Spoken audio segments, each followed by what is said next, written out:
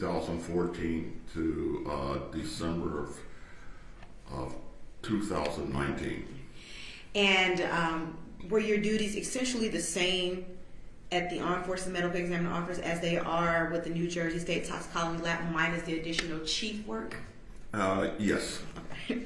All right, and you also stated that you worked at the Atlantic Diagnostic Laboratory.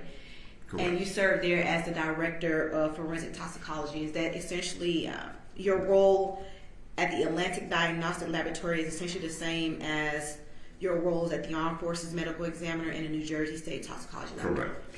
Let me interrupt for 1 second. For purposes of this hearing, are you willing to stipulate to his qualifications as an expert? I am, Your Honor. Okay. I do think it's important the court understands his expertise. Yes. Okay. But I am stipulated to be an expert. Okay. So we can, I don't doubt his qualifications and any of that. Just because we have a limited time, something I want to... Yes, Judge. Dr. Jackson, how long have you practiced in the field of forensic toxicology? And you have your CV in front of you. Probably from 1980 to currently. Yes, I'm seasoned, so to speak. All right, and can you inform this court what type of educational background you have? Yes, I have a bachelor's degree in biology and science from Morgan State University, master's degree from Medical College of Virginia, Richmond, Virginia, in pathology, PhD from the Medical College of Virginia in pathology. I also have certification as a fellow of the American Board of Forensic Toxicology. I'm also a fellow of the American Academy of Forensic Science.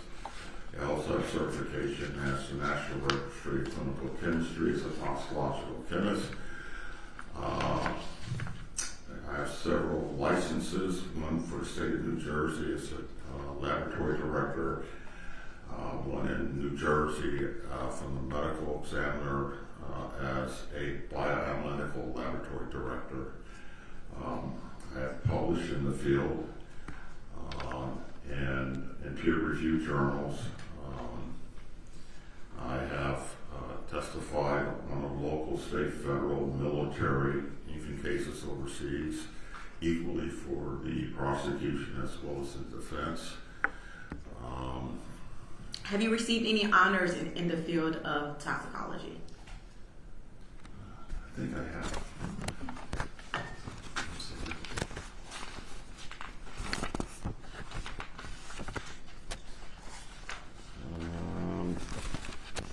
Page 7. Page 7 of your CV. Smith-Kline Bryan Award for Scientific Research. I received a graduate fellowship. I also was awarded with the National NIDA post-predoctoral fellowship and a CPDD travel award for my research. I think I have a pretty good understanding of his background and his training and experience. So let's move on from there. Yes, Your Honor. All right. You stated that you have served since the 80s as a toxicologist. Specifically, you serve as a forensic toxicologist. Can you explain to the to the court, what is forensic toxicology? Yes, toxicology is the study of the effects of many xenobiotics on living organisms. Just speak directly in the mic. Okay. Oh, I'm sorry. Did you get that? Okay. Toxicology is the study of adverse effects of chemicals or xenobiotics on living organisms. Forensic toxicology is the application of the field of toxicology to medical legal issues, such as the issues before the court today. Is there a difference when you speak on forensic toxicology in reference to living organisms or deceased organisms?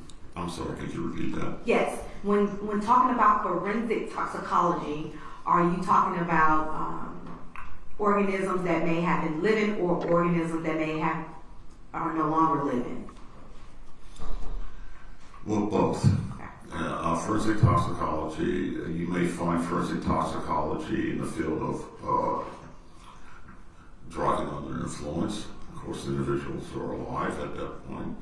And also in post-mortem cases where the individual has passed on.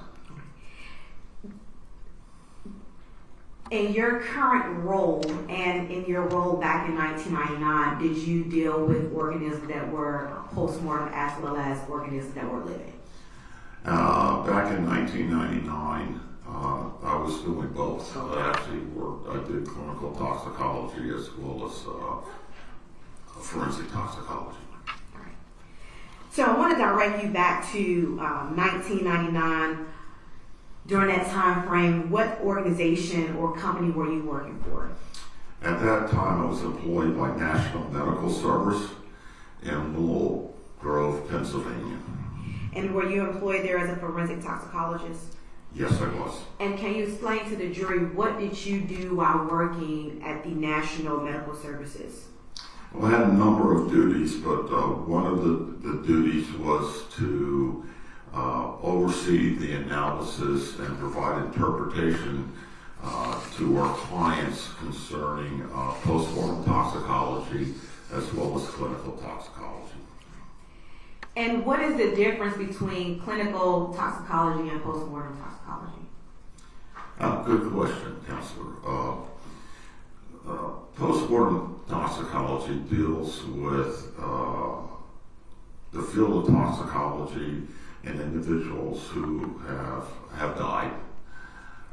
In clinical toxicology, we're dealing with living people. We're dealing with analysis of many different drugs in the living people and providing interpretation to our clients, generally a clinician. In postmortem toxicology, we're providing information to the medical examiner. Okay.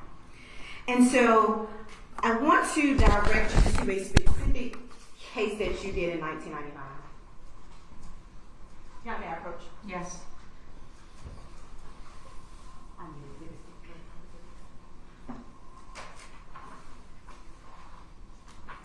For the purpose of this motion hearing, I'm holding State's Exhibit 1. Dr. Jackson, can you please tell the court what is depicted in State's Exhibit 1?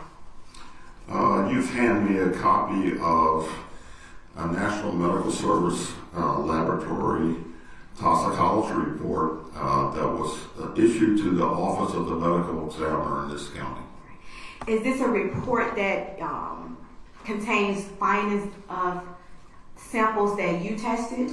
That is correct.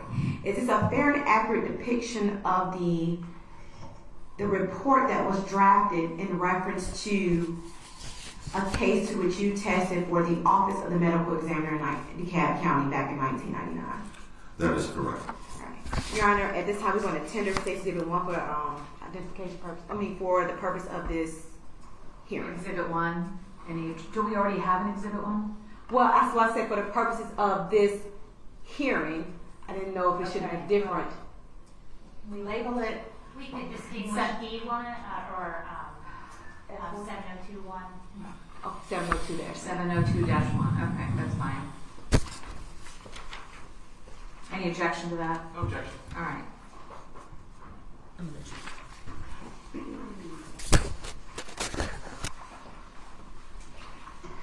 All right, so I want to speak with you about the NMS control number. What is that? That each sample that comes into the laboratory is given a unique identifier number, and in this particular case, the unique identifier number is 313364. And the toxicology report and there's a number that is stated, that is depicted on this paper after that statement. Do you know what that number refers to? Yes, this would be our client's identifier number. So can you tell us what is the process by which specimens are brought to the National Medical Services when they come from out of state? They either can come by courier, or they can be delivered personally by an agency. They're received in a secure specimen receiving area with limited access. The specimens never leave that area. The specimens are inspected. They're assigned a unique identifier number. The paperwork is then forwarded to a toxicologist. In this case, it was me. All right. And so, what were you asked to examine for this case? We received at National Medical Service a portion of skeletal muscle. All right. And how many samples did you receive? We received two samples of skeletal muscle. All right. And what were you asked to test in reference? What were you asked to perform on those skeletal muscle samples that you received? We were asked to determine, analyze for any type of xenobiotic or drug in skeletal muscle. And were you asked to test just therapeutic drugs or illicit drugs or both? In this type of analysis, we look for everything. So both therapeutic and illicit drugs. So what type of procedures or tests did you use to determine what kind of drugs may have been found within these samples? We use a variety of tests. The most definitive test that we used was gas chromatography, mass spectrometry. And so when you perform the gas chromatography test and the mass spectrometry, what were your findings in this case? Upon the findings, what we found was acetaminophen, we found diphenhydramine, and the metabolite for diphenhydramine. All right. And how long, can you walk me through the process by which you go through in order to obtain these results as you complete these tests? What does it entail? Can we skip that? the process and just get to the gist of it for purposes of this hearing only? Okay. All right. All right, so I want to talk to you about that. Let's first address that acetaminophen that was found in the samples. How much acetaminophen was found? 93 micrograms per gram. And how much dihydrohydramine was found in the samples? Approximately 2,000 nanograms per gram. The Benadryl portion. Yes. Is that right? That's correct. How much was that? Approximately 2,000 nanograms per gram. All right. And then you stated that there was a diphenhydramine metabolite present. What does that mean? We found the metabolite. Let me backtrack a little bit. Okay. When you take a drug into your body, anything into your body, it gets absorbed, it gets distributed throughout the whole body, and it gets metabolized. It gets broken down to something that the body will excrete, and that's elimination. So it indicates that diphenhydramine was metabolized. And then your findings also stated that diphenhydramine was also inside of the body that wasn't metabolized.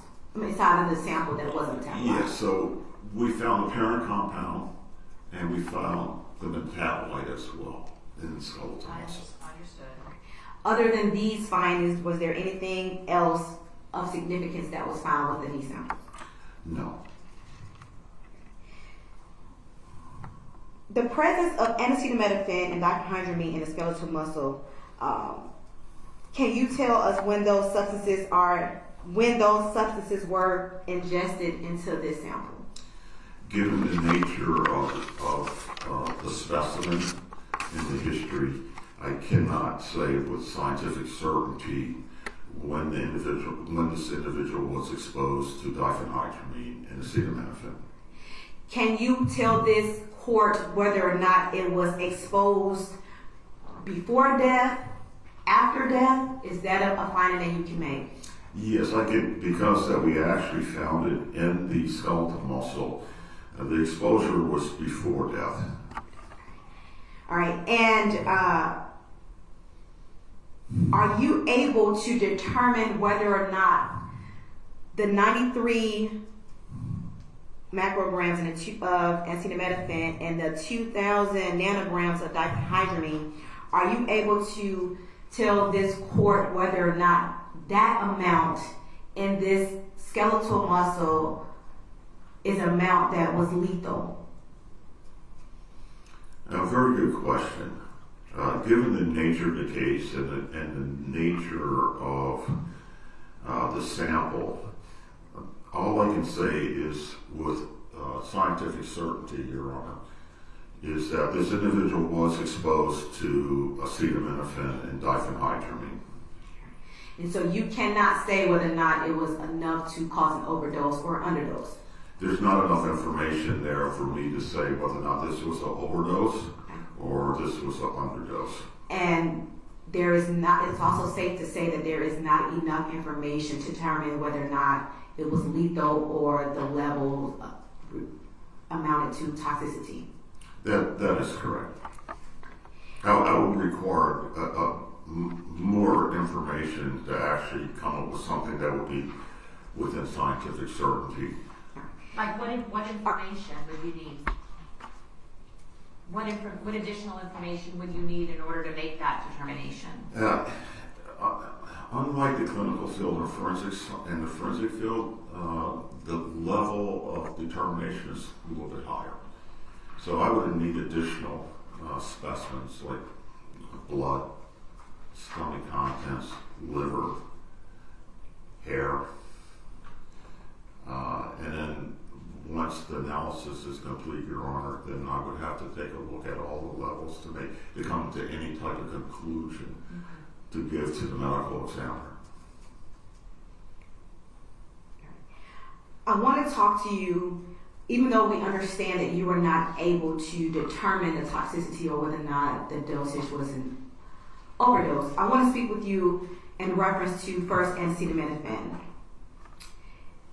Is acetaminophen a relatively safe substance when taking the proper dosage? Yes, and if I may offer this, everything is safe. It's the dose that determines toxicity.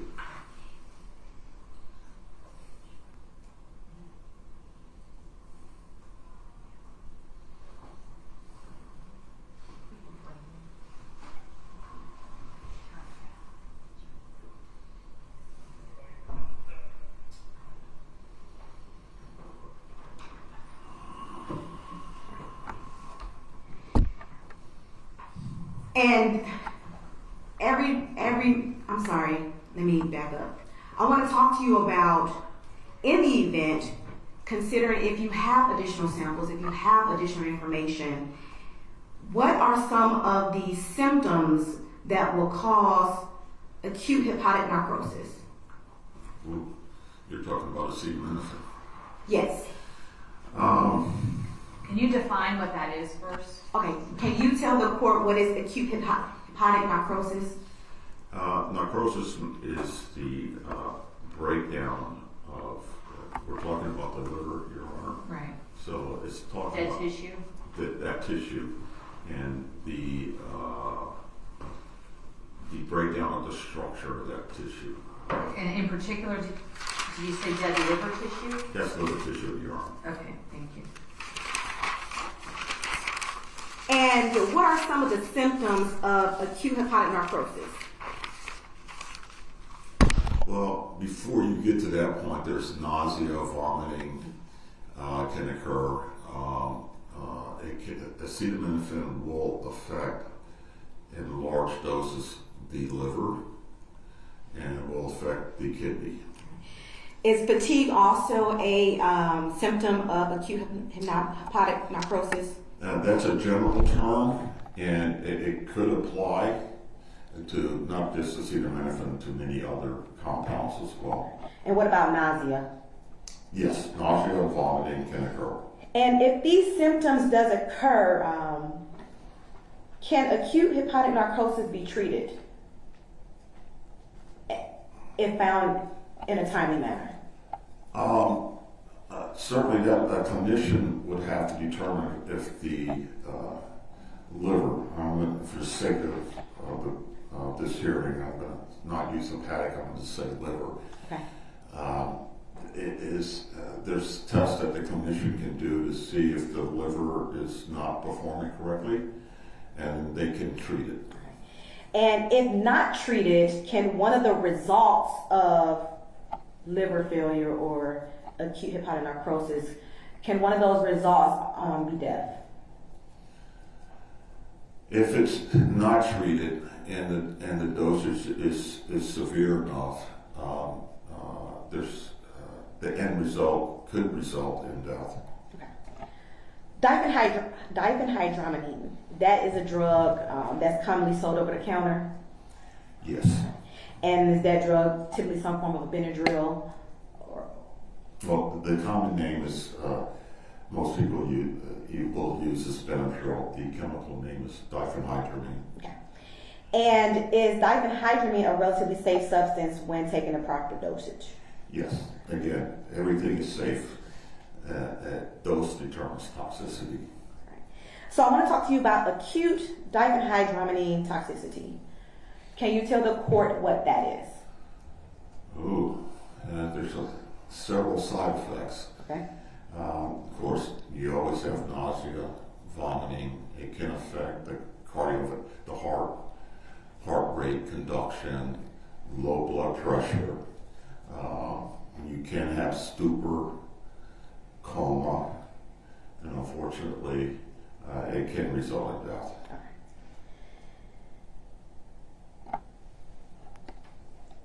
So I want to speak with you about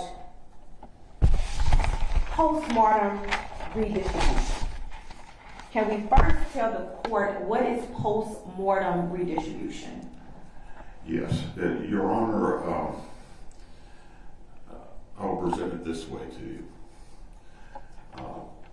When you're alive, you have active processes that control absorption, distribution, metabolism, elimination. At death, there's no active process. What we have is a passive process in which compounds will move from areas of high concentration to low concentration. And to give you a prime example, let's say I have a clear vessel. I have a partition in between. I have this much water in one. I'm sorry. No, you're fine. And this much in the other one. I have a pump right here. And a living person, this pump is active. Right. So it's pumping water from here to here. Okay. At death, what happens, the pump no longer works. Great.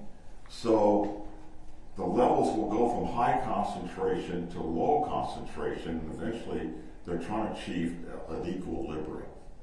And this is a phenomenon that happens post-mortem. So it will move from high concentration to low concentration. It will go down a concentration gradient. So without the activity there, it wants to level out. This happens in postmortem with tissue, in which areas of high concentration will go into areas of low concentration. And that's why in postmortem analysis, you want to analyze many different tissues. Got it. Got it? Okay, Thank good. you. All right. You're welcome. So when we're discussing post-mortem redistribution, and let's speak about acetaminophen, right? So at the time, you already testified that you can say with your expertise that the compounds of acetaminophen and diphenhydramine were in the body shortly before death. Yes.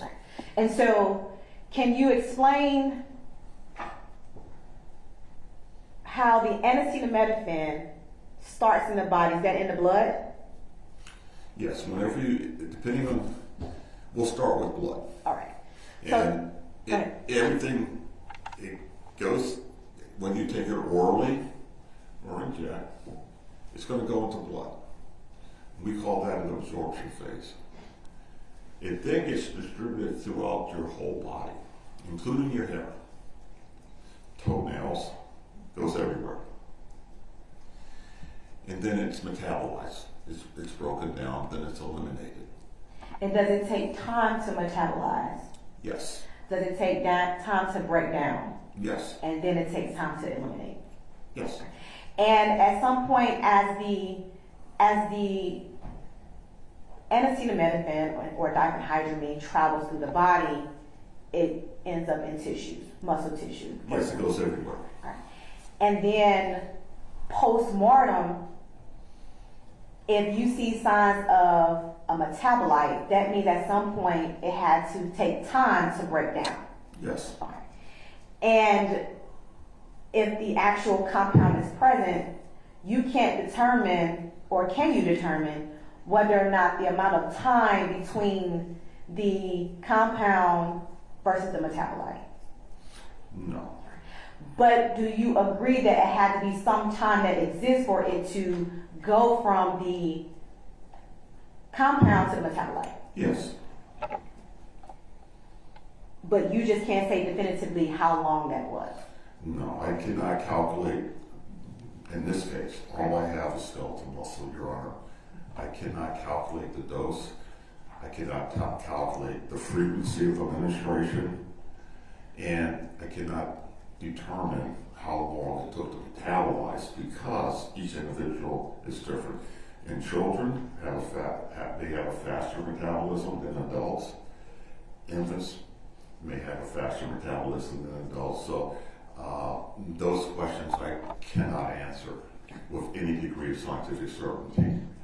And let me ask you this. Are you able to determine, even though you can't determine the frequency of any of these compounds that was found in this muscle, can you determine whether or not it was more than one dosage due to the fact that you had the compound and due to the fact that you had the metabolite? No, I cannot. I mean, and the key word is dose. Based on this one sample, this one analysis, all I can say is the individual was exposed. I cannot calculate dose, and I cannot calculate frequency. And you stated that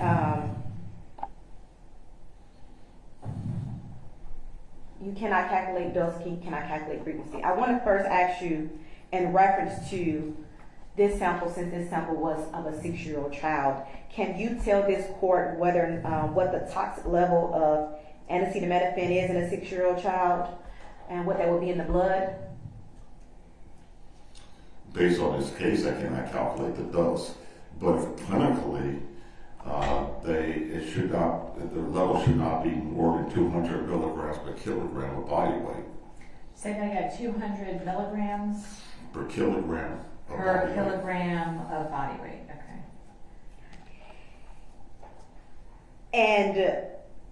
And that would be the toxic level. Well, that would be, at that point, at 200 milligrams per kilogram of body weight. Is that the recommended level, or is that the That's level the of toxicity? maximum you should actually give a child from up to 6 years old.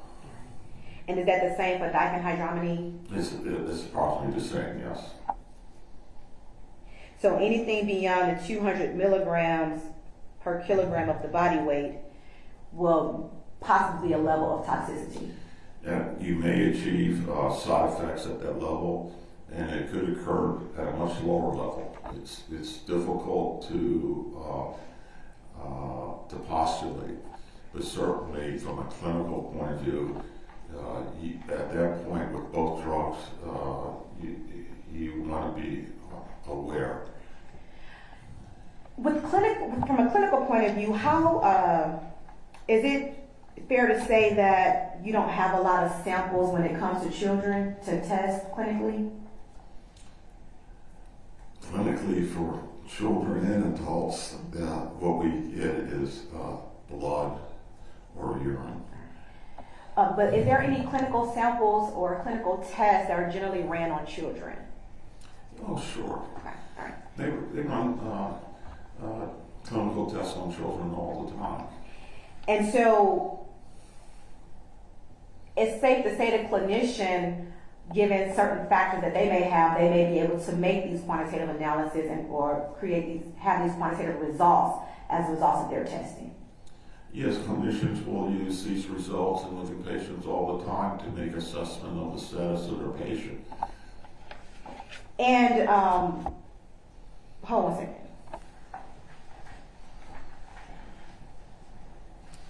Am I clear, Your Honor? You're fine, thank you.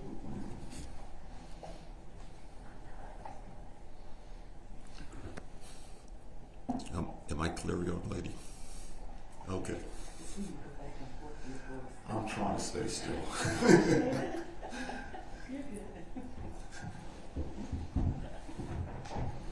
You know what it is? I'm used to talking to the jury or to the judge. So I tend to walk that way. All right, so I want to ask you, why is it more difficult to form a quantitative analysis or quantitative number in reference to skeletal muscle versus blood?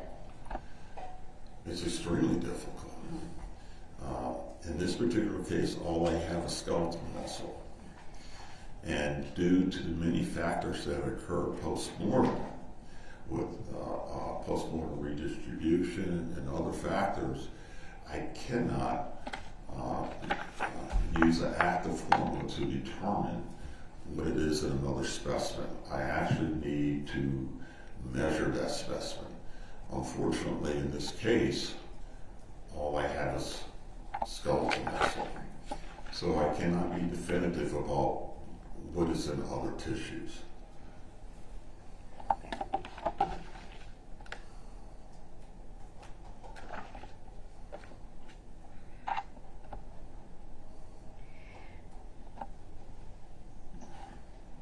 You have worked on cold cases before, Yes, ma'am. and it's fair to say you worked on more than one. This isn't your first cold case.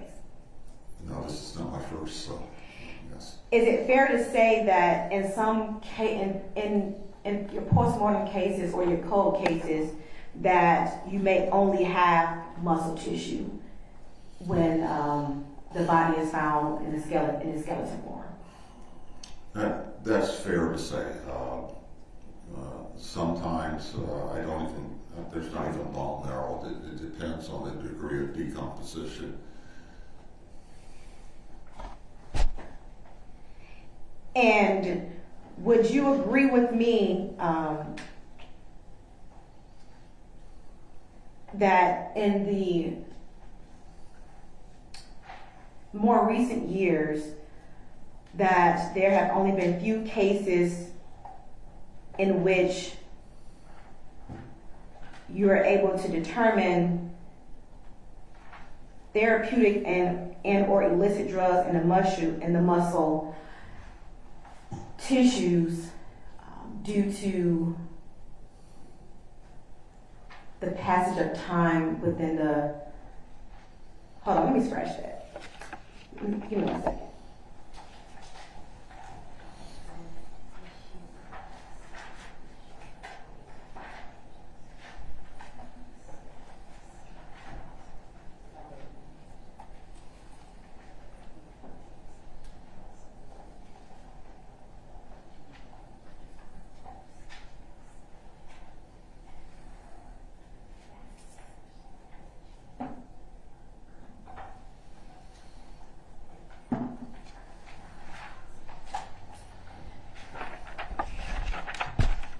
Dr. Jackson, would you agree with me that when dealing with muscle tissue and seriously decomposed organisms that there is not a lot of studies that talks about the quantitative analysis and the ability to quantify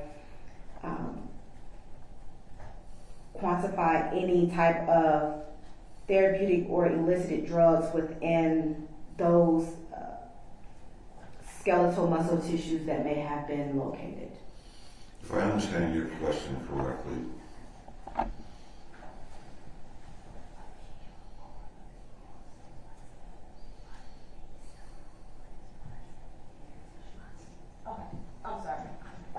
Need to withdraw that question? Yes, let me withdraw that question. Okay. My question is, would you agree with me, Dr. Jackson, that there isn't a lot of well-documented studies as it relates to being able to quantify the blood concentration levels of any organism of any skeletal muscle organisms that you tested that have been tested due to the fact that you're not able to truly. Could you restate that Yes, question, give me one please? second.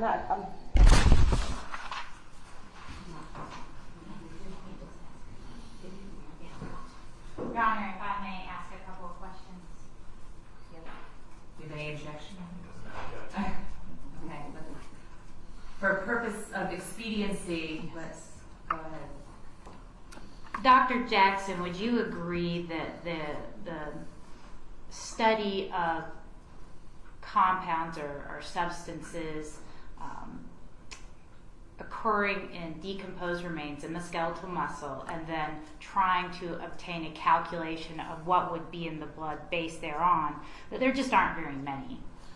I will answer your question this way. We have a lot of studies where we've measured compounds in muscle and other tissue and decomposed tissue. The ability to extrapolate those findings to other tissues is very limited due to some of the factors that I've mentioned before.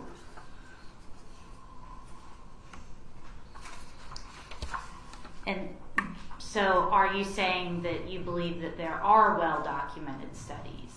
There's well-documented studies on the analysis of tissue like skeletal muscle and liver that is decomposed. The issue is taking those findings and trying to extrapolate to another tissue such as blood. That's been, quite frankly, almost impossible to do because of many different factors that are present post-mortem. So we tend to say that the individual has been exposed. Now, if I had additional tissue, like blood, then I could be more definitive. And I don't know if we're understanding each other, but Probably not. the question I'm asking is if the practice of correlating or making a determination about blood with specific drugs and then testing the results of trying to quantify what would be in the blood based on what was present in the muscle is, if there's much literature out there, many studies that have attempted to do that you're aware of. If I'm aware, in years past, there's a few studies, but they were not conclusive. And that's really what I'm getting at. There aren't very many studies. There's not much literature available, correct? The literature is not definitive, I like to put it that way. And the interpretation of trying to do that process of trying to say how much would be in the blood based on what is present in the muscle is complicated. It's not our standard practice to do that. Because it's complicated, correct? It's extremely complicated. There's so many factors there that, and it doesn't reach the level of scientific certainty, so we do not perform that. That's not our standard practice. So because it's not well documented and it's complicated, it is not standard practice, correct? It is not standard practice to try to extrapolate a finding in skeletal muscle and then go to blood, especially if you do not have a blood sample.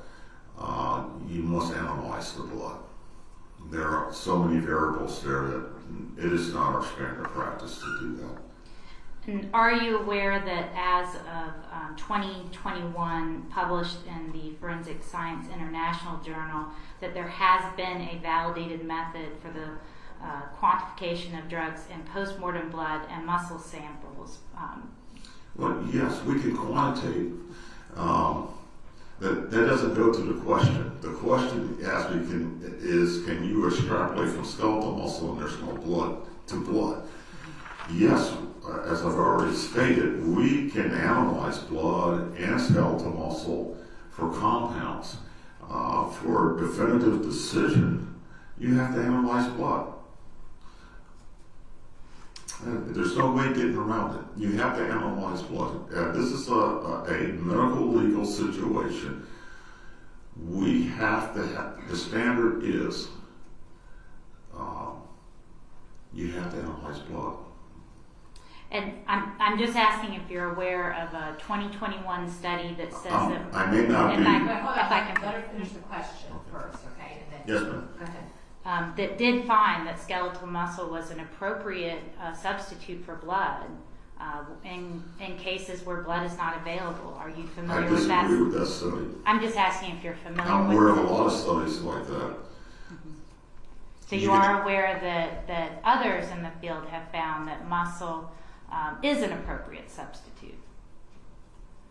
I'm not asking whether you agree with them. I'm just asking if you're aware that others have found, written and been published about muscle being an appropriate substitute. Well, certainly. Okay. But if you look closely at the article, And Dr. Jackson, I'm just He asking has the right to explain if his he's answer. aware. I understand. He has the right to explain his answer. It's going to come out across anyway, so let's do it. Go ahead. the muscle was fresh In the study? in the setting of the study. The 2021 study? It was not decomposed. And Dr. Jackson, I'm going to have to disagree. The study was specific to cases where blood wasn't available because of decomposed or skeletal remains. I can present you with a copy. I do not share that opinion. I don't share the opinion. Can we make sure we're talking about the same study? Let me have him look at it.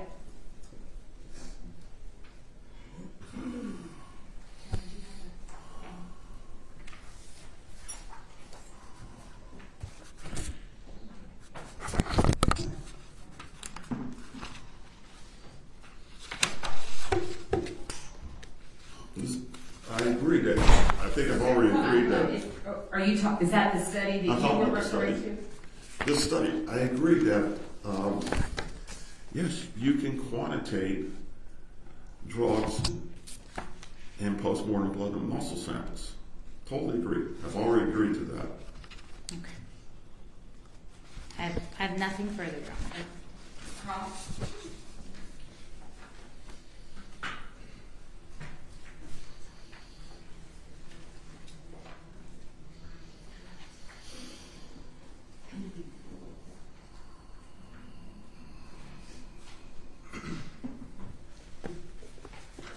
Good morning, Dr. Jackson. Good morning, sir. In that study that the state presented to you, is there a significance that they were studying muscular homogenate? Is that something that's significant? What we tend to do with solid tissues is make a slurry. What is muscle hydrogenate? I believe that's what he is going to explain what that means. Okay, tell me what that is.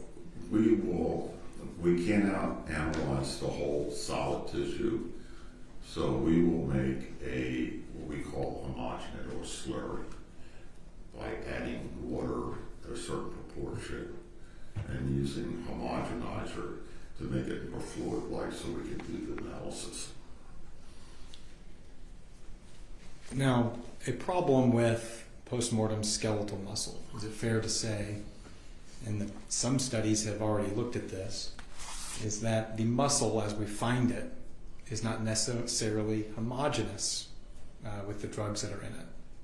Could you repeat that, sir? Sure. There have been studies done that are attempting to look at the concentration of a drug in skeletal muscle to see if we can reliably say what the blood dosage was. There have been studies like that, right? Correct. Okay.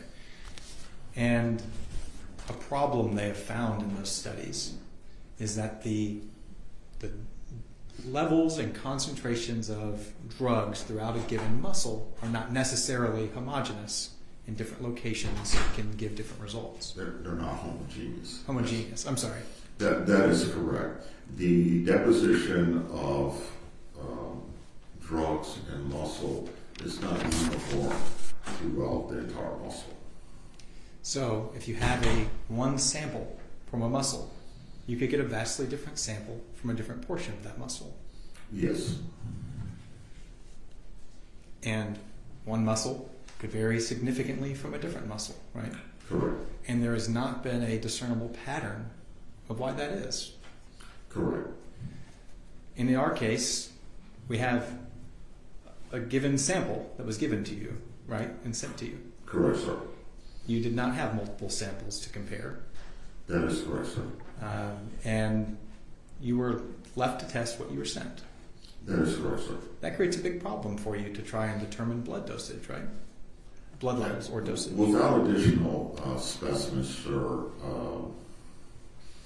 it's not. I cannot determine that with scientific certainty. Okay.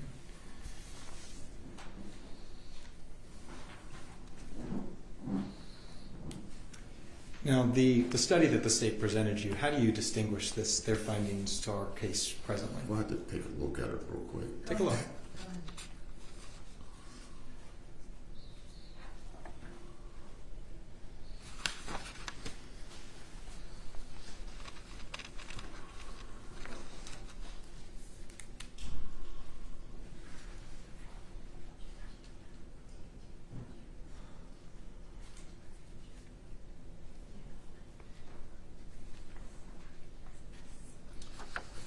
Yeah, as I suspected that in this study. Use the mic though. Oh, I'm sorry. That's okay.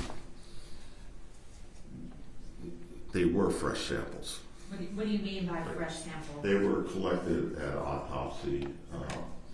There was other specimens available. There was one muscle, psoas muscle, that was taken. They took the same muscle from each patient. The degree of decomposition was validated at the autopsy.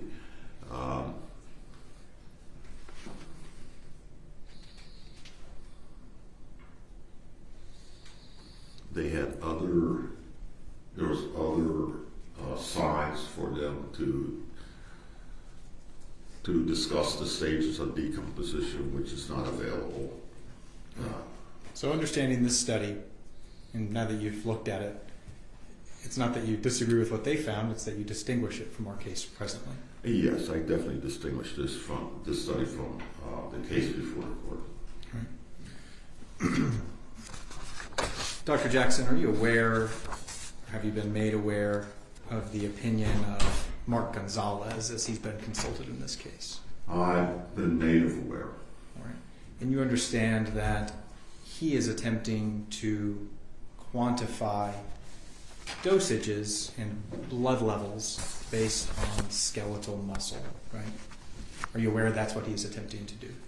Yes. All right.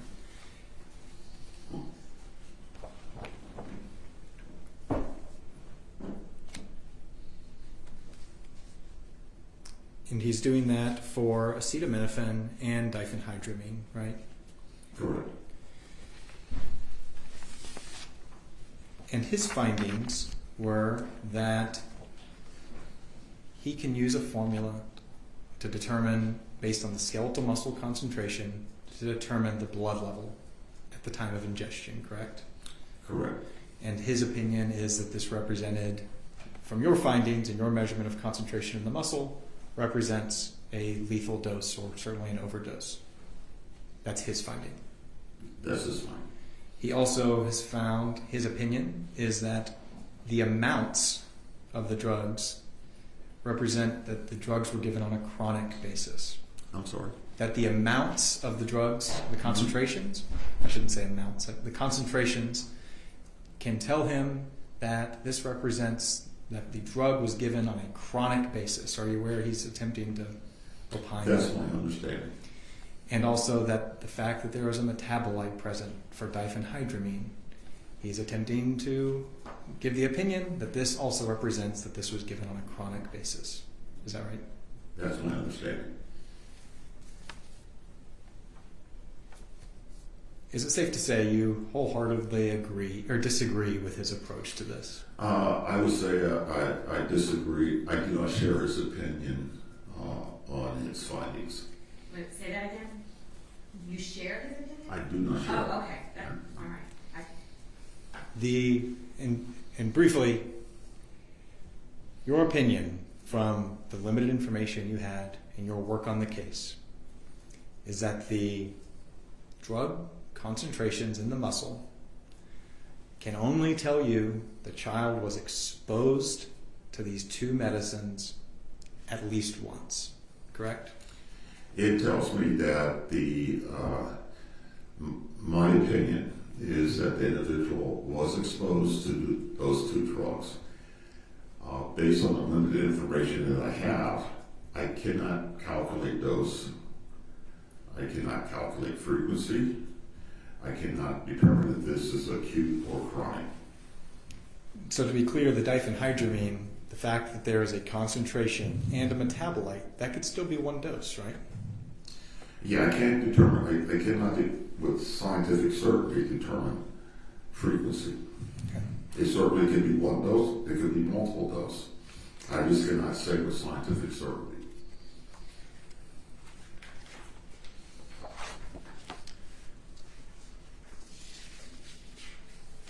Okay. And the studies relating to skeletal muscle to determine dosages, the studies say that it's not suitable without other factors for quantitative analysis, right? Correct, sir. That's an important point. In our field, we need other information, other analysis to come to some type of scientific certainty concerning the questions before the court. But trying to come to giving a quantitative analysis is the exact thing that Mark Gonzalez is attempting to do.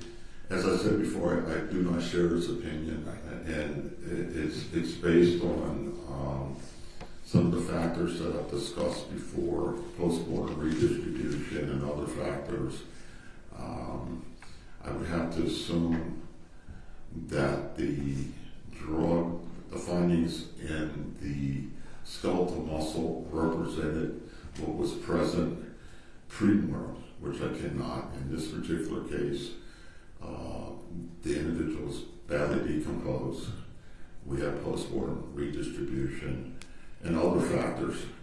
So the best I can say is that the individual was exposed to these compounds, given the limited sample, and I cannot determine with all other specimens dose or frequency, acute or chronic. I have a few questions that I want to ask you about the attempt to extrapolate or formulate that Dr. Gonzalez is making, okay? Okay. Is this calculation or this attempt to calculate, is what he's doing helpful at all to understand what the blood levels or dosage was? I'll answer your question this way. In our field, it's not accepted practice to do that. Certainly, Dr. Gonzalez has the right to perform his calculation and issue opinion. In this particular case, I just do not share his opinion about calculating what the blood concentration is. In your opinion, do other people in the scientific community share your opinion, or do they share? There's significant others in my field of forensic toxicology where it's not our practice to perform that particular calculation due to many different factors that I present. Right. You would agree that it's certainly, this technique is not generally supported by the scientific community. It is not. An issue with his attempt is that we don't know what the known error rate of this calculation would be, correct? In the past, when we've done studies, in my younger days, I did studies as well, I found that the calculations would overestimate. and did not accurately reflect. So probably in the mid-'80s, it was not our practice in the forensic environment to perform those calculations. In the clinical environment, they work very fine. Now that's because we can compare it to blood samples. Well, those calculations are based on active processes, Right. so they work very fine in the clinical environment. We're in a post-mortem environment. We're also in an environment where we have one specimen that's badly decomposed. There are no active process. Everything is passive. So, in a way, the formulas are not appropriate for this type of case, this type of tissue. Okay. And you said at the beginning of your answer that that this can overestimate the amount of drugs that were. Yes, it doesn't give us the scientific certainty that we need in a medical legal case. Right. It can overestimate, and we don't know by how much. No. Could it underestimate? You can also do that. It's just not very reliable. So are you saying that the process used by Gonzalez of using the skeletal muscle to determine the level of toxicity or levels of Benadryl in this sample is not reasonably accepted in the scientific community? Is that what you're saying? That's what I'm saying now. Nothing further, Judge. Okay. Redirect? Yes, Your Honor. Now, Dr. Jackson, are you aware that Dr. Gonzalez merely approximated the blood level in his evaluation of this case? Yes. That Dr. Gonzalez was not indicating that he could definitively say what the blood level, but that he provided an approximation. That's my understanding. And that he used the approximation in conjunction with other factors to make his determination. Are you aware of that? I'm sure he did use other factors. Other factors such as the purported symptoms the child was having prior to death. Would those be factors that could be taken into consideration No. in determining if there was an overdose? No. So in a death investigation, you wouldn't look at the symptoms a person was having to determine an overdose if you don't have blood available to test? In a forensic environment, we have the scientific certainty. Certainly, we look at the history. The history will tell us if somebody is exhibiting side effects from a drug. Let me be more clear. Okay. So it's specifically in your field of forensic toxicology, you wouldn't look at the symptoms the child may have been. No, we look at the history. Don't get me wrong, we look at the history. We also look at our findings. Mm-hmm. And I think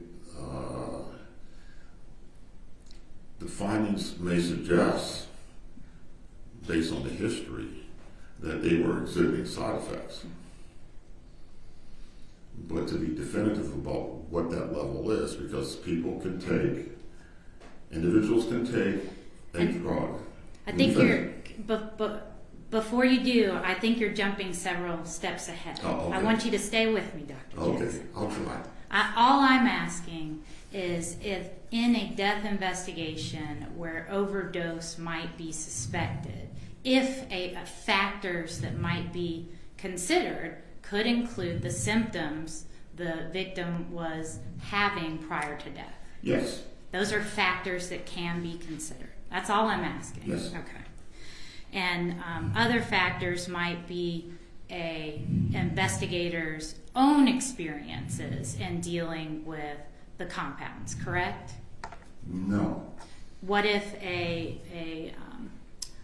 let's start here. Dr. Gonzalez has a different field of specialty than you. Is that correct? Yes, that is correct. Dr. Gonzalez is a pharmacologist, That is correct.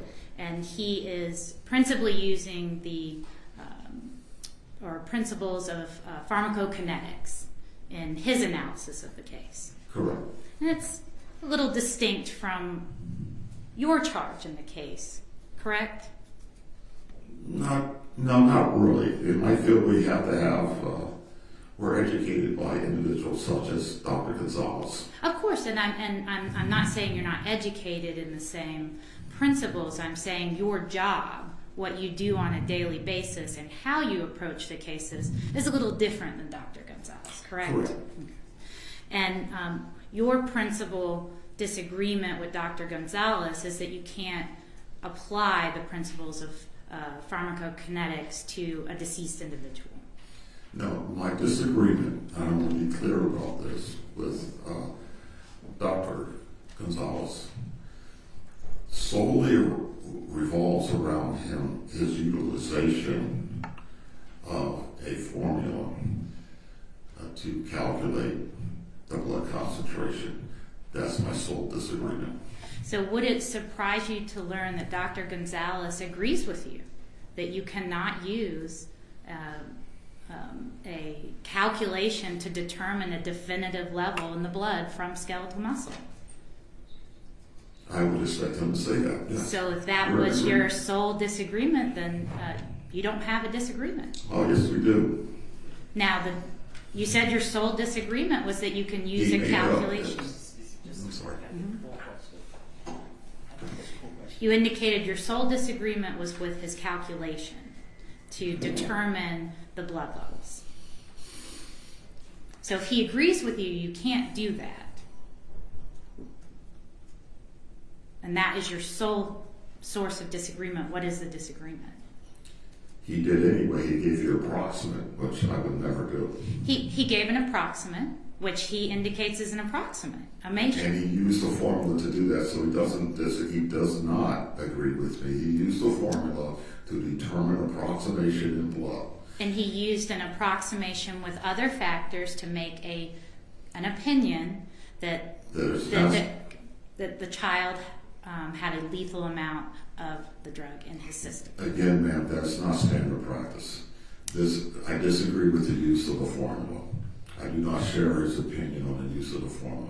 We probably would agree with 90% of what he has said, but when it comes to use of the formula, in a case like this, I do not share his opinion. And again, that is just with regards to using the formula at all. Correct. To allowing it to factor into his decision. Once again, I agree with Dr. Gonzalez as far as the other factors. We do that all the time, every day on the case. I do not share his opinion on using a formula to give you some type of approximation. That's the only thing I disagree with him on. Because it's not standard practice. It's not standard practice in my field. And the accuracy is not well documented. That is correct. Thank you. And is it the formula that's not accepted, there's no general degree of acceptance in using this formula in the scientific community?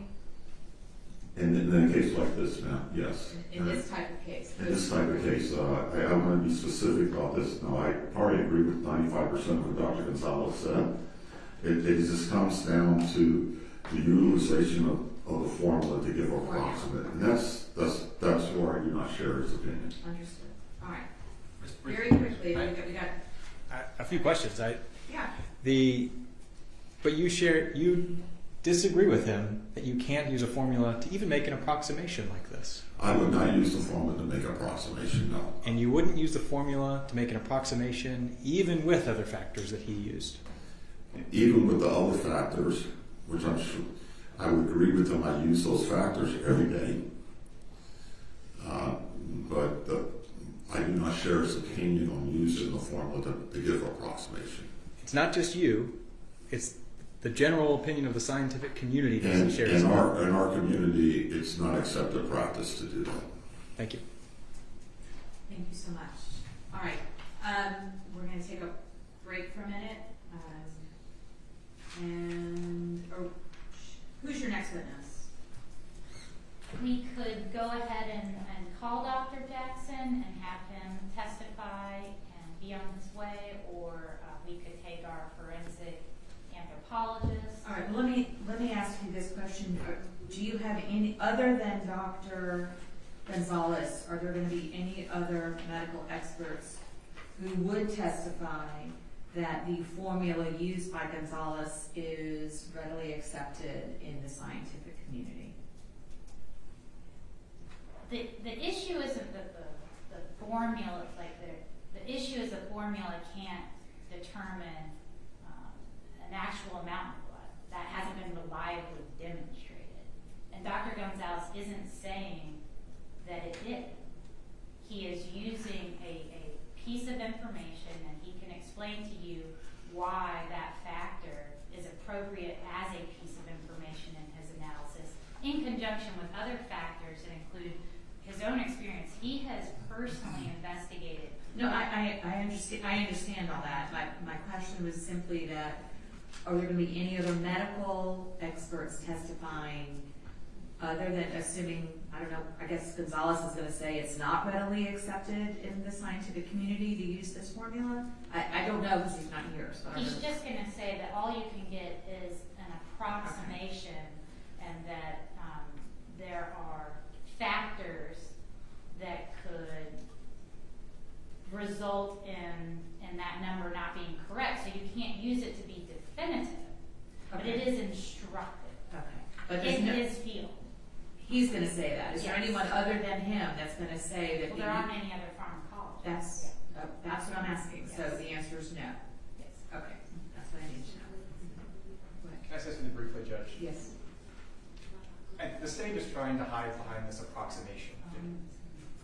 Even making the approximation is not the standard, and Dr. Jackson just told us. There is no difference. Pretending that Dr. Gonzalez is going to come in and agree and say, oh yeah, you can't use the formula, but I just made an approximation, is dishonest, because what he's saying is, my approximation is well over the therapeutic level and it's an overdose. That's the problem. Right, I understand.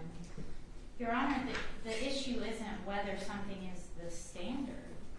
Daubert sets forth a number of factors for the court to consider. That list is not exhaustive. It's not a required list. The court has wide latitude to look at the reliability of scientific testimony. That's like at the heart of the issue here. The court is determining whether the jury will be assisted in Dr. Gonzalez's testimony, whether it is reliable and whether it's relevant. And there are a number of factors for the court to consider. And the fact that it is not standard practice to use an approximation in the field of forensic toxicology does not mean that it is not useful or reliable for another expert to do so in a different type of field and in a different context. Well, but the court has to make a finding that in the general degree of acceptance in the scientific community is one of the required findings in a Daubert analysis. So the court has to make the decision that the methodology, there is a general degree of acceptance in the scientific community as to this methodology.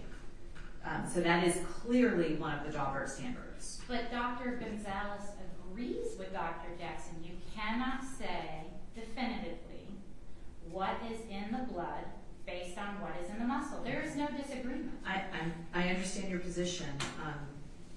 I don't know if I agree with you about the approximation. So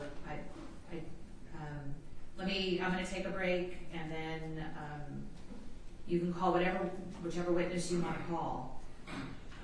But I don't know if I need to hear from Dr. Gonzalez before do you want me to hear from him before I rule? Yes, Your Honor. I think that it's very important for you to understand the totality of how Dr. Gonzalez gets to his conclusion that there was an overdose. That's really the heart of his conclusion, and how he got to it, and understand all of his personal experience that allows him to make that conclusion.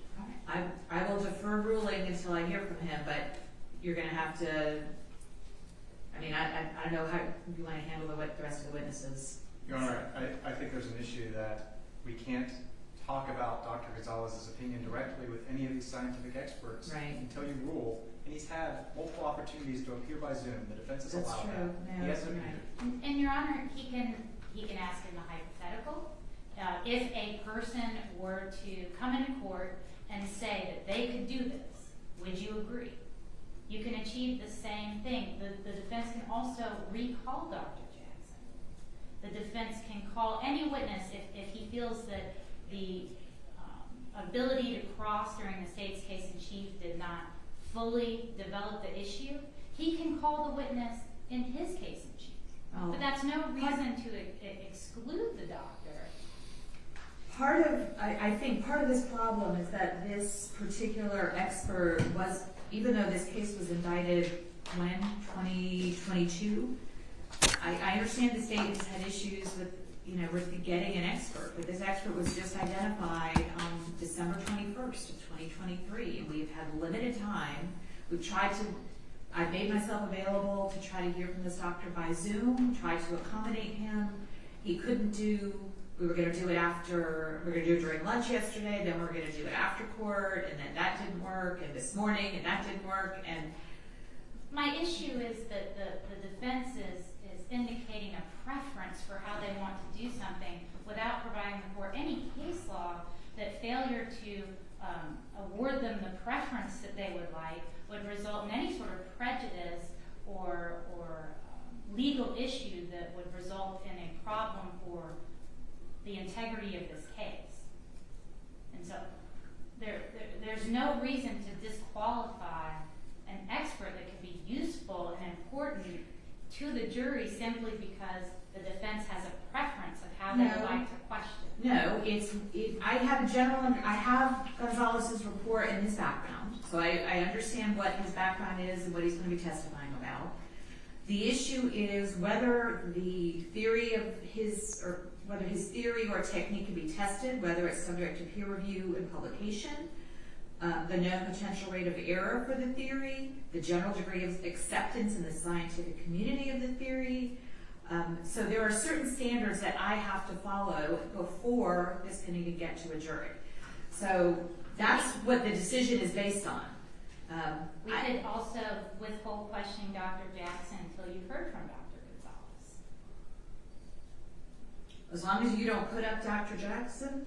Well, I mean, are there going to be any other scientific witnesses who are going to testify before Gonzalez? We have Dr. Gallup, but Mr. Bozarth indicated that he wanted to have Dr. Jackson for purposes of rebutting Dr. Gonzalez. I thought Dr. Jackson's the most on-point opinion, but I think Dr. Gallup will also share Dr. Jackson's opinion. Well, we're just going to I don't want it to, I feel like I'm trying to schedule this trial around Dr. Gonzalez's availability, and that's not, this case has been specially set since June of last year. So I'll reserve ruling until I have to make a ruling, and then I'll make it. But if we're just gonna have to see how it goes. Sure. All right, thank you. Oh, I can. I don't think you're excused though, so we're not done with you completely, but you're off the stand now. Yes, Your Honor. We'll move on to other witnesses so Okay. that you can hear from Dr. Gonzalez before Dr. Okay. Jackson testifies. All right, we'll take a 10-minute break and then we'll.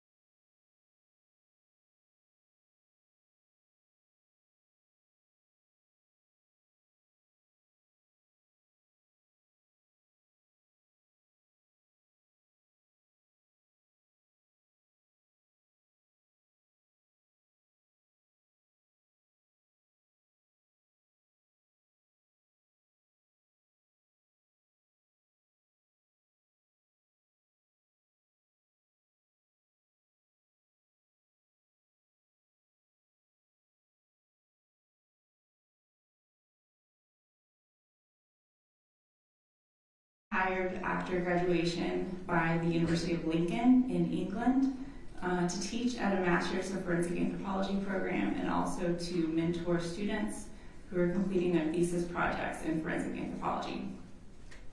I then worked as a recovery leader and forensic anthropologist for a nonprofit organization. We were funded by the Department of Defense to provide World War II missing in action and killed in action recoveries of U.S. service members who died, mainly in Germany, but also a small island called Tarawa. And now, as I mentioned, I own my own company. I provide training and consulting services to medical examiners, law enforcement agencies, things like that for different forensic anthropology cases that I work. Since your initial studies in education, have you received any continuing education in your field? So I consistently attend different conferences in the field of forensic anthropology to learn about new and upcoming research by academics and researchers within the field. I'm also a member of the American Academy of Forensic Sciences, and as a member of that organization, I have access to the Journal of Forensic Sciences, where I'm able to regularly read peer-reviewed research and stay up to date in the field. And that's very important, especially as I'm conducting casework and teaching the different classes that I teach for my trainings. Now that you have your own business, who typically hires you? Typically, I'm hired by law enforcement agencies, medical examiners' offices, attorneys. I could be hired by the prosecution, the defense, or private attorneys. And I've also been hired by private families as well for consulting cases.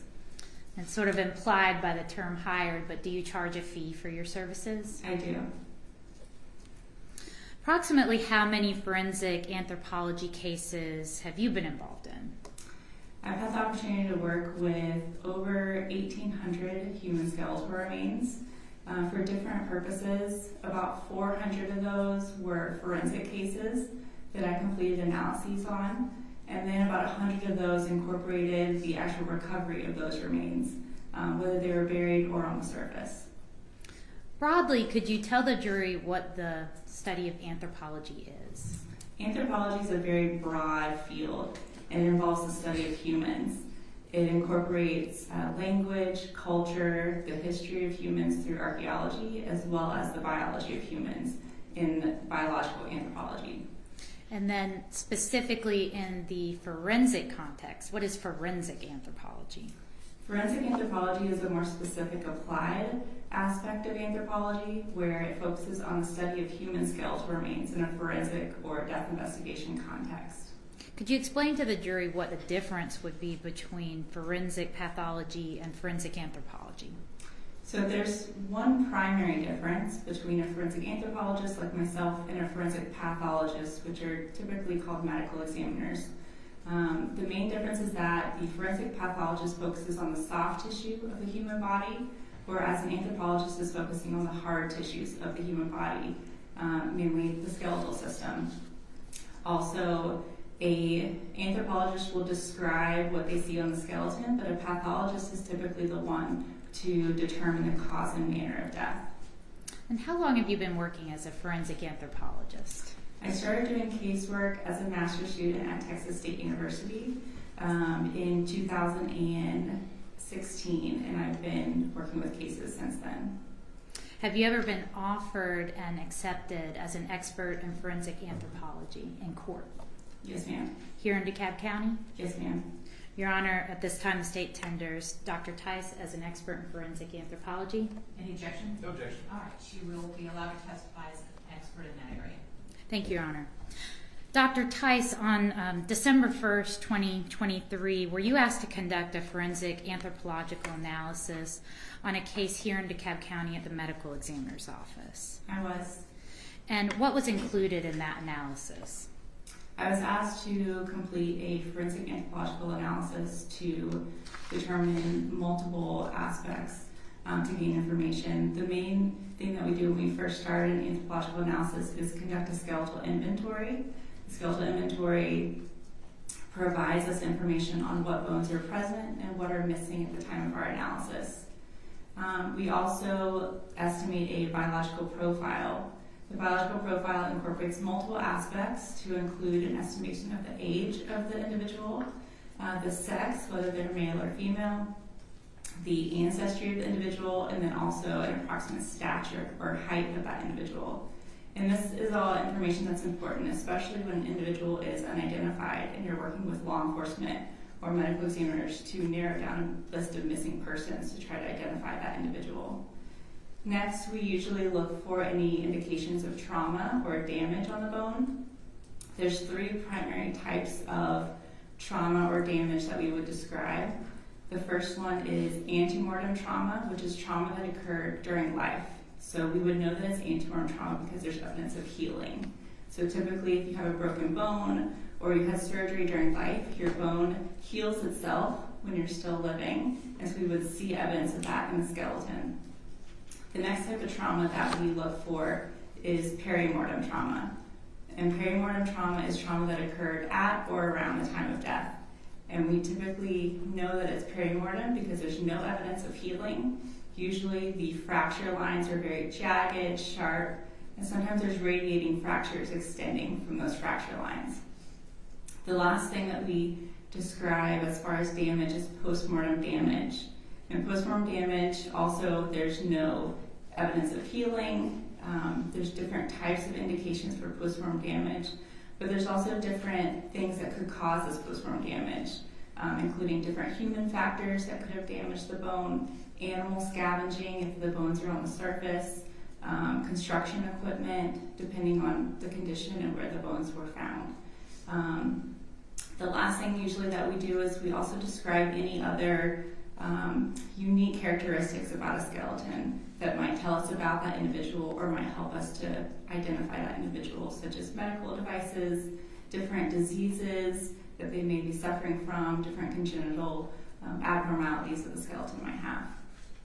Was this the first time that you participated in an examination of this particular set of skeletal remains? I also, when I was a student at USF, these skeletal remains were sent to USF at the lab there. So as a student, I assisted with an analysis. We received it in 2012, and the report was published in 2013. I'd like to discuss, come back to the present day analysis that was performed. You mentioned that you first conducted a skeletal inventory. Were all the bones present at the time of your analysis? During my analysis, I did document that there were several bones that were missing. Most of the bones of the skull were present. There were a few bones that were missing at the time of my analysis, including the 2 bones of the nose, the 2 nasal bones, those were missing. Also, there was a fragment of the right cheekbone or zygomatic arch that was missing, and there was also 1 tooth of the mandible or the lower jaw that was missing.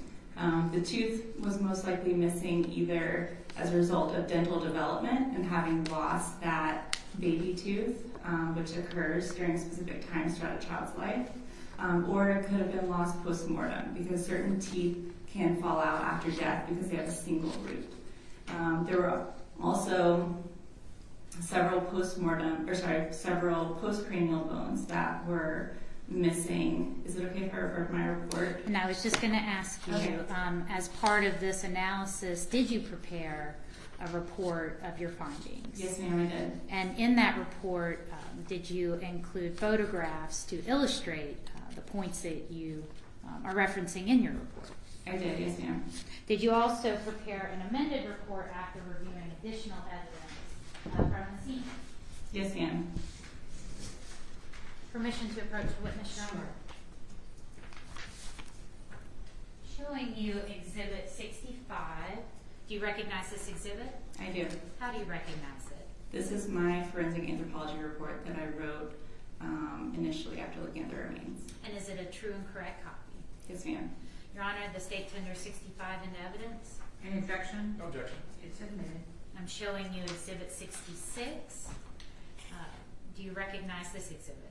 Yes, ma'am. How do you recognize it? This was the amended report that I wrote after reviewing additional photographs that's dated December 13th. And is that a true and correct copy of your report? Yes, ma'am. Your Honor, the this time the state tender 66 into evidence. Any objection? No objection. Submitted. Thank you. So we were discussing the missing bone portions in your report. Would it be helpful to view some of the photographs that you took? Yes, ma'am, I would actually. I want to start with a photograph that you prepared from page 5 of your report. What are we looking at here? This is a photograph that I took. The first photograph that I usually take is an overall view of the skeleton to demonstrate all the bones present during my analysis. And you indicated that there were a number of bones missing. Could you please tell, now that you have your report in front of you, finish your testimony about the remaining items? Yes, ma'am. So the postcranial skeleton is the skeleton with the exception of the skull. And of those postcranial elements, we were missing several, including the greater and lesser wings of the hyoid, which is a bone that's suspended in the neck. We were also missing 6 different ribs, the right clavicle, which is the collarbone on the right side, the right and left scapula, which are also called the shoulder blades, so both scapula were missing, the right and left patella, which are your kneecaps. We were missing the left humerus, which is the large bone in the upper arm, the left femur, which is the large bone in the upper leg, and several small bones of the hands. What are some of the reasons that the bones could be missing or not present? Typically, when bones are missing at the time of our analysis, if the remains were found on the surface, we would anticipate that these bones were not recovered because they were moved by animal activity. Animals frequently interact with bones when they're on the surface, so frequently they can move bones, or some of the small hand bones are typically not recovered, depending on the recovery process. Because these remains were found in 1999 and have been so long over time that since I had done my analysis this past year, it's also possible that these bones may have been used for DNA sampling or other processes that may have been utilized in order to aid in identification. So because I wasn't a part of the process throughout the entire duration, it's hard to distinguish between the two. And does that mean that some bones could have been sent off to other labs for analysis in attempting to make an identification through the use of DNA? It is possible. When assessing the biological profile of skeletal remains, like you discussed earlier, what is the approximate age of the skeletal remains at issue here? So based on my analysis, using different methods, I estimate the age of the skeleton to be approximately 4 to 7 years of age. And how did you determine the age of the individual? When we estimate age of children and their skeletons, there's different things that we look at. Predominantly, we're looking at something called epiphyseal fusion. And the epiphyses are what we commonly hear are growth plates throughout the body. And these growth plates allow our bones to continue to grow. So we can look at the fusion of these growth plates as they allow the body to grow because they fuse at certain times throughout the development of that child. So I use that developmental fusion as well as dental development to estimate the age of this individual because as we know, we have very specific dental development patterns. We have our baby teeth, our deciduous teeth that are lost at certain times, and then our permanent teeth replace those. Were you able to estimate the ancestry of the remains? So based on my analysis of and observations of the cranium, the skull, I was able to estimate that the ancestry is most likely American Black. Were you able to estimate the sex of the remains? The sex is difficult. There are no methods for child sex estimation because children haven't gone through the puberty process yet, so I was not able to determine the sex of the individual. Were you able to determine the stature? Similar to sex, there's no methods because they haven't gone through puberty, and children vary in height so much that there's no way to estimate the height of the individual or the stature, so the stature was considered indeterminate as well. Could you describe the overall condition of the remains as you found them at the medical examiner's office? So I did my analysis at the medical examiner's office in DeKalb County. The bones were anywhere from a light brown to dark brown in color, which was most likely due to environmental or decompositional staining, which is very common. Also, there was some mummified tissue still present. As you can see in the photograph, the lower legs from about the knee down and the feet were still completely mummified, and so the feet bones were still encased in that mummified tissue. Did you observe any damage to the remains? There was some damage that I documented to the remains. Obviously, with the missing nasal bones, I documented that, and there were also a few locations on the side of the face that had damage on the cheekbone as well as on the mandible. I want to direct your attention to a previously admitted exhibit.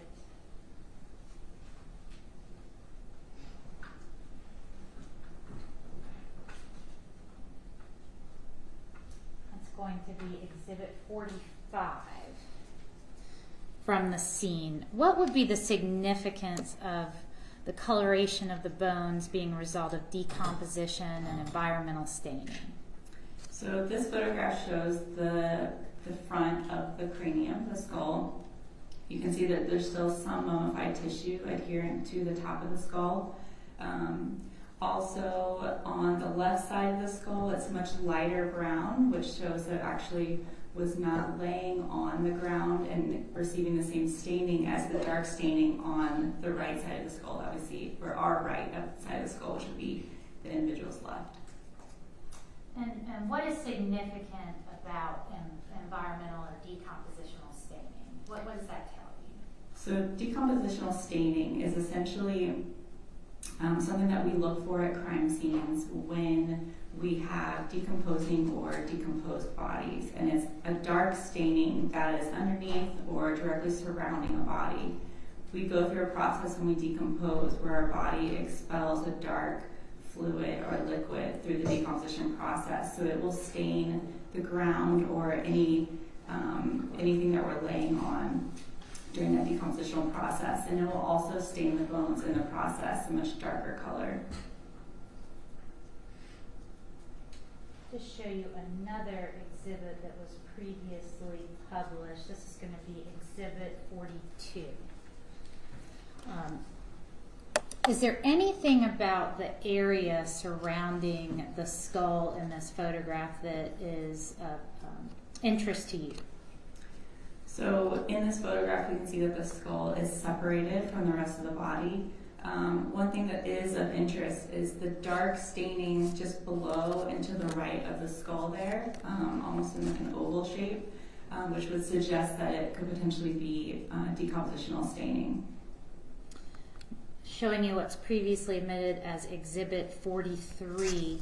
This is a closer up of that area. Is that the area that you're referring to that could be decompositional fluid in the ground? Yes, ma'am. Are you able to tell, based on these scene photographs, whether the skull was dragged away from the body or whether the body was dragged away from the skull? It's difficult to tell since I wasn't at the scene, but it is unique that there is this decompositional staining beside the skull. The skull itself would not cause this amount of decompositional staining, so it is possible that the body was actually located here and then possibly moved away from that stain at some point during the process. And were you able to form an opinion as to how long the remains may have been decomposing? Since I wasn't at the scene during the time of recovery and I'm not familiar with the temperature or the environmental conditions around the time of recovery, I'm not able to determine how long that individual was there prior to recovery.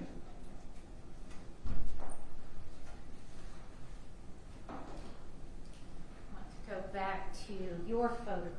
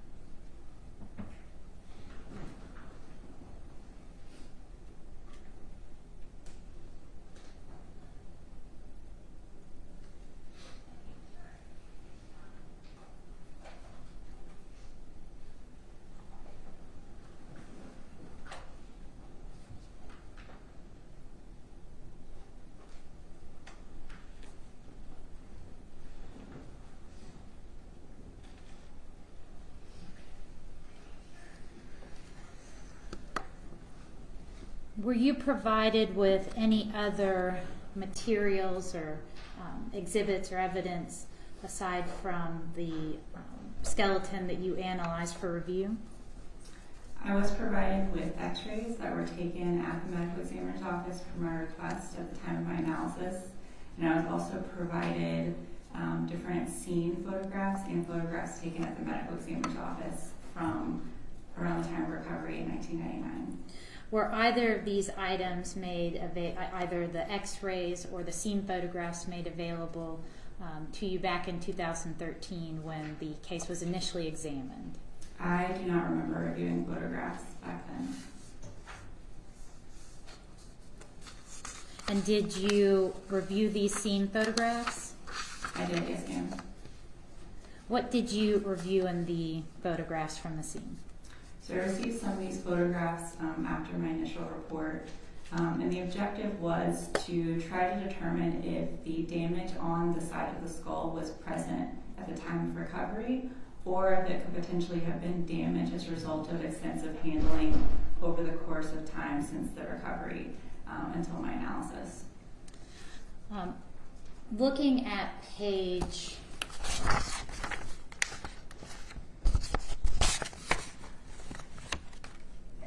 6 of your report.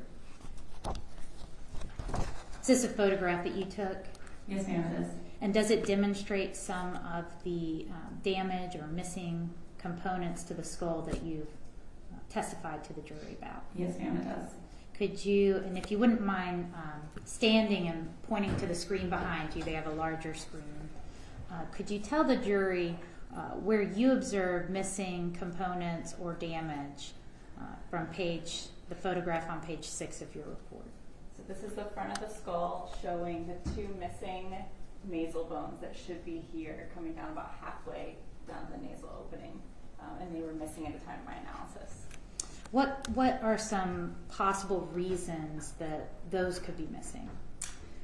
Those could be missing as a result of just postmortem loss. As a child, your sutures are not necessarily completely locked in place, so it is possible that they may have just fallen out after death, or the other option is that it could potentially have been from some type of trauma, but it's unable to determine that without additional information.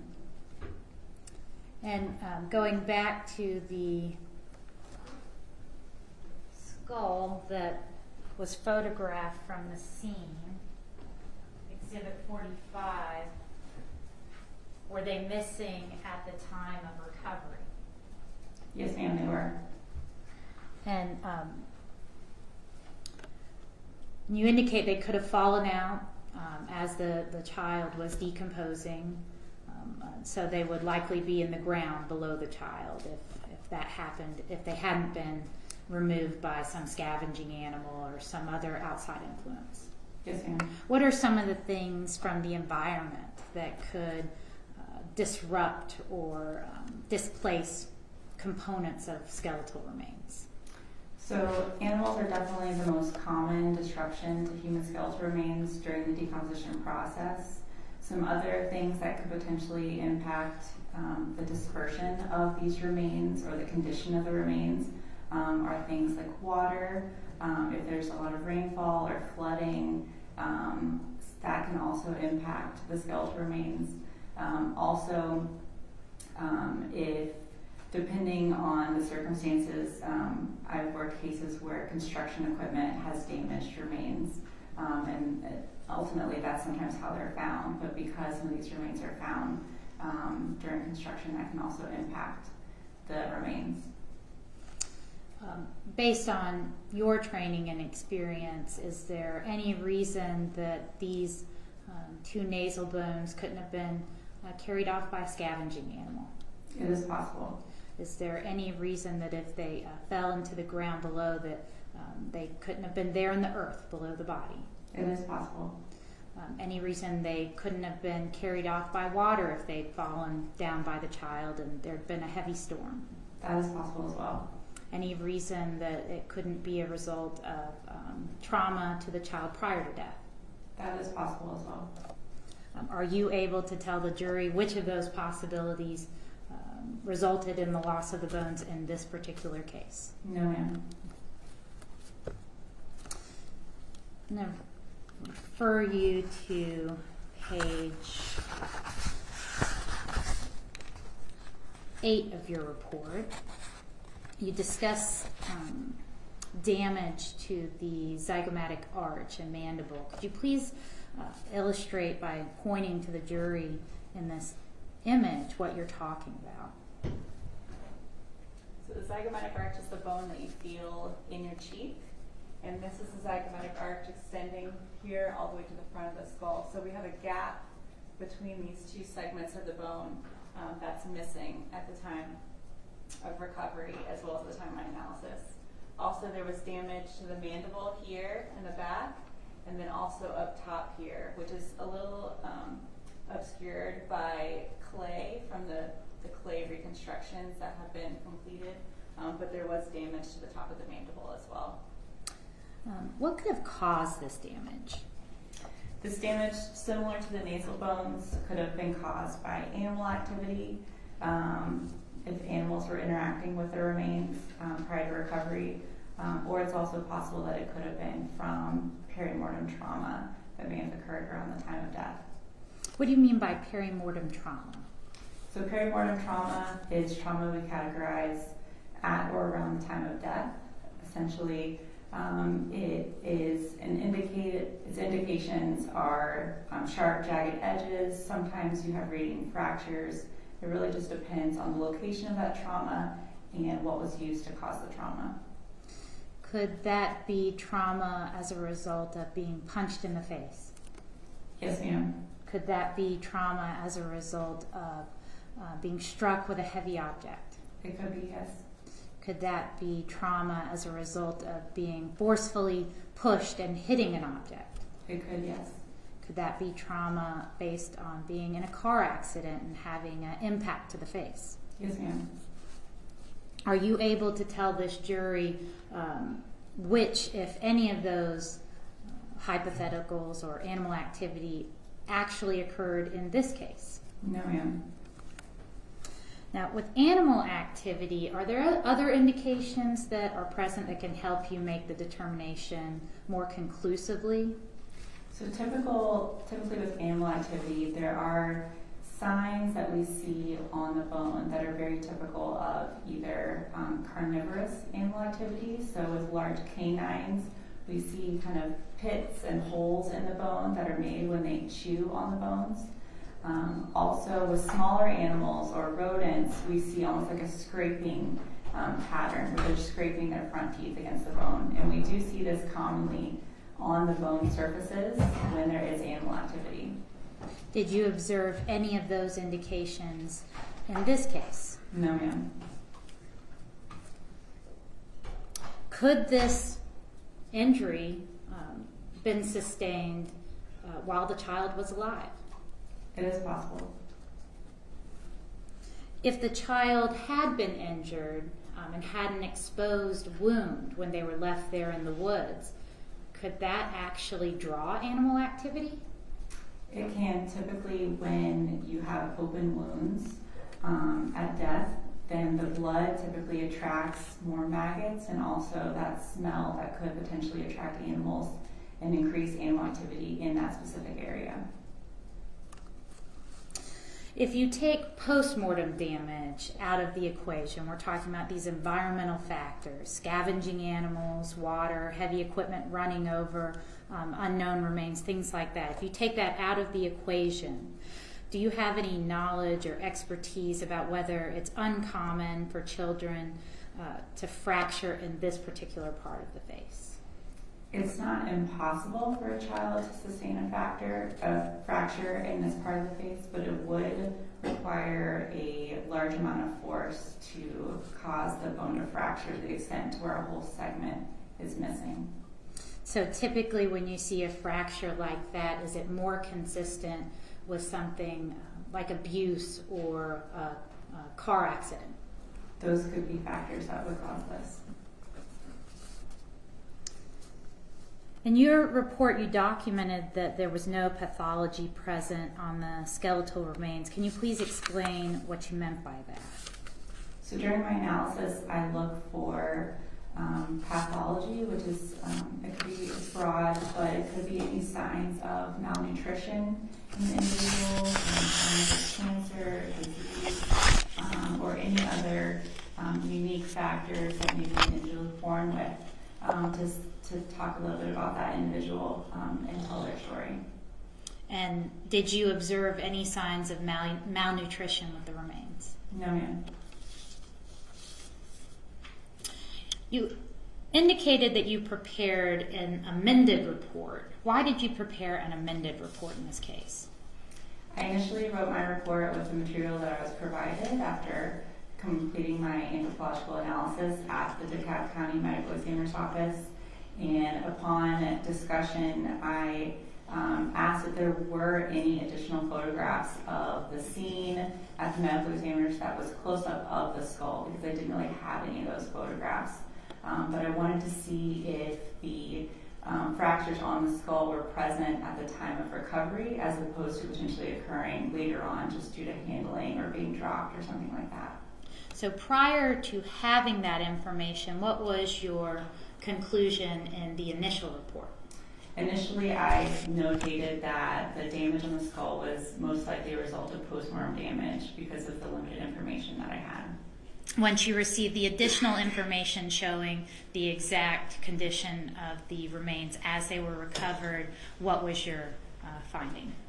So because I could see that the damage to the skull was present at the time of recovery, there were photographs of the damage on scene. I wanted to document that it was possible, we couldn't rule out that it could potentially be a result of perimortem trauma in addition to possibly postmortem damage, and that it wasn't, I wasn't able to distinguish between the two. Now I want to refer you back to the examination that was done in 2013. Were the remains in the same condition as they were back in 2013 when you evaluated them in 2023? I did. I looked back at the photographs to refresh my memory, and the remains were in the same condition. And were the findings in 2023, the initial report, consistent with the findings in the report from 2013? The report 2013 documented that the damage to the skull was most likely a result of postmortem damage. And did you have the scene photographs at that time during that examination? I am not aware of photographs that we had at the time of that examination. And having the benefit of the scene photographs in 2023, does your opinion change? Yes, ma'am. And can you tell this jury conclusively whether this damage was prior to death or after death? No, ma'am. Thank you. Cross. Thank you, Judge.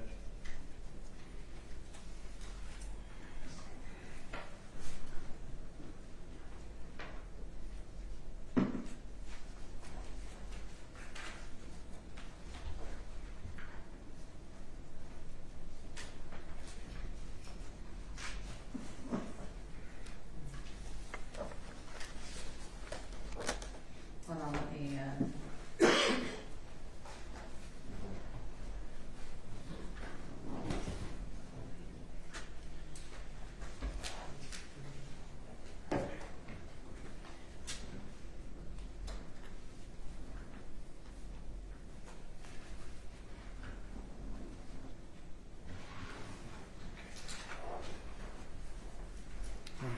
Good morning, Dr. Tice. Good morning. I'd like to talk to you. I want to start with the 2013. It was titled an osteological analysis that the University of South Florida did. Is Yes, that sir. right? And osteological, that means studying the structure of skeleton or any bony structures. Is that right? This is skeleton, yes, sir. All right. I'd like to show you. One moment.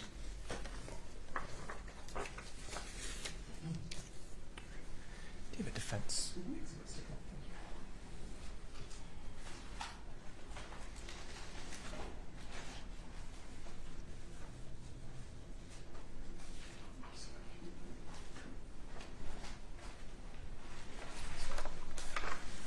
Sorry, 1 second. Okay.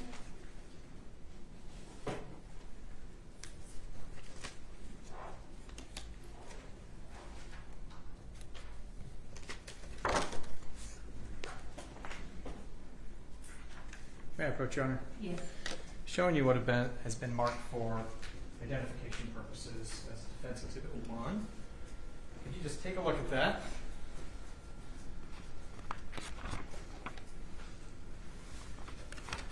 Okay.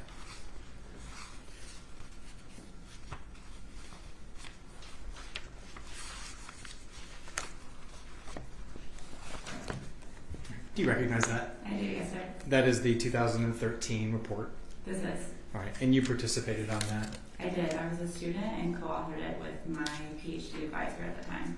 All right, and in fact, you signed it. I did. All right. Your Honor, at this time, defense moves Defense Exhibit 1 into evidence. Any objection? No objection. All right, it's admitted.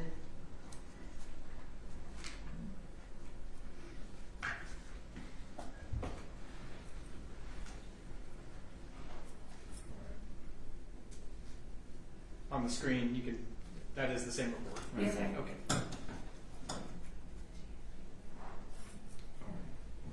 I want to direct you on that first page there in the middle paragraph. One of the objectives, and this is item C there, is a trauma analysis to assess the presence of any perimortem injuries, right? Yes, sir. Okay. Where do you see item C? Did you just say item C? Yes, at my cursor. Okay, gotcha. All right.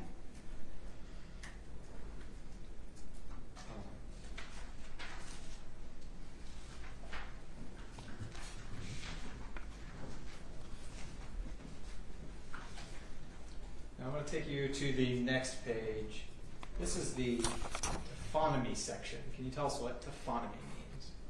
Taphonomy is basically what happens to the body after death, between the time of death to the time of recovery. So it's the process the body goes through. Now in this taphonomy section, here in the first section, reveals that you guys did have crime scene photos, correct? It looks like there were photos, yes. All right. And in this next one, you had scene and autopsy photos? That is what it says, yes. Okay. So you guys reviewed photos along with the skeletal remains, correct? My advisor may have reviewed them. I don't remember seeing them at the time. Okay.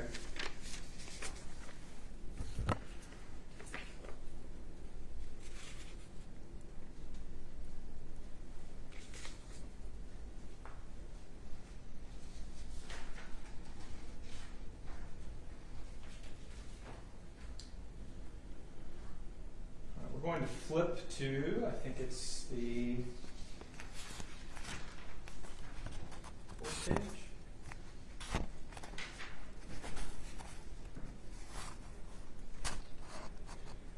You can look on the screen or the big board if you'd like.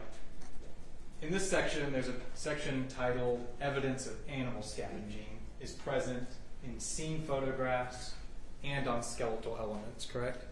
Yes, sir. All right. Now, below that, the subpoints, one of the things you talked about already, the stain of decomposition is evident on the ground surface, right? Yes, sir. And that was away from the clothing and the legs, which appeared to be dragged post-mortem. Yes, sir. Now the opinion there is that happened before the body began decaying, and it was dragged at some point and then continued to decay in a different location, right? Well, if the decompositional staining is present at the previous location, then it would have been dragged either during the decomposition process or after, depending on if there was staining under where the body was found. Right, and there was, correct? I don't know, I didn't see photos of the body, of the location of the body after it was removed at the scene. Okay, I understand.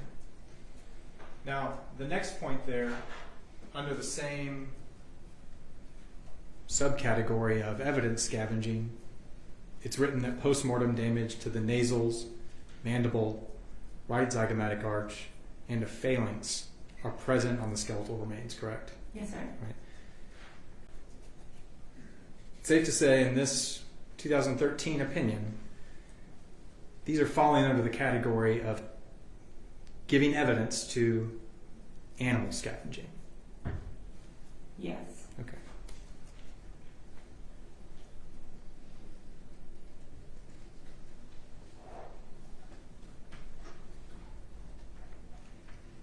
All right, I want to go through some of those terms. First, we have the nasals. You talked about that already. That's kind of what we think of as the bridge of our nose. Is that? Yes, sir. It's the two bones at the top of the nose. All right, and the mandible we think of as the jaw, is commonly known as the jaw, correct? Yes, sir. The zygomatic arch. So we have our cheekbone, but there's a thin bone that connects back to our, I think it's your temporal bone. Yes, sir. All right, and that kind of connects behind your ear, right? Just above your ear. All right. In that other word there, the phalanx refers to a finger or a toe. A phalange or a phalanx is just another name for a phalange, which is a finger. I don't know if it's referring to a toe or a finger here, it doesn't specify, but it's basically either a finger or a toe.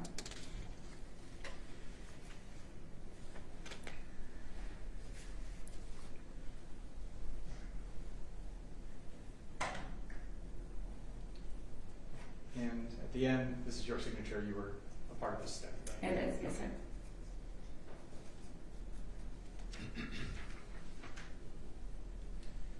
All right.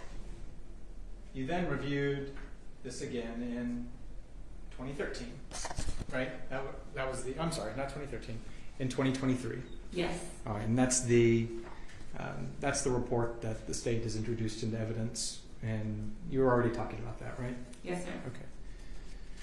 This was at the DeKalb County Medical Examiner's Office. Yes, sir. Were you aware at the time that you'd already reviewed the same remains, or did you find that out after? I actually, when I was laying the skeleton out at the DeKalb County Medical Examiner's Office, some of the finger bones were in a bag, and I recognized my handwriting on the bag. So that's when I realized that I had worked on that case previously, and I looked back at my reports from USF to see that I had actually worked that same case based on the case number. Is that a little surprising to you? It was. I didn't realize it. All right. And at this time you reviewed the actual skeleton, right?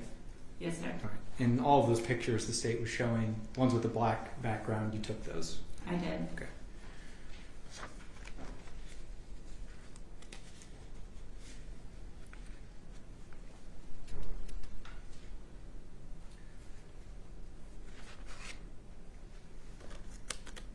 Okay.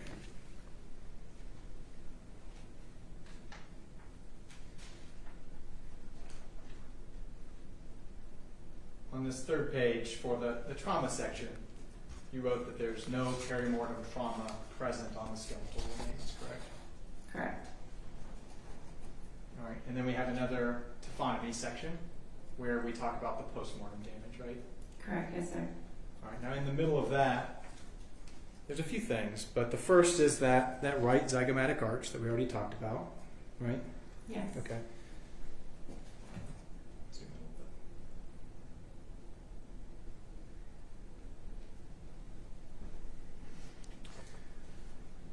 The next is the nasal bones, right? Yes, sir. Then there's some others, including the right gonial angle. Now that's the kind of point at the bottom of our jaw, right? It is. So next I described the different specific aspects of the mandible or the jaw that I found postmortem damage. So the next list of items are all things on the mandible or jaw. Yes, sir. All right. So we have the right gonial angle. We have the right coronoid process.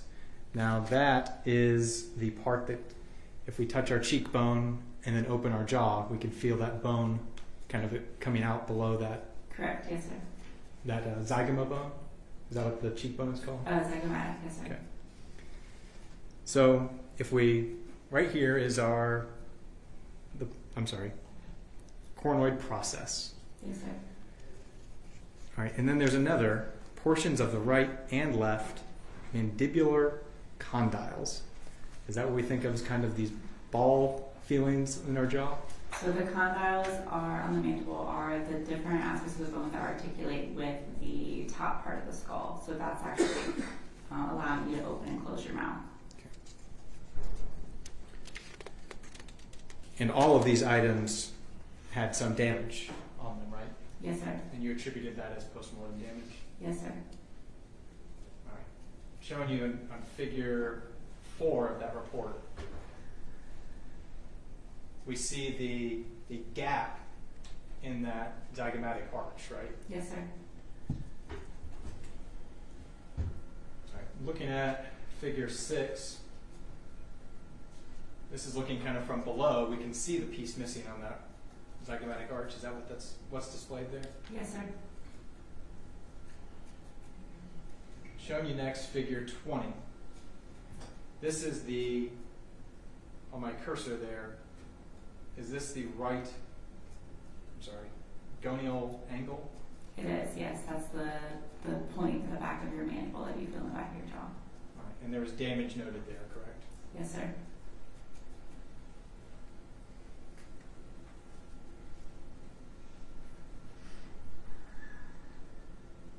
right. In figure 19,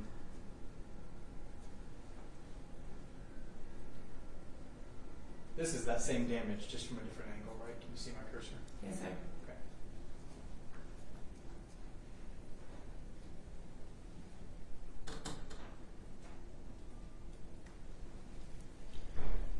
All right.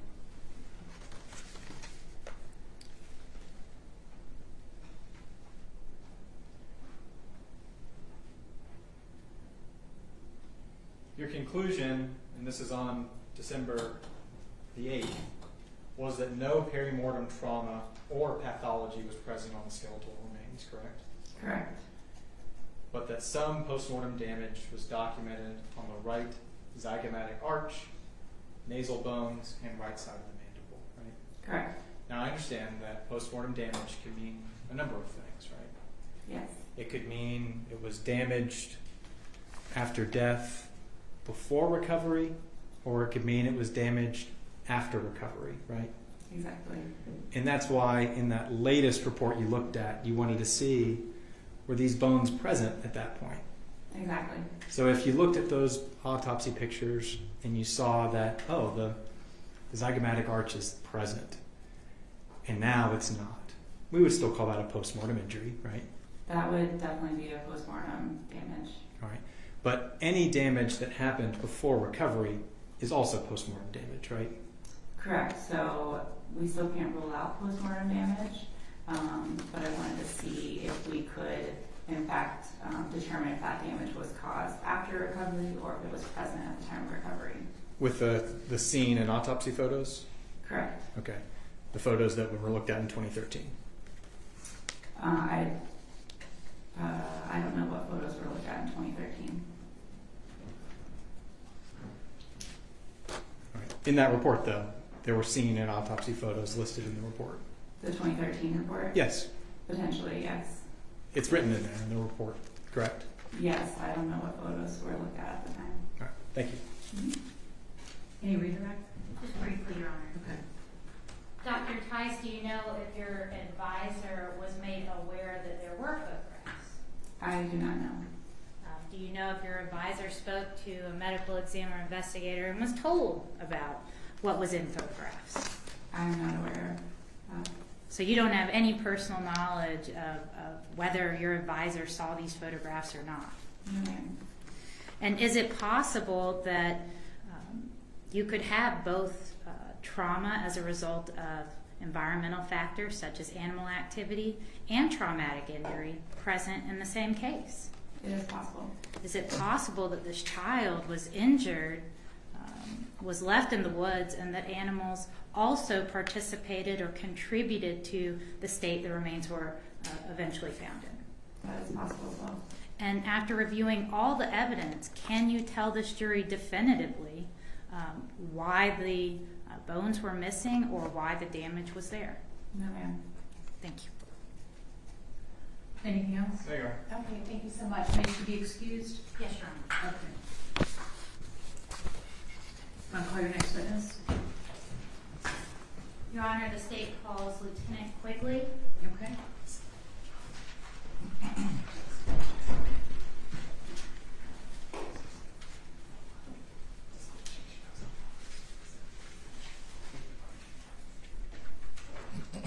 Maybe approach you. Sure.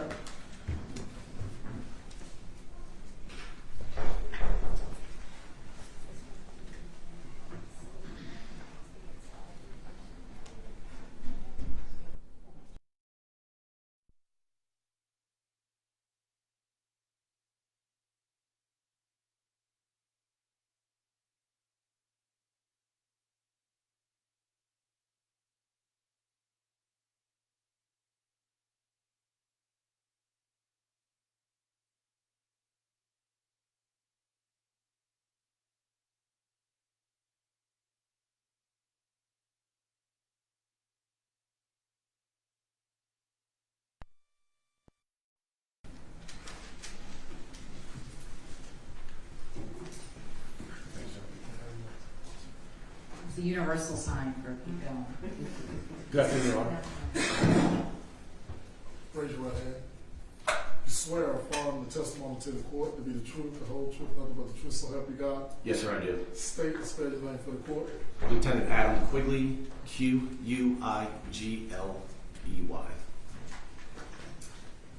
Good afternoon, Lieutenant Quigley. Good afternoon, ma'am. Could you please tell the jury where it is that you're employed? I'm employed with the DeKalb County Police Department. And how long have you been with the DeKalb County Police? Just under 18 years. And what is your current assignment? I'm the commander of the neighborhood enforcement team. What does that team do? We're a proactive team assigned to the Uniform Division.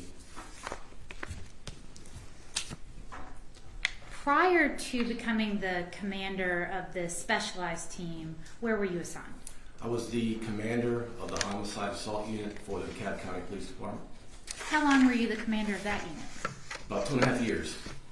And prior to becoming the commander of that unit, what did you do? I was a supervisor in the Homicide Unit. And how long did you supervise the unit? About 3 years. And prior to supervising the unit, what did you do? I was a detective in the Homicide Unit. And how long were you a detective in that unit? About 3 years. I want to take you back to January the 14th of 2022.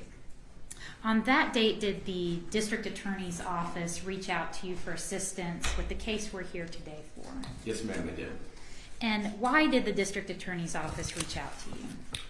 At that time, they were excited about a new lead they received and information that they received.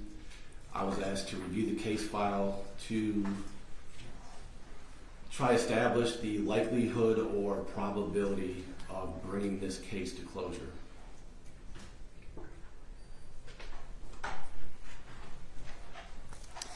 And what was that tip? They received a tip that they believed identified the biological father of the deceased. With that information, the idea was to identify the biological mother based on DNA to be able to prove who the deceased was at that time.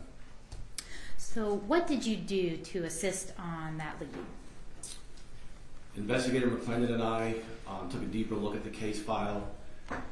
We reached out to authorities in Phoenix, Arizona to ask for their help in procuring a search warrant for DNA on Miss Teresa Black.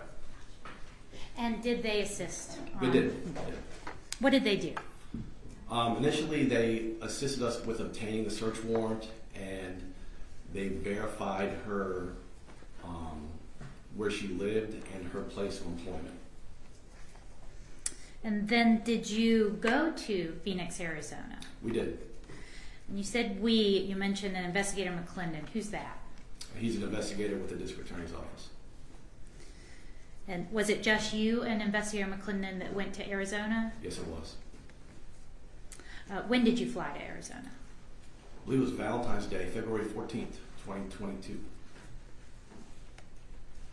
And did you do anything that day on February the 14th? I believe the initial day we arrived, we just checked into the hotel. We made contact with our counterparts in Phoenix. They confirmed that they had a good location on where Teresa was at that time. The plans were to pick her up, bring her to Phoenix headquarters, where we would interview her if she wished and execute the search warrant for her DNA. And when did that happen? I believe that was the 15th of February, the following day.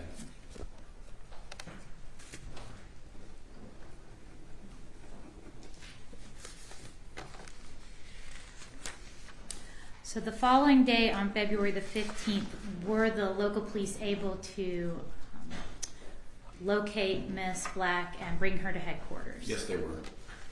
How was she brought to headquarters? She was brought in one of their police units. I'm not sure if it was marked or not.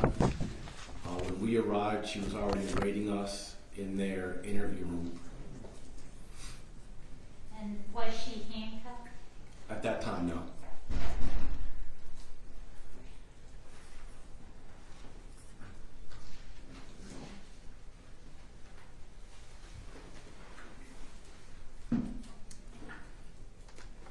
Was Miss Black at that time in custody? She was.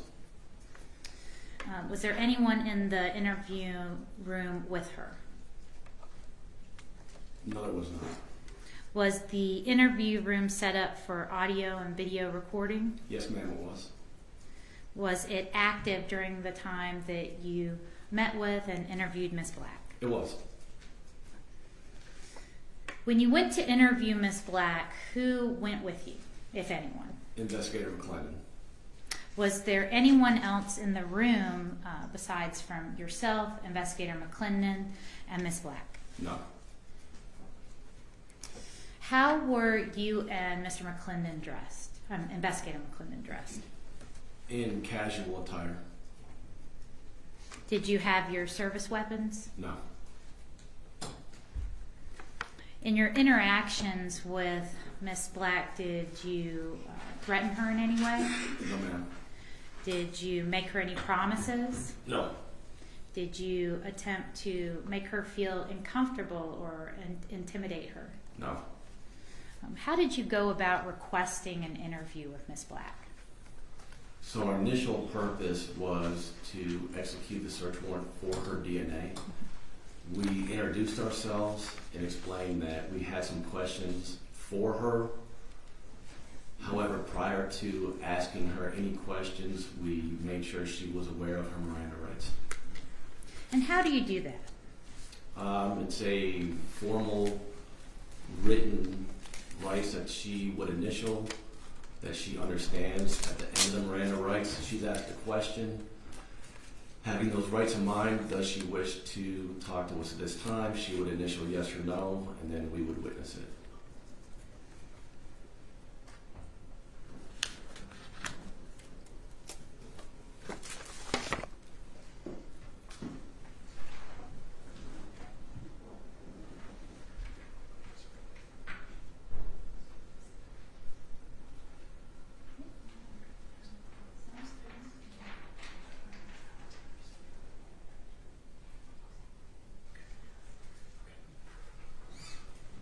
Permission to approach the witness, Your Honor?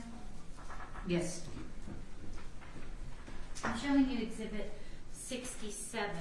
Do you recognize this exhibit? Yes, I do. How do you recognize it? This is the same Miranda form that was presented to Ms. Black, the same ones with her initials next to them, and her indicating, yes, understanding the rights listed above, she wished to talk at this time. And did you yourself read this form to Ms. Black Yes, ma'am, I did. and witness her signing it? I did. And is that your signature accompanying her signature? It is. Your Honor, at this time, the state tender 67 in evidence. Any objection? No objection. It's admitted.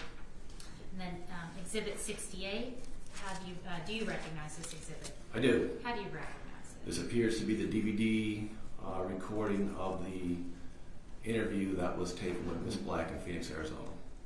And is it a true and correct copy? Yes, ma'am. At this time, the state tenders 68 into evidence, Your Honor. 68, any objection? No objection. The other one was 67? Yes, Your Honor. Okay, so make sure I write it down right. All right, they're both admitted.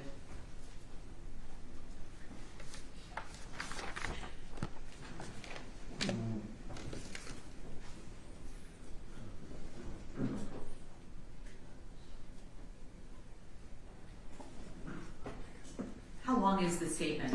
It's a little over an hour. Okay. Are you ready to do that now?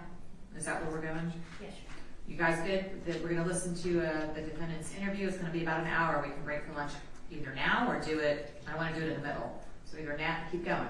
All right? He who speaks first. Okay, keep going. Yes, while we're getting that set up. And Your Honor, the defense and I have agreed to the use of a transcript. I saw that. Interview is playing. Okay.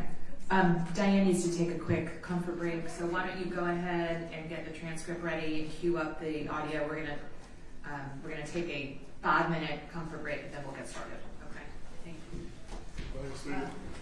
Whatever you want. If you need a break, we'll take a break.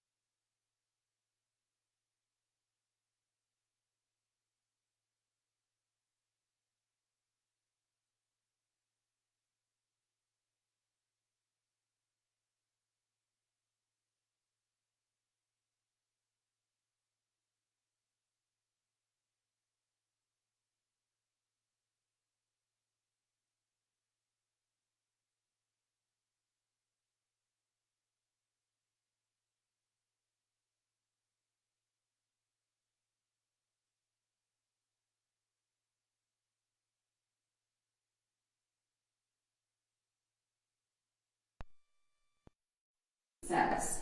It is the recording and not the transcript that constitutes the evidence of the statement. You all must determine for yourself what was said on the tape recording. If you cannot understand the content of the tape recording, you are to ignore the corresponding transcript portions of the recording. Any discrepancies between the tape recording and the transcript are to be resolved in favor of the audio tape. So in other words, if you hear the word coffee and the transcript says cafe, coffee is the evidence, not that the transcript says cafe. Best example I can think of on the fly. Okay. All right. Permission to publish. Go ahead. Now, Lieutenant Quigley, who is this in the interview? That is Miss Teresa Black. And do you recall about how long she'd been waiting? I'll estimate 15, 20 minutes tops.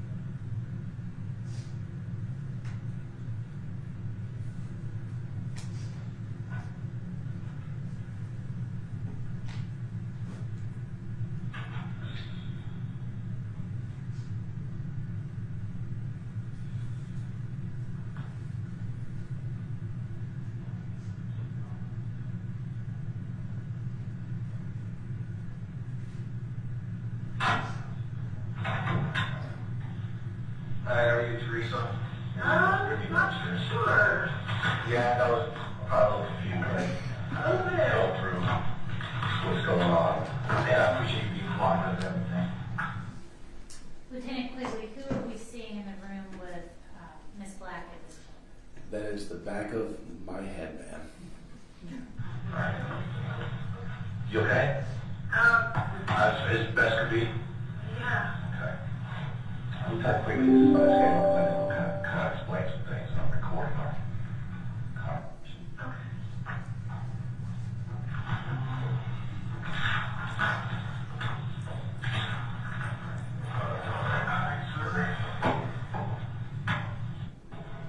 Like I said, I'll talk quickly. This was investigative clinic. We're going to talk a little bit. And the second person that just entered the room, investigator McClendon, who is that again? That's Investigator McClendon With the District Attorney's Office. Where are you staying right now? I've been staying in front of Florida Brother. Okay. Who you living with? My daughter. Okay. How old is she? She said to me, Okay.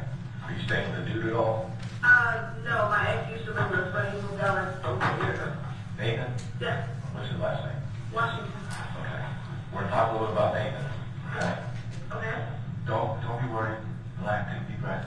I No, don't worry. I know you're in a room that's scary and everything like that. I just want you to relax, okay? Okay.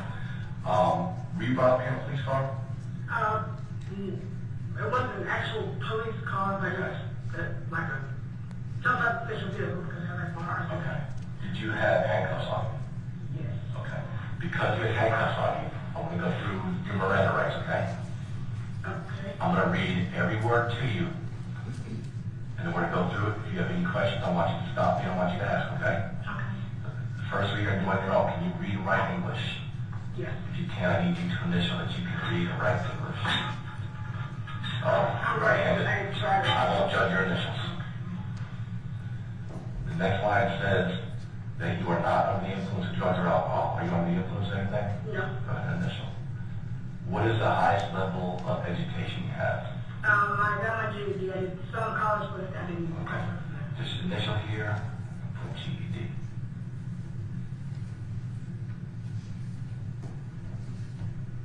Very good with your left hand. All right, I'm going to read from here to here, then I'm going to stop, okay? Okay. This is your statement of Miranda rights. You have the right to remain silent. Anything you say can will be used against you in a court of law. You have the right to talk to a lawyer and have him or her present with you while you are being questioned. If you cannot afford to hire a lawyer, one will be appointed to represent you before questioning if you wish. You may exercise these rights, not answer any questions, or make any statements. I need you to initial from here to here that I read it to you, okay?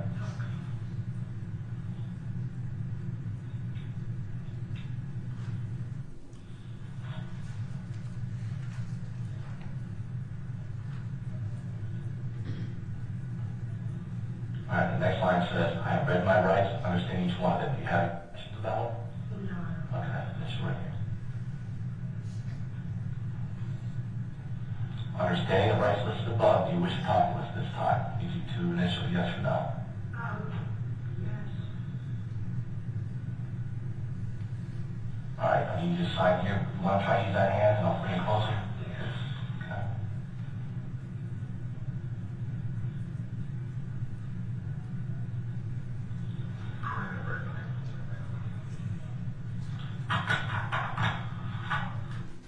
Why is Miss Black having difficulty using her right hand? And I'm looking at that as well. I don't recall if they're set up, if she is handcuffed one of her hands, or if she has an injury. I don't recall, but I'm seeing that as well. You don't have any independent recollection? I don't recall.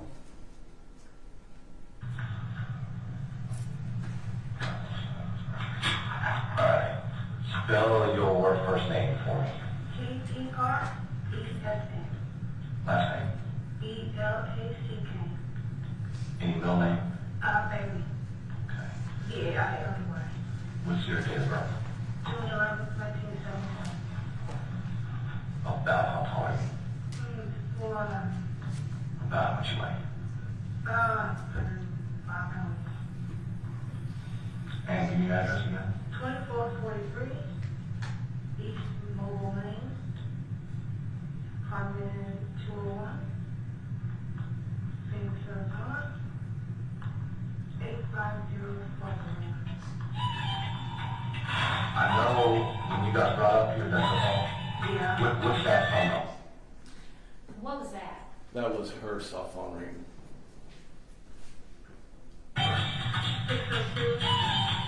602-491-3215. All right, today is the 15th. It's at approximately 10:45.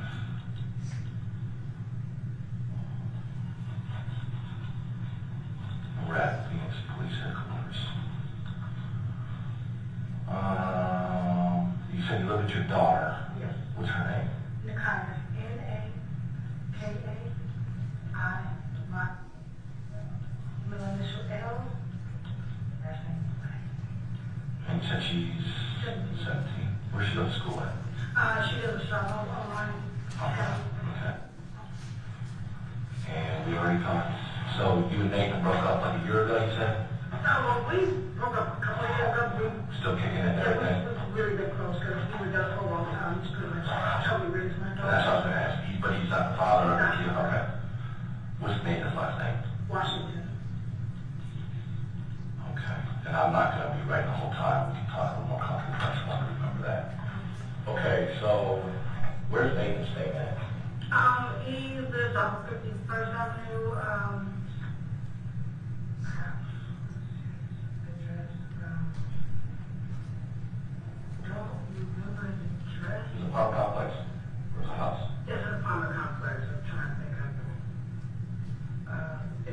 Ties on 51st Street. It used to be a complex, but it was taken over as Ties on 51st. The name of the complex. And who stays at that house? Just him. Just him. How old is he? 45. Okay. You're 44. okay. Does your daughter hang out with him? Or does she go over there at all? Yeah. She knows, okay. Yeah, she's working on it on weekends, or since she does online schooling, she hangs out over there. Almost where she hangs out on. Okay. Any other nephews, cousins, or anybody come over by the house? No, we don't have any other families here. Okay. Where did you live before Mobile Lane? I lived on East Chicken, 3128 East Chicken. That's Phoenix as well? Yes. Same zip code, everything. Okay. Like 2 streets. So that's probably number 1. That was actually his apartment. I just moved in and stayed a while. And how long did you guys live there? So you and they lived together at this place? Yeah, well, he lived there, and then there was fire at my place, so we moved in with him for a few months.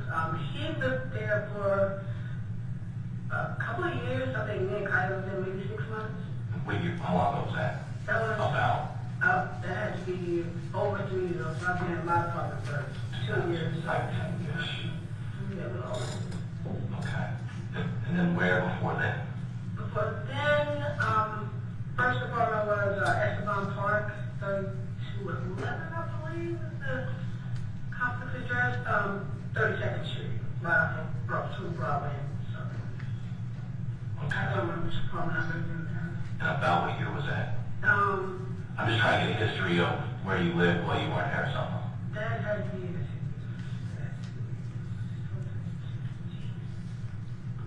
about 5 years. Okay. 5 years ago.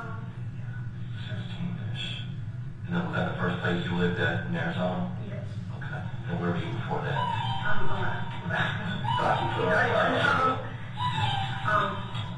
Alaska. How long did you live there?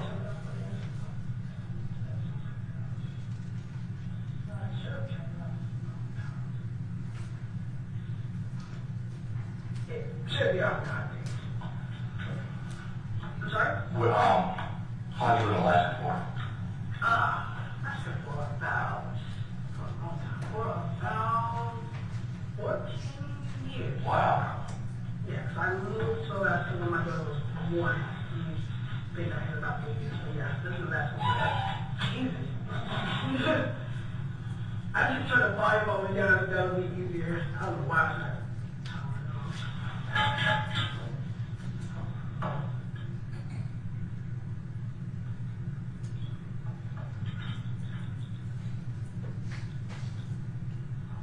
Alright. So you were about 30 when you moved to Alaska, give or take, right? Yeah. Okay. Where before Alaska? North Carolina.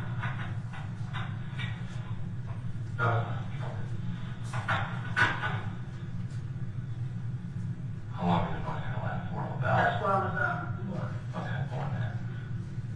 Any other states you live in? I lived in South Carolina for a while. Okay. Any other kids? Just my daughter.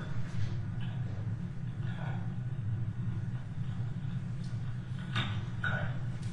So earlier, and I thought completely, that is true. We are not from Phoenix Police Department. We are from DeKalb County, Georgia Police Department. Did you ever live in Georgia? I did live there for a while now. Your heart just started racing a little bit. Wondering if I did something wrong. Where in Georgia did you live? At Mass. Do you know that? Cater, I think. Would you live with in Decatur? Well, I did have a child. I don't have, he's not yet, little. But I moved down there, it was just me. Okay. How old was your kid? 6. 6. Where'd you get it? I have not had any contact with him in a long time. Did you go to like Department of Children and Families with a family member? No, I didn't have any family member. I was in a homeless shelter for a while. And let me stay with her, and I was just, I wasn't able to take care of him. And so she said that she would take care of him until I was able to get myself together and be able to take care of him. So when's the last time you heard from him?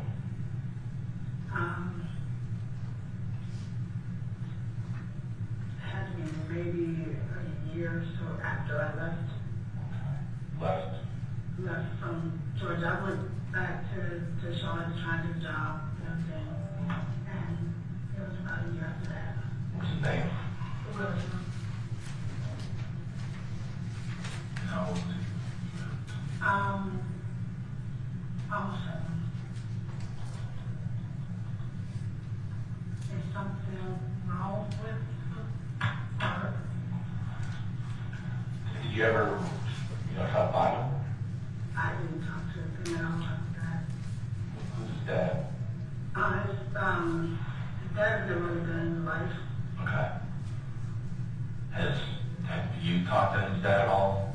I have no idea where he could be or anything. I actually never really. Remember his name? His name's William Russell.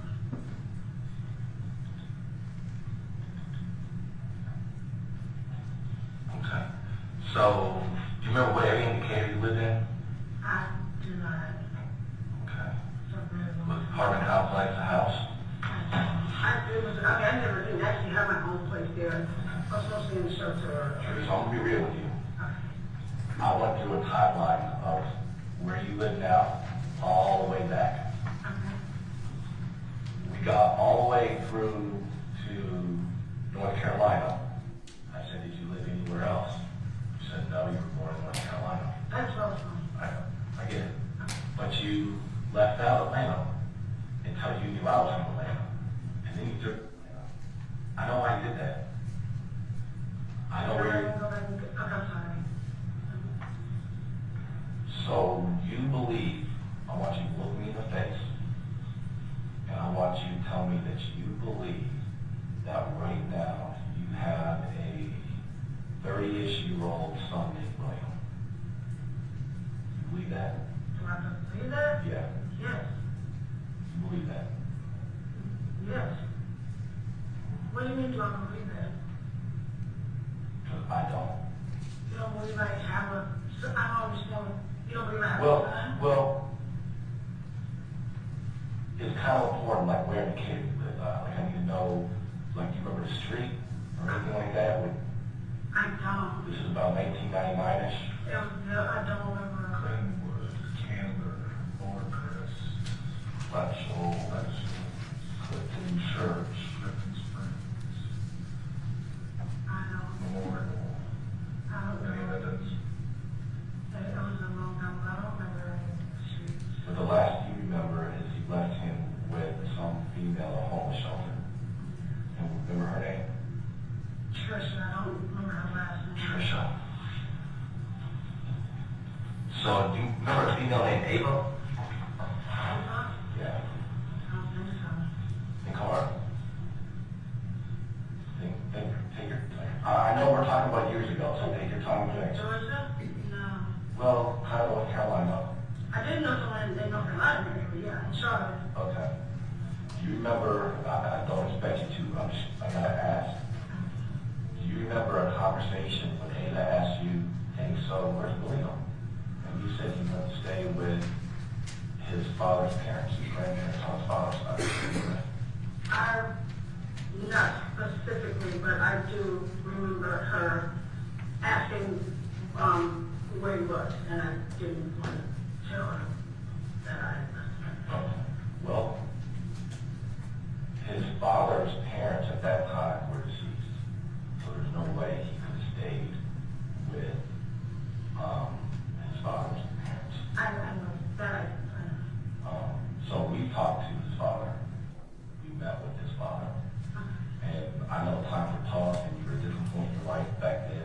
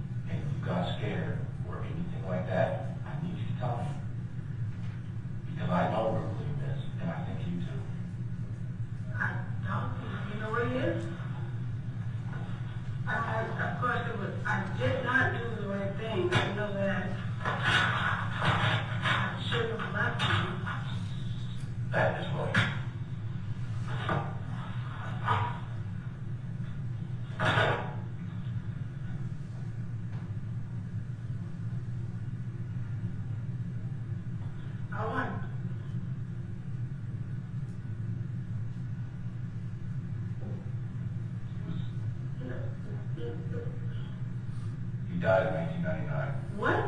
No. Yes.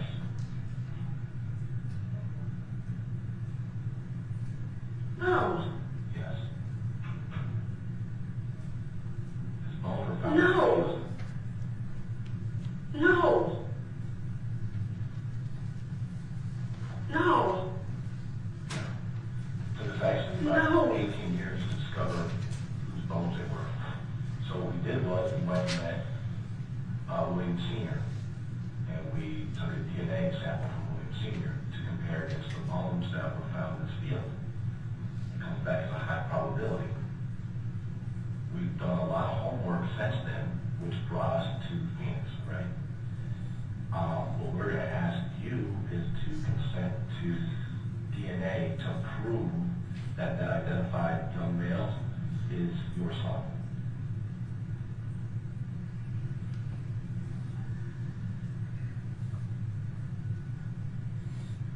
And I'm going to be honest with you, Teresa.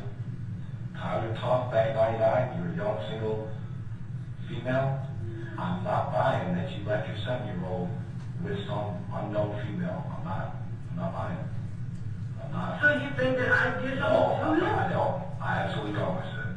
I absolutely don't. But I do think something happened. I think he became ill.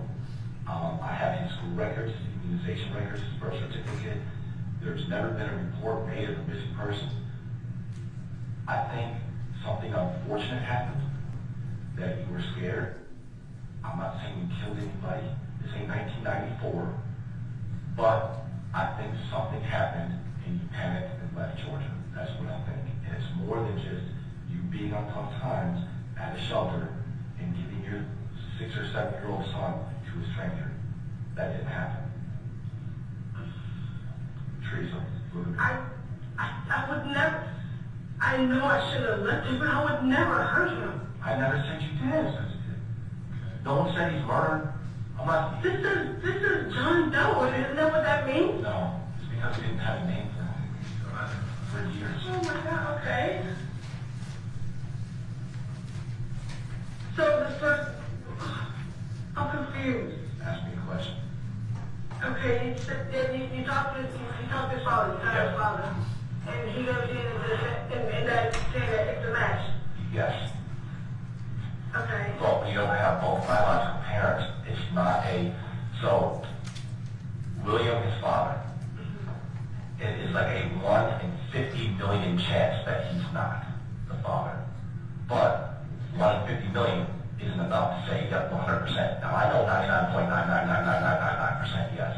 So what we're going to ask is for your DNA to confirm that it was 100% definite. Because when you have DNA samples from both biological parents to compare against DNA from his bones, I know it will be a match, but I have to, when it's something serious, you can't just guess, right? Right. So that's what brought us to Phoenix. And we want to hear what story you got. And I'm hearing your story. And you don't believe me? I mostly do. But in my mind, I feel like in the last 22-ish years since 1999, that you dreaded that this day might come where you would have to answer some questions as far as where your son is. I don't believe that you left your son with a stranger at a homeless camp. I don't. And we've done this together for a long time. A 1,000 times. I'm not judging you. I'm not mad at you. I respect you. Everyone has a story. I need the real story. A lot of time and effort. So look, this came from the National Centers for Missing and Exploited Children, okay, in Washington, D.C. There has been years of work to prove who this child is, a 7-year-old child that bones were found, okay? It's a big media thing. It's a big social media following. I don't accept, and I'm not always right, but I don't accept times were tough and I was in a shelter for a while, and I just gave my 7-year-old to a stranger. And we can debate the definition of a stranger, that's not what we do today too. but I need the real story. That is the Because I'm not giving you the whole story. Like, I can't show you all my cards, I'm giving you pieces of the puzzle, but there are things that I know about your son that I'm not going to disclose with you right now. You know, like, I just can't for the integrity of the case. But I'm telling you, not mine. Your report missing. No. I know.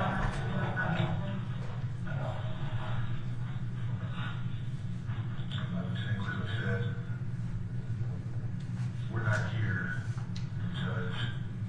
We're here to find the truth. We're truth seekers. He's been unidentified for almost 23 years.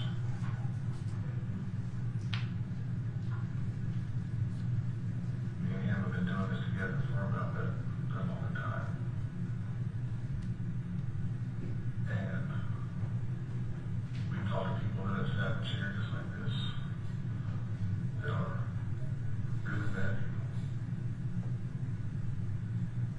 We've talked to people in this chair that are not bad people, that understand, or somebody panicked, or just something so bad happened that you did not know, or that person did not know how to react. And I know a lot of times you look at the police, you know what I'm saying, that we did that.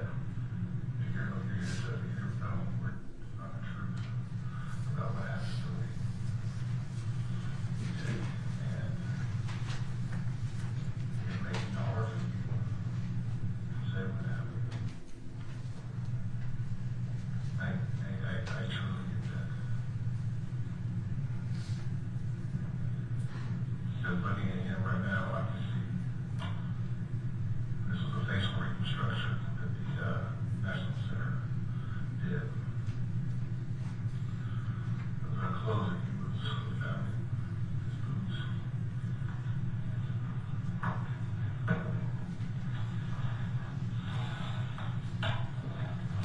And that's what he found. Yes, ma'am. I've been doing that for 23 years now.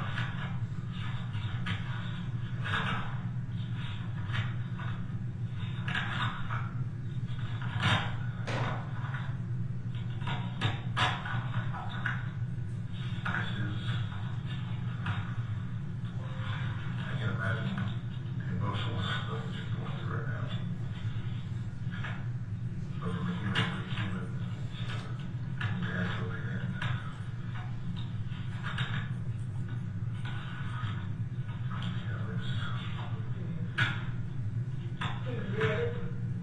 You know, this person is dead. This child is dead. Our job is to figure out what happened. Whether it be accidental, a freak accident. Well, do you know how he died? Do you know how he died?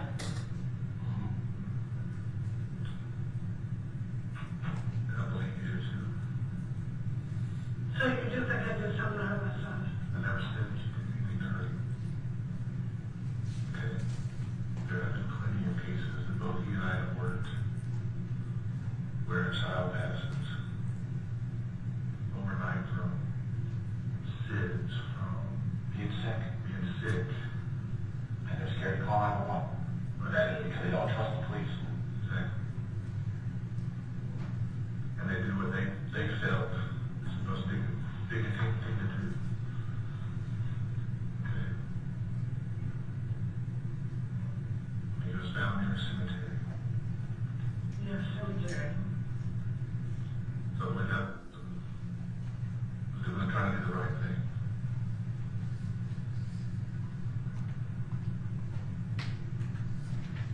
So we got to figure out what happened.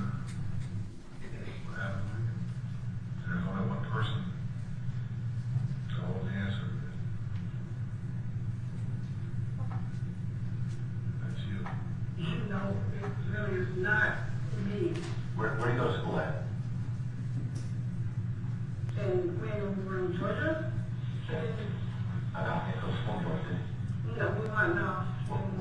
school at?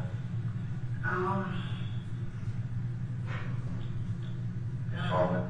Yeah, I don't just put the name of the school. Okay. No, he didn't go to school in Charlotte. What grades?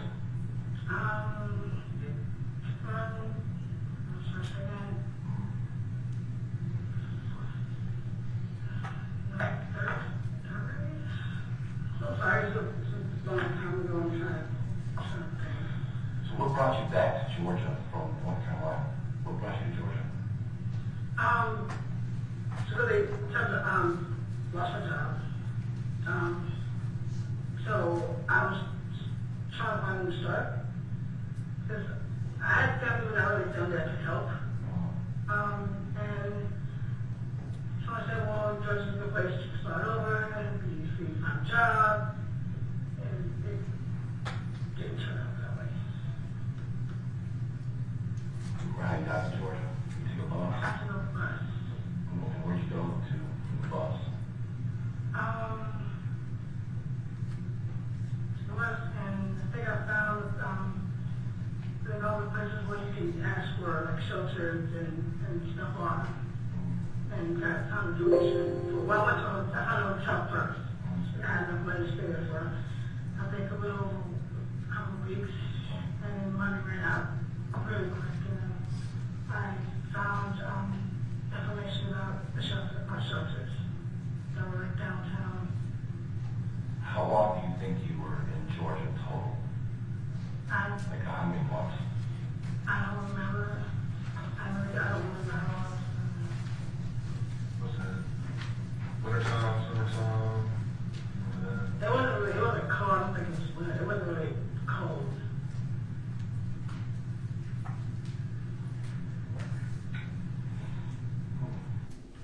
Have you ever told anybody else that you had a child and you, whatever your version of the story might have been, did you tell anybody else that?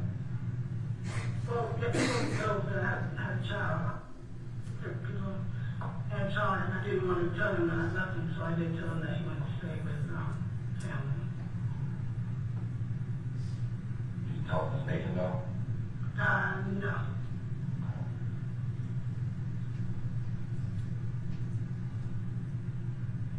When was the last time you told me was that? I mean, years. Because I think you was able to see your son at least once, I think. Right? Does that sound right? But he was very, very... Like 2 or 3? Very, very little, yeah. And I really didn't have any contact with him after that. So they never reached out to you to say, where's my kid? No. I haven't talked to him at all. Don't you know what he says? I'm just letting you know. I'm not saying it's true. I'm just throwing it out there. So you didn't reach out to him for when you were, say you were leaving it with the lady at the homeless shelter? Did I reach out to his dad? Yeah, to say, hey, No, but he had never done anything. So I knew he wouldn't be able to do anything. But I would just think he would get first dibs.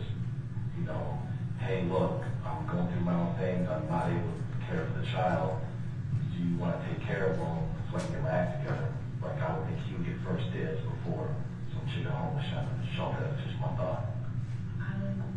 Oh, yeah, I get it. Like I said, I was in your shoes back then. I'm not judging. So did you ever actually live in an apartment or a house with a roommate at any point when you were in Georgia? I never had my own place to rent any place. I stayed in shelters mostly. Another lady I now met, she worked at a club. I stayed at her house for a couple of months, but I never really had my own place or anything like that. Or any roommates that I lived with as far as like sign up or something like that. I'm not looking for like, I don't technically, you might believe, but did you like befriend somebody that said, hey, you can crash at my place for a while or something like that? No, I'm just the lady that I worked with at like a strip club. Remember her name? Shirley? Or was folks you work at? Cleveland, Pleasure, something like that. Atlanta? Yeah. Oh, it was Georgia. Yeah. Pleasure, something like that.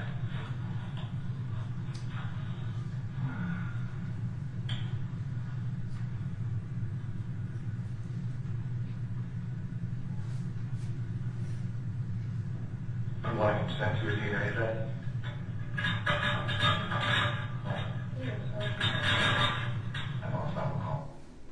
Does that refresh your memory at all? Yes, ma'am, does. Her right arm is handcuffed to the table.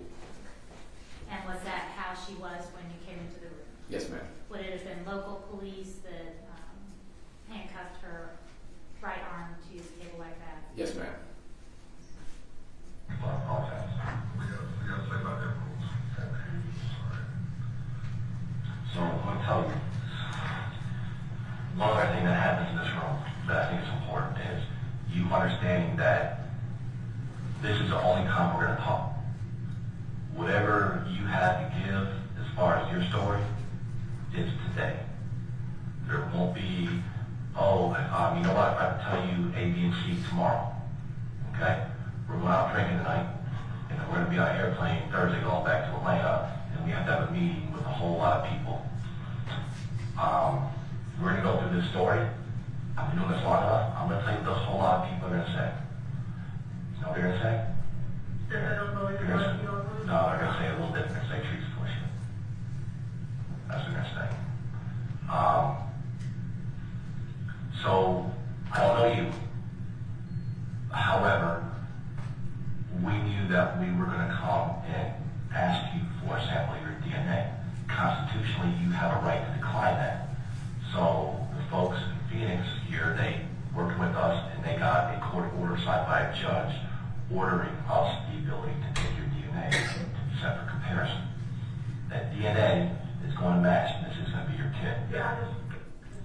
No, I know. But I had to assume, just in case, right? I play the worst case scenario game. And then we're going to look at the facts. The facts are you had a child, actually have a copy of the birth certificate that you signed with William. He went to school in North Carolina up until like 2nd grade, I think, maybe. And then he leaves school, he comes to Georgia, and February of 1999, his bones are discovered in a field. Now, his body had been there 4-ish months before anyone found the bones. And I'm just saying factually, you just go on about your life. You go to Alaska, you meet Nathan, you guys come back down here, you guys have your ups and downs, he ends up moving out, and then we got some fight like a month ago. And nothing's ever brought up, there's no missing person report, there's no whatever. I believe, I'm going to tell you, I'm going to just tell you what I believe. And there's things I can't 100% disclose to you. I believe that your 7-year-old at the time became ill. I believe your son died naturally from that illness. I believe you made a poor decision. Because whatever reason, whether don't trust the police, scare the police, those are all reasonable. Don't have a family, reasonable. Not stable, reasonable. And you let it ride. Teresa, I'm going to tell you, if I'm close, the story that I just said, it is very important that you tell me, because those are my words, not your words. And I'm going to tell you, Teresa, I have a family, he has a family, and kids change the dynamics of family. Okay? They do. Teresa, I believe that you knew today was going to come someday. Look at my face. Am I wrong? All I have. Come here. All I have. Tell me what happened, William. It's just us in this room. And I know you didn't hurt your kid. I know. Come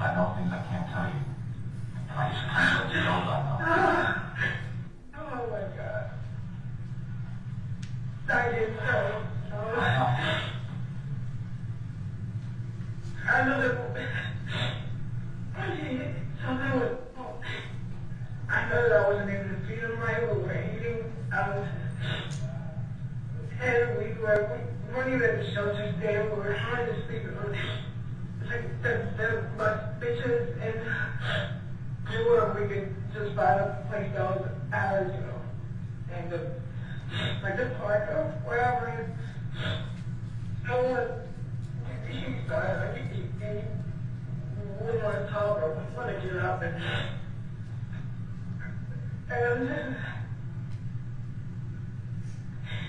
I didn't know what to do because I figured, okay, man, he's just really hungry. I got to talk to something to eat. And so I was trying to find something to eat. And that didn't seem to help much. He kind of didn't want to do anything. And so we ate stuff. I was careful with it, and I was like, okay, I can find something. We can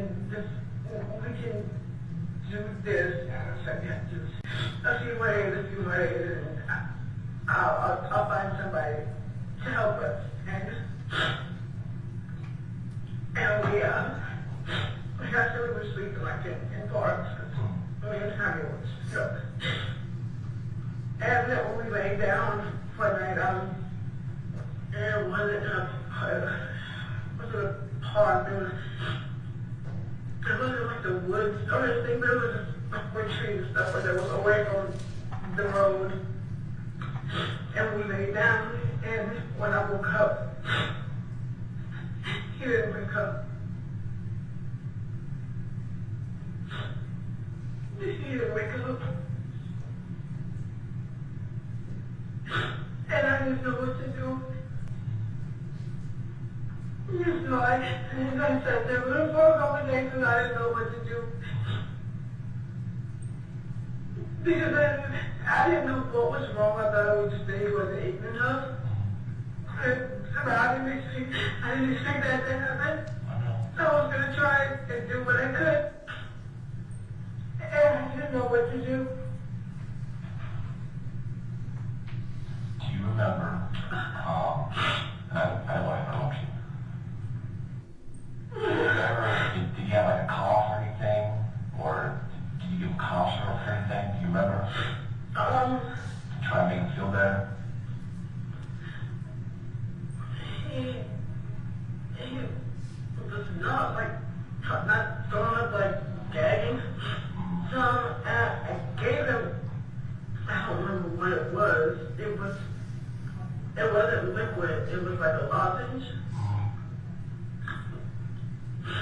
And I think I gave him that. I don't know if I had cough syrup. I tried to give him whatever I could to stop. I didn't know what was wrong with him. Did you ever call 911 or anything for ambulance? I did. I should have done it. I'm just asking, Teresa. I'm just asking. I'm trying to help. I'm just asking.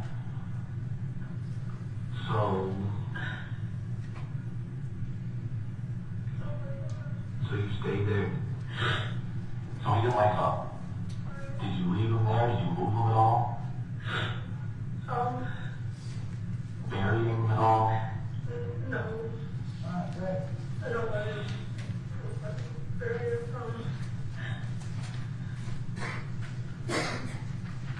How old are you?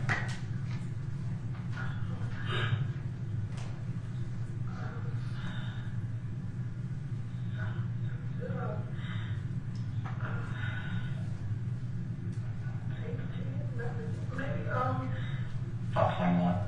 Like 20. Okay.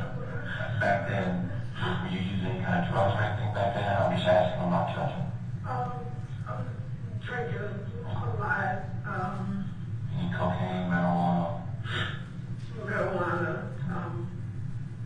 Cocaine sometimes or whatever somebody would give me. I feel better now. I do, but I don't. Because you had to relive it, yourself.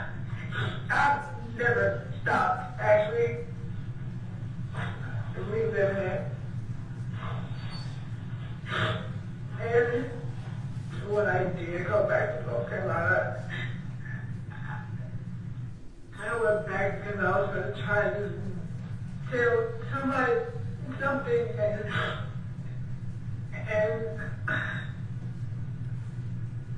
I thought people would have thought that I did something earlier, and I kept trying to say what I needed to, that it still about something. I need to say something, and then I didn't.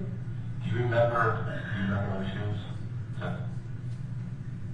A little something close, like, yeah.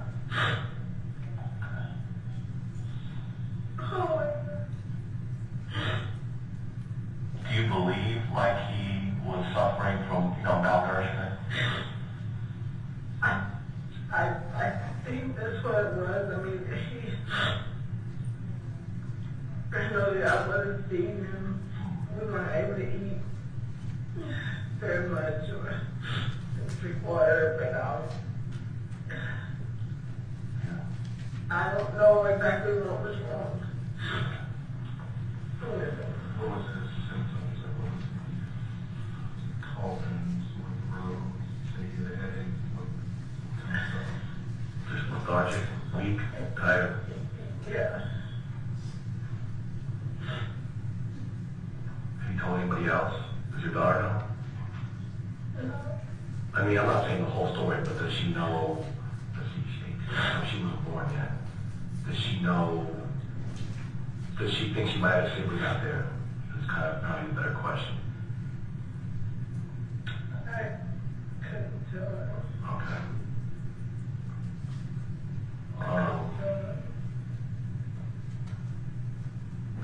Take a deep breath.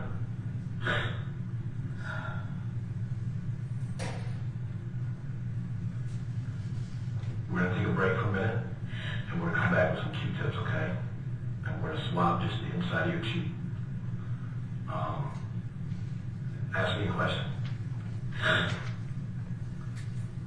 You're going to go home when we're done today.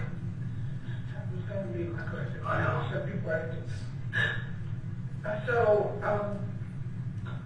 do I wait to hear from, like you said, you guys have to go back and do I wait to hear from someone from there, or Teresa, tomorrow's the day. It's been a nightmare for so long. Because what you're living with, the regret and everything that's been weighing on you, I'm no judge, I'm no jury, but that's probably enough. Now we'll present, we'll go back to work and we'll present everything, and I don't know. I don't know why you, I don't know. But it ain't murder.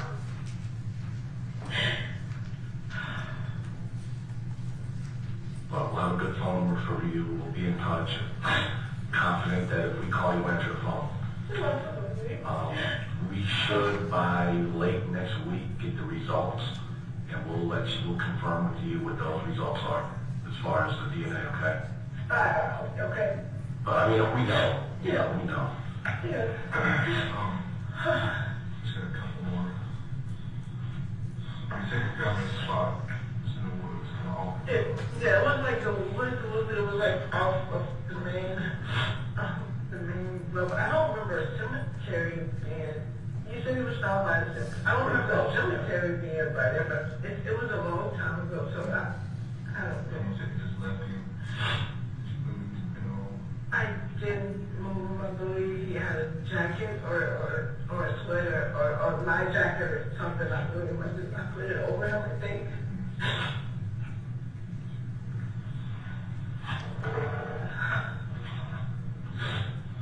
I think the jacket or something that I didn't move him. Like a hoodie?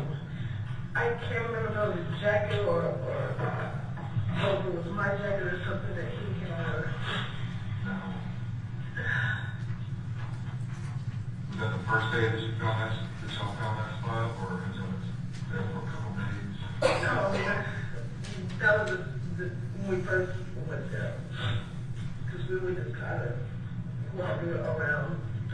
It wasn't like a place where I would just go to every night or something like that. We just kind of looked for somewhere when it started getting dark and we could try to sleep. How long had you been out of somebody's house at that time?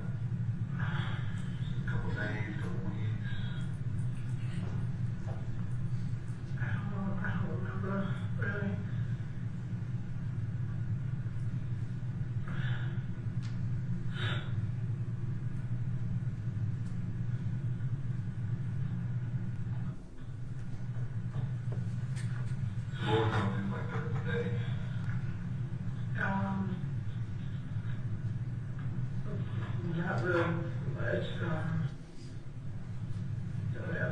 or like outdoor places or practice.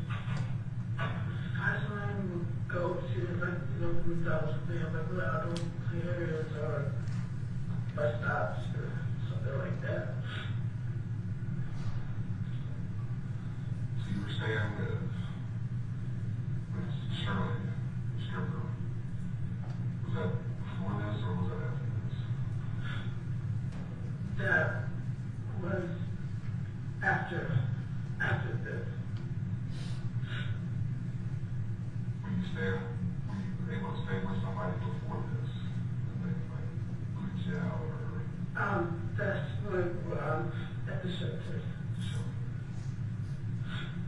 did they force you to leave or you just not want to be there? It was like an overflow, so sometimes they had room and sometimes they didn't. And did they give you like preference since you had a kid?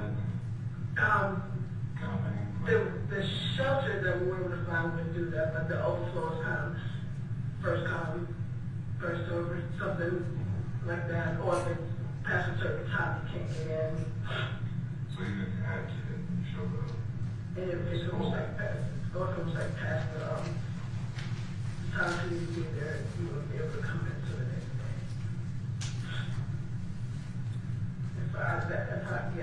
If I remember right.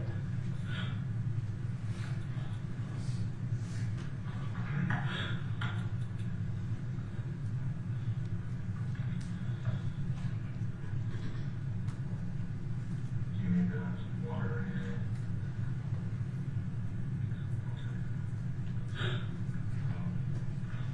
Good stuff. Yes.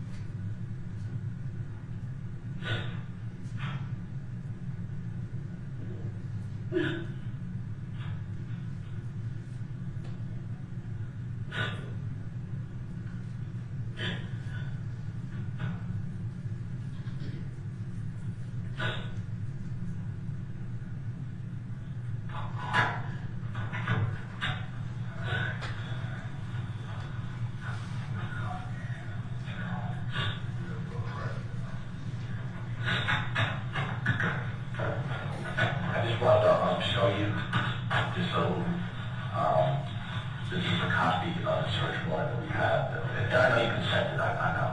But just I want to let you know that we did go through with this. Right? Hold on. Start this again.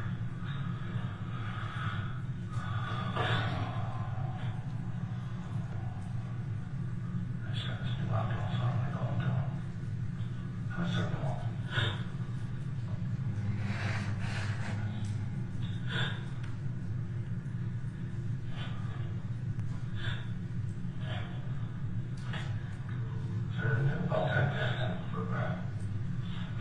You okay?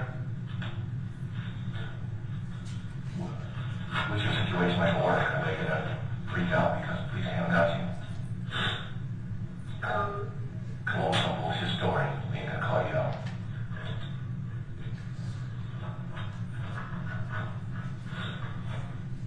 All it is Q-tip.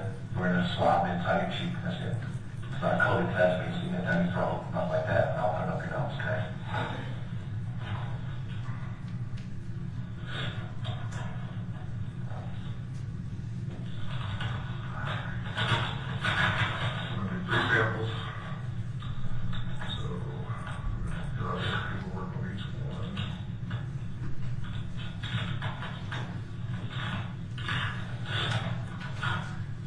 How's your daughter doing?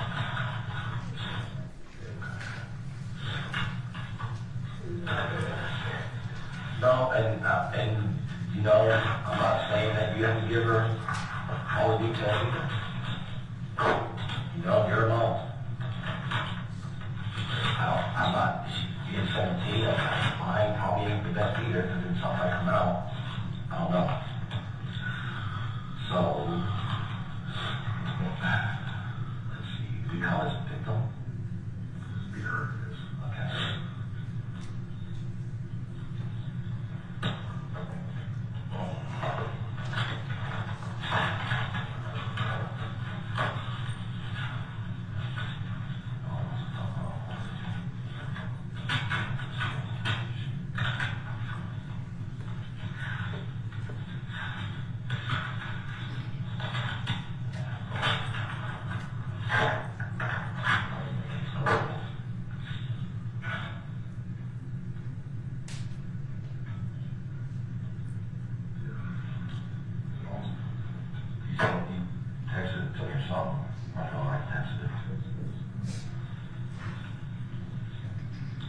Bailey, your middle name, right? Yes. B-A-I? L-A-Y. L-E-Y.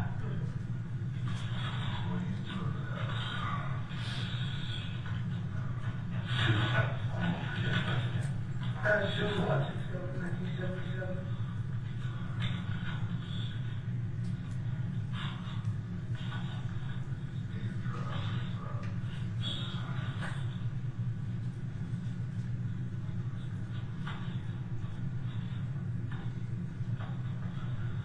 That's not first.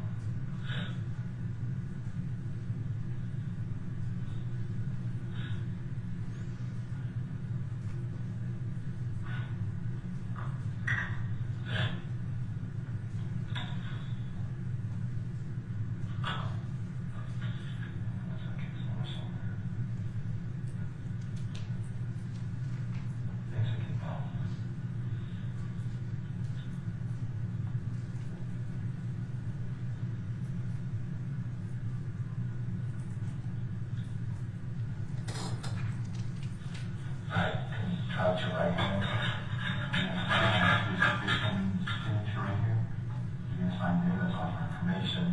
That's what's going to go inside this Q-tip.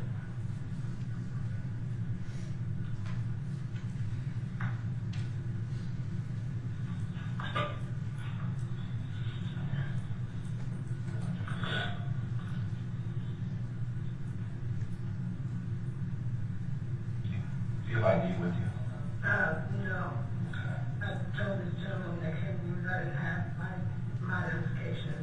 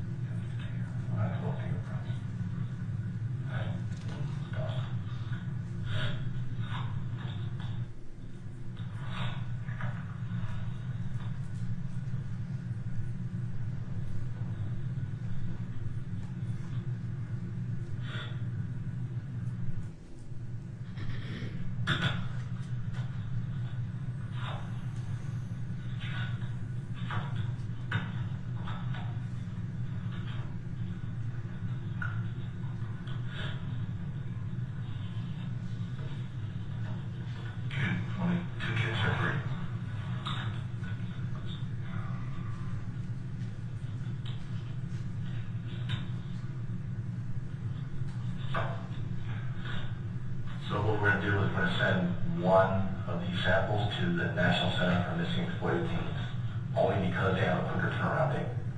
So I'm going to send one also to the Georgia Bureau of Investigation just for formality, but they pay 3 to 4 months. 3 to 4 months. I'm going to leave you with a card when we leave. It has my name and phone number on it. If you change your address, change your phone number, you can call me. Because I expect you to answer that phone if I call you. Is that fair? Okay.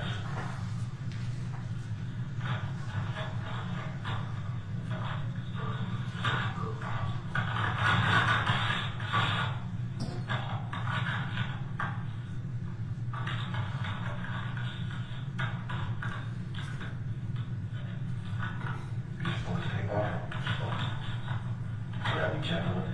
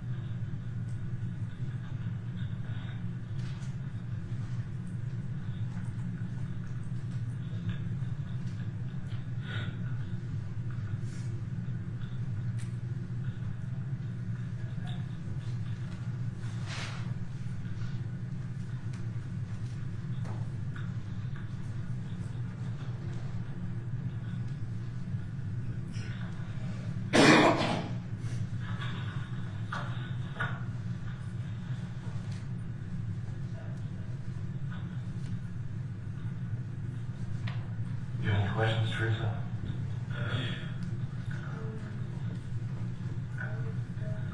What was this? Do I need to give my ID to someone or?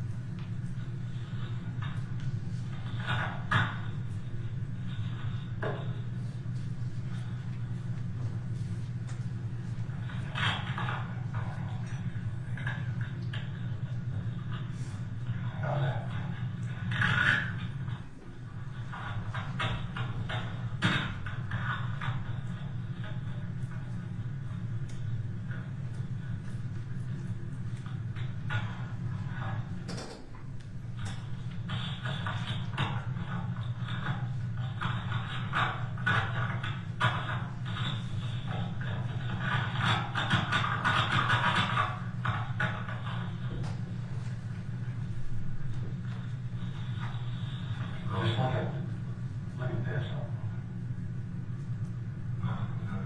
Okay.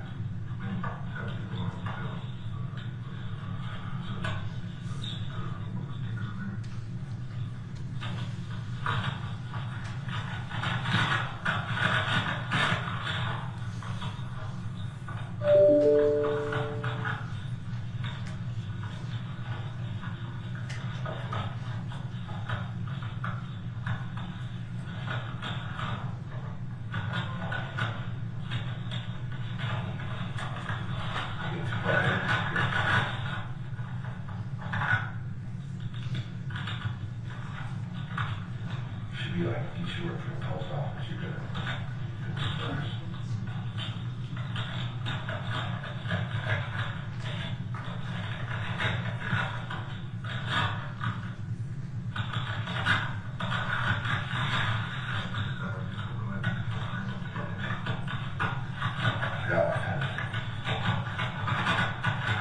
So you like Arizona?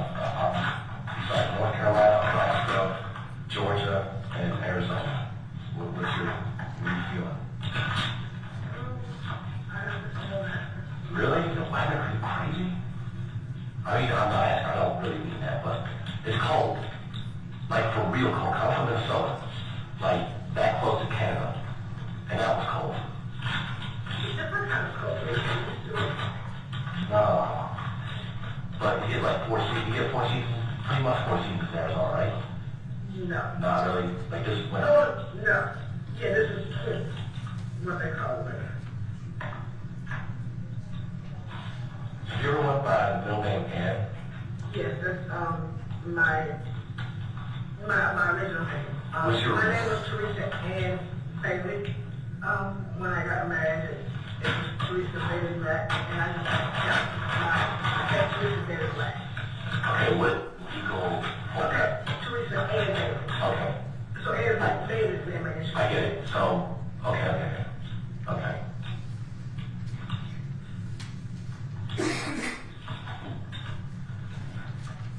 You hyphenate Bailey Black at all? Yeah.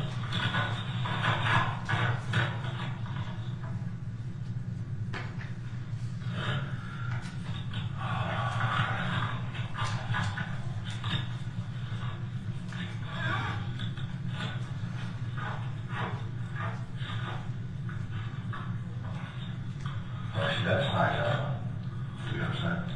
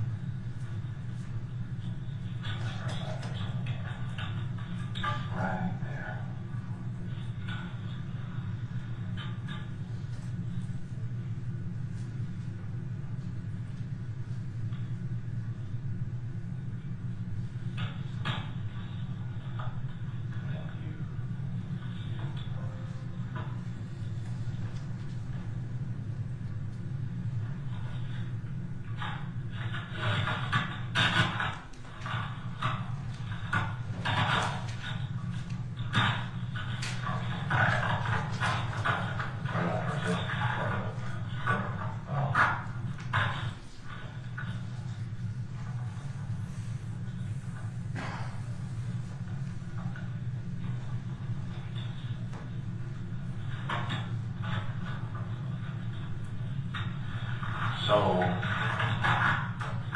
maybe not recent, but like 5 years later, were you worried about this day? Someday?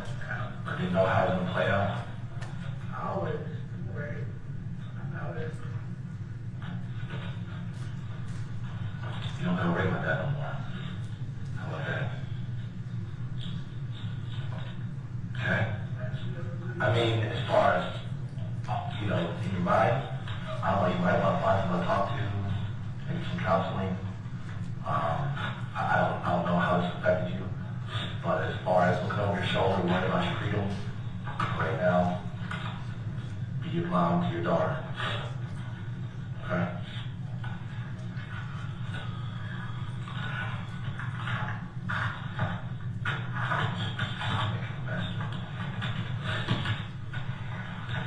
I just want to make sure, we got our timeline and everything down right. Born and raised in North Carolina. Did you come to Georgia first, or did you go to South Carolina first? I lived in Georgia. That's when you brought me up down here.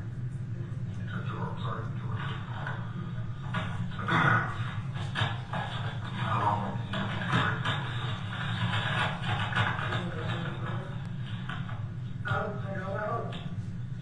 you live in Did William ever go to school in Georgia at all? homeschooling, anything? So, was he showing these symptoms that you were saying about being like lethargic and all that while you were in North Carolina, or did that happen when y'all got here? How long after y'all got here?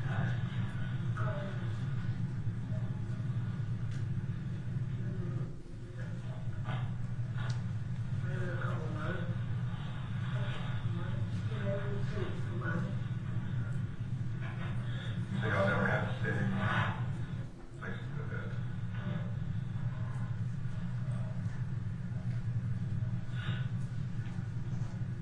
And was there a point where you were like somewhere for like a week at a time, or was it just like hitting this day to day kind of thing?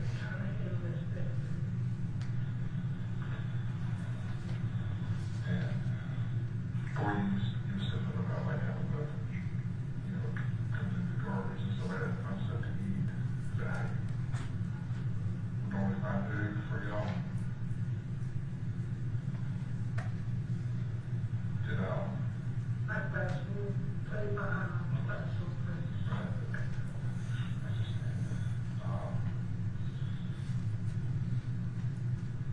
when William started to show these signs, what thought crossed your head? Like he was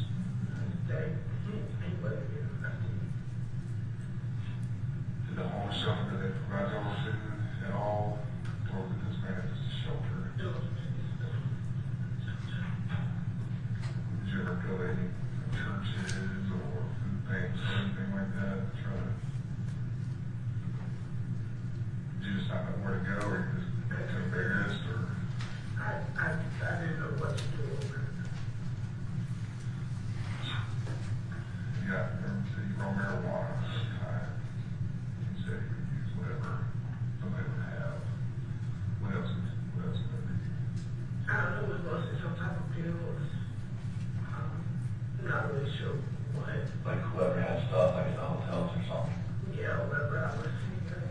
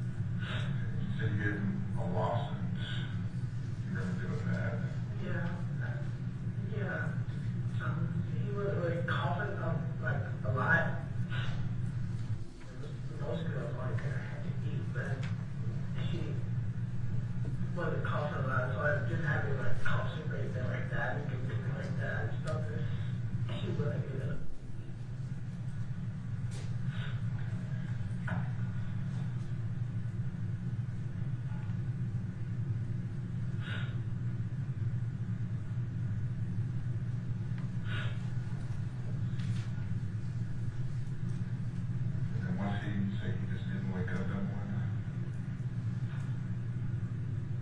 Did you try reviving? Should come with,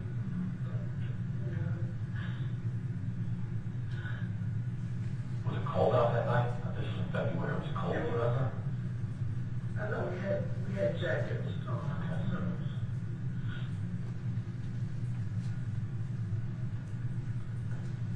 Any chance you have a picture of him?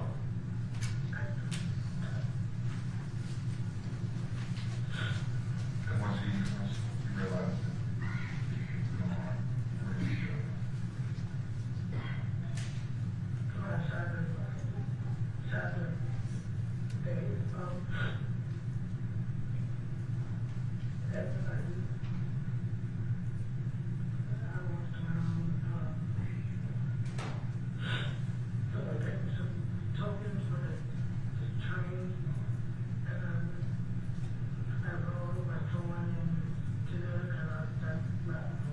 I didn't know what to do.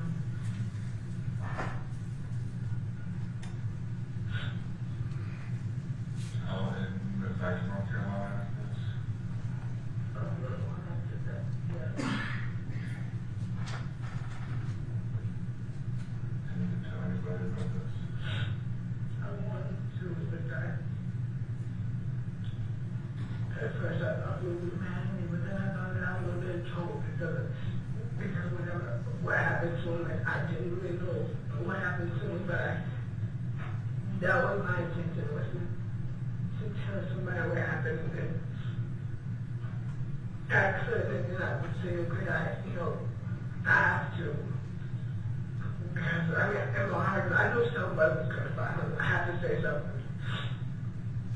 And then I did, and then at some point where I was like, if I say something now, that's kind of like I did something wrong, and I guess like you said, I've just been waiting for somebody to come and find me. And I know I should have said something. I know I should have said a lot of things different. You were young. You know better.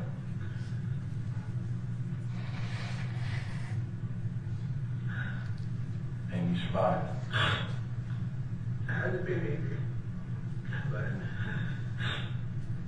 guess Yep.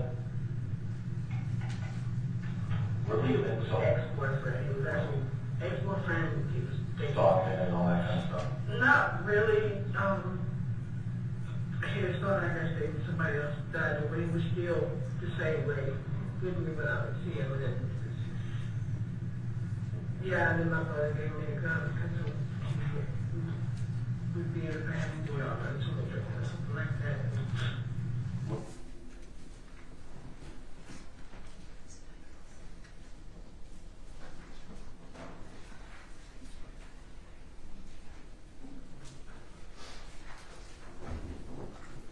Your Honor, can You we good? go ahead and break?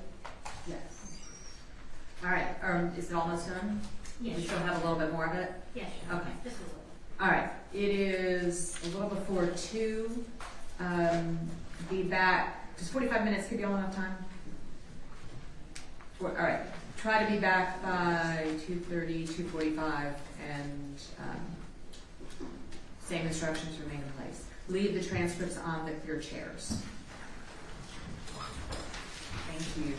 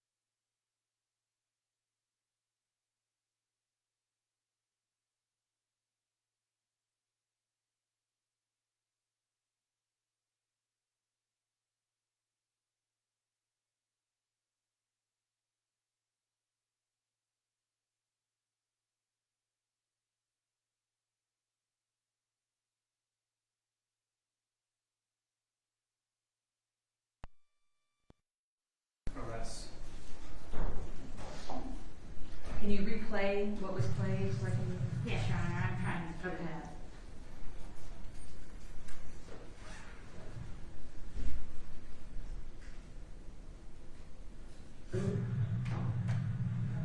Like you said, I just been waiting for somebody to come and find me. I know I should have said something. I know I should have did a lot of things different. You were young. Didn't know better.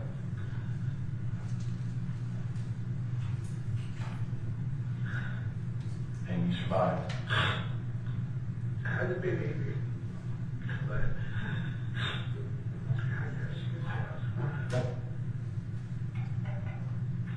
Where were you at? So, ex-boyfriend, he was actually ex-boyfriend, he was dating. talking and all that kind of stuff. Not really,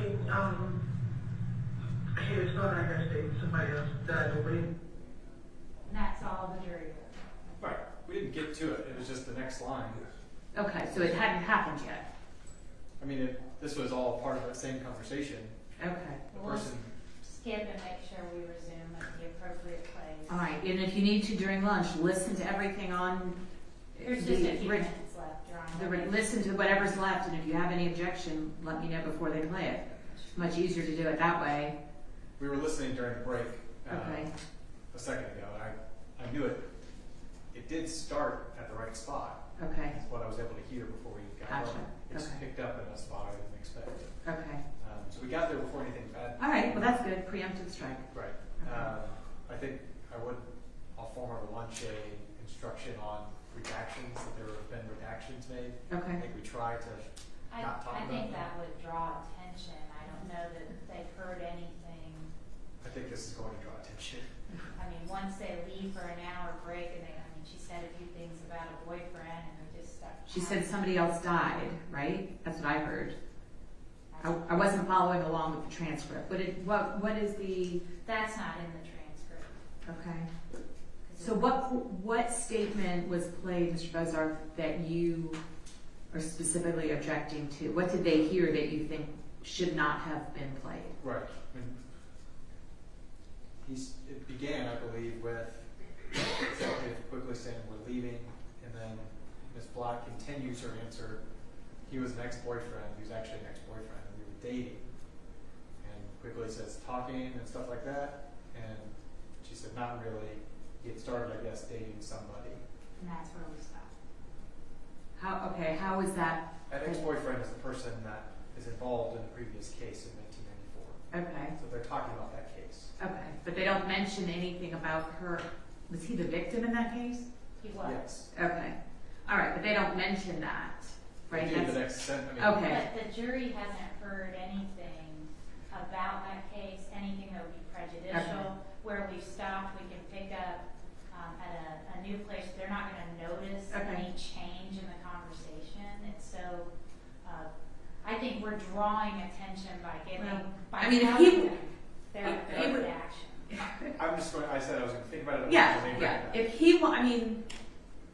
Any potential prejudice would be to the defense. If the defense wants a curative instruction, then, I would consider it. But I kind of agree that I don't think they've heard anything that was essentially prejudicial, as long as I don't go any further. Just the fact that she had an ex-boyfriend and they were dating. Yeah, you know what I mean? We just haven't told them that there have been skips. So they may be wondering. I thought we did, because she said redacted, that was outside the presence of the jury? Okay, all right. Well, then we can certainly let them know that I have no problem with telling them that it's redacted and parts of it the court previously determined were not admissible, and therefore they were taken out. And the only portion they're hearing is what they're supposed to hear, or something along those lines. I don't even know if I'm requesting that. Okay, yeah, all right, think about it. That's fine. All right, we'll be in recess till 2:45.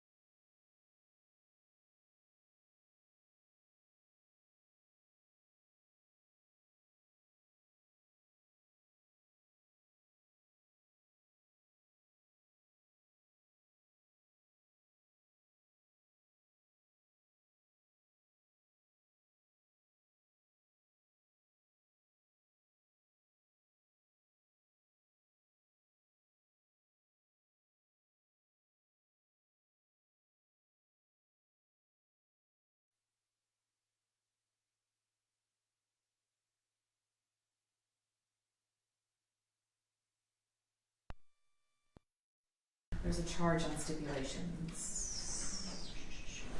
And we can send that to Your Honor. No, Caroline has it. She'll pull it for me. All right, so a stipulation is essentially a fact that both parties agreed to is admissible. And the parties in this case, and you're to take this as it is, just like any other proven fact in the case.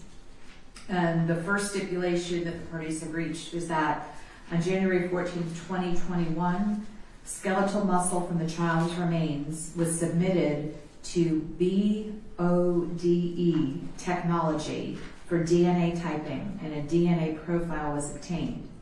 The DNA profile for the child was compared to the known DNA profile of William Harris Hamilton, and the alleged child could not be excluded as the possible biological child of William Harris Hamilton. The results provided moderate support for relatedness.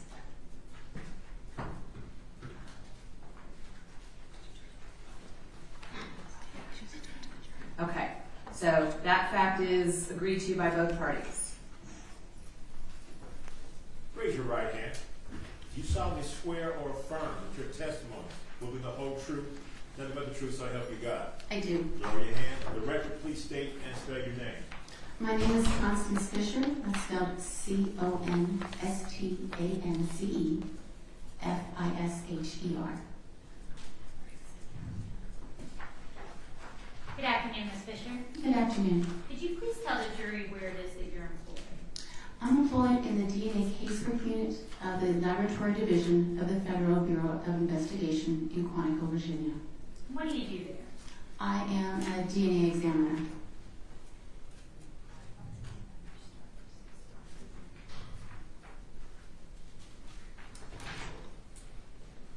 And what type of DNA examination do you perform at the FBI lab?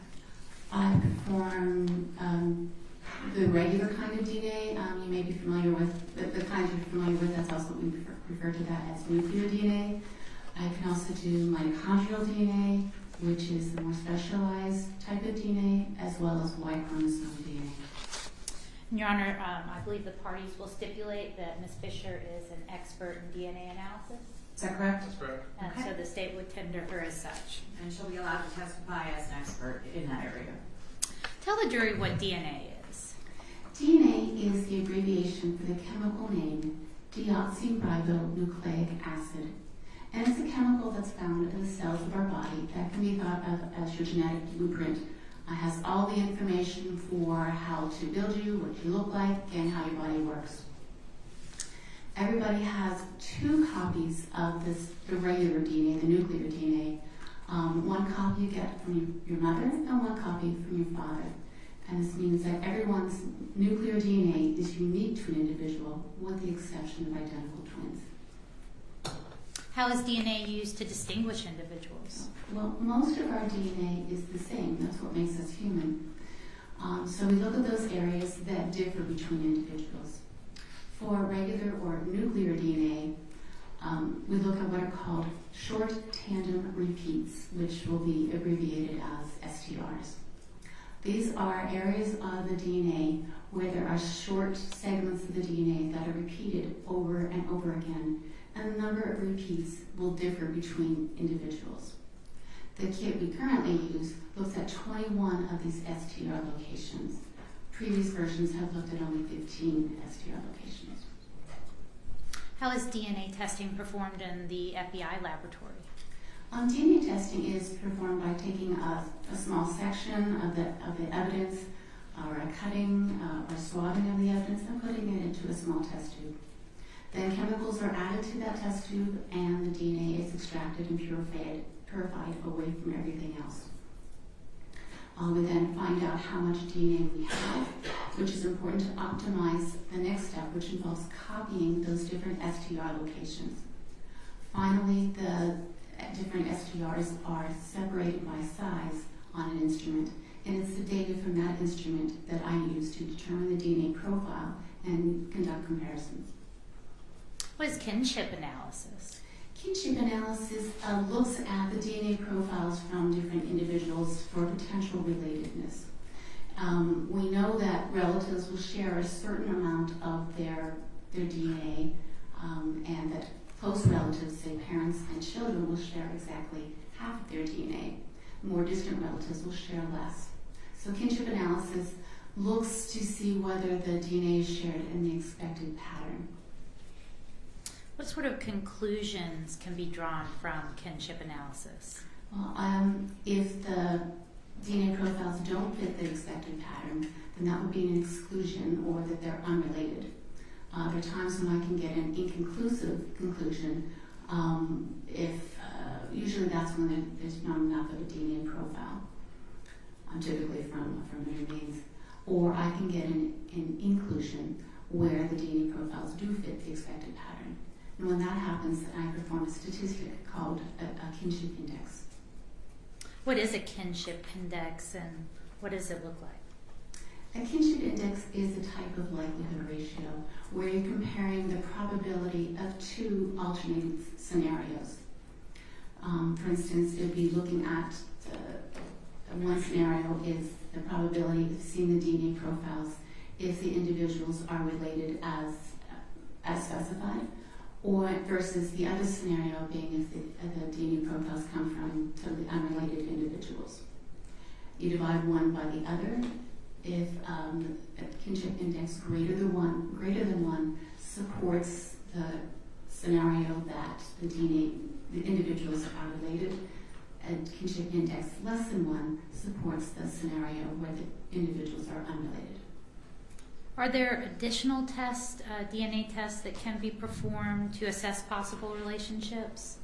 Yes, there's Y chromosome testing that can be done, and that's Y chromosomes are passed from father to son along a paternal lineage. And there's also mitochondrial DNA testing, which is passed along a maternal lineage from mother to child.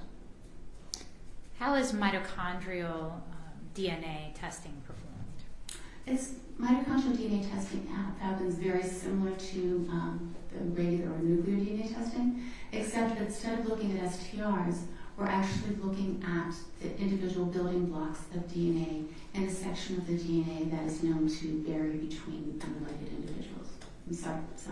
Between different maternal lineages. Were you asked to compare the DNA, the known profile of the remains in this case, to the known profile from the defendant, Teresa Black? Yes, I was. And did you prepare a report of your findings? Yes, I did. Were you also asked, and was that a nuclear test? That was a kinship analysis which uses nuclear DNA. And were you also asked to perform a mitochondrial DNA comparison? Yes, I was. And did you prepare a report of those findings? Yes, I did.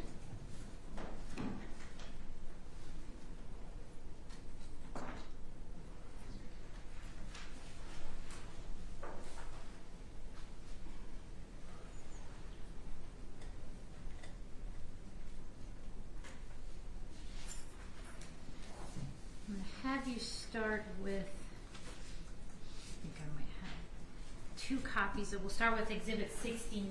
Do you recognize that exhibit?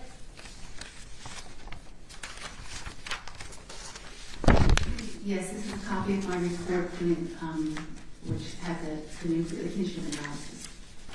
And is it a true and correct copy? Yes, it is. Your Honor, at this time the state tenders Exhibit 69 into evidence. Any objection? No objection. 69 is admitted.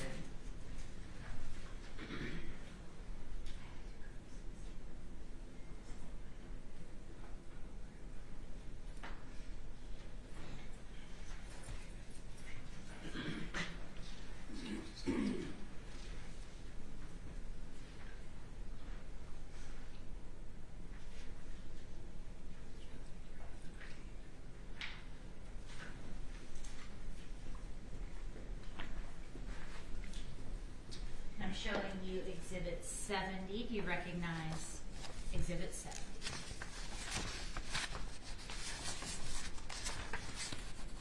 Yes, this is a copy of my report with the mitochondrial DNA analysis. Is that a true and correct copy? Yes.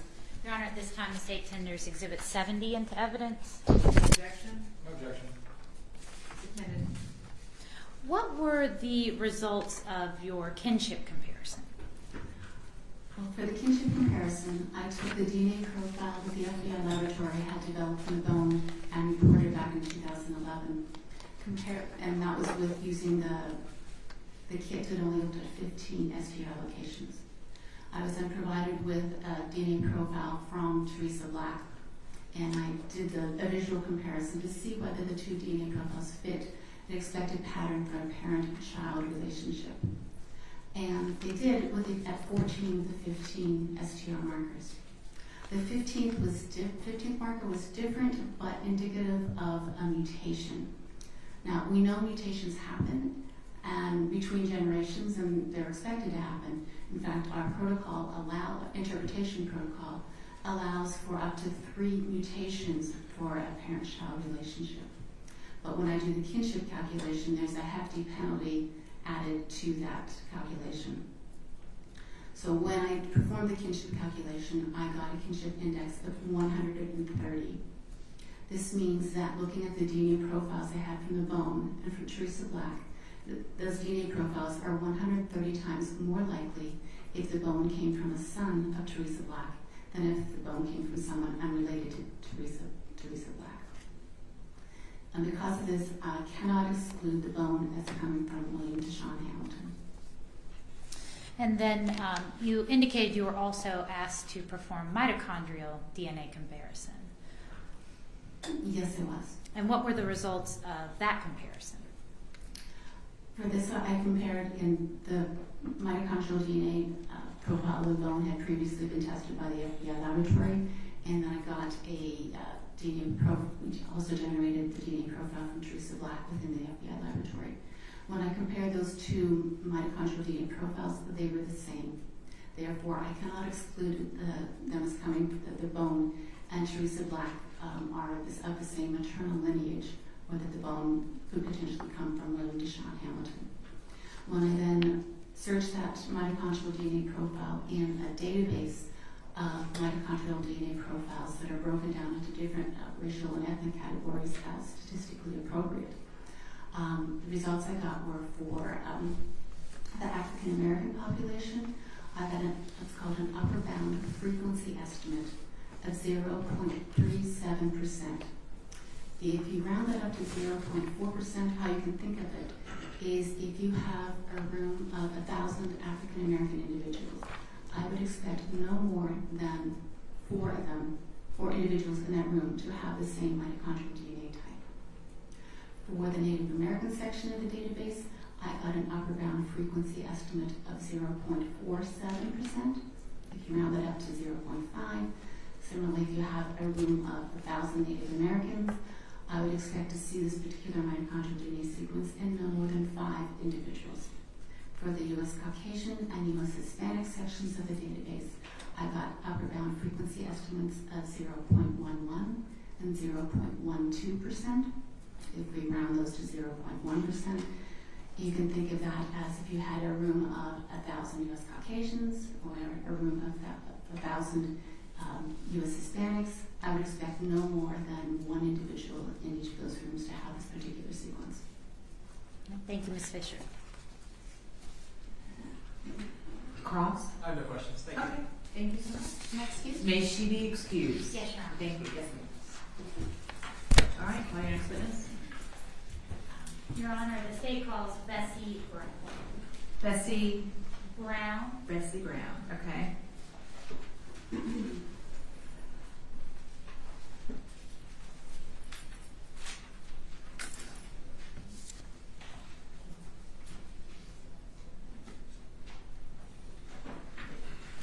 This way, please.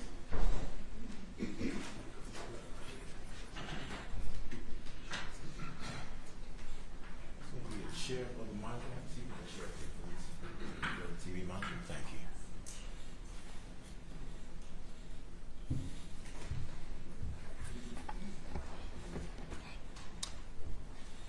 Make sure you stick in the microphone.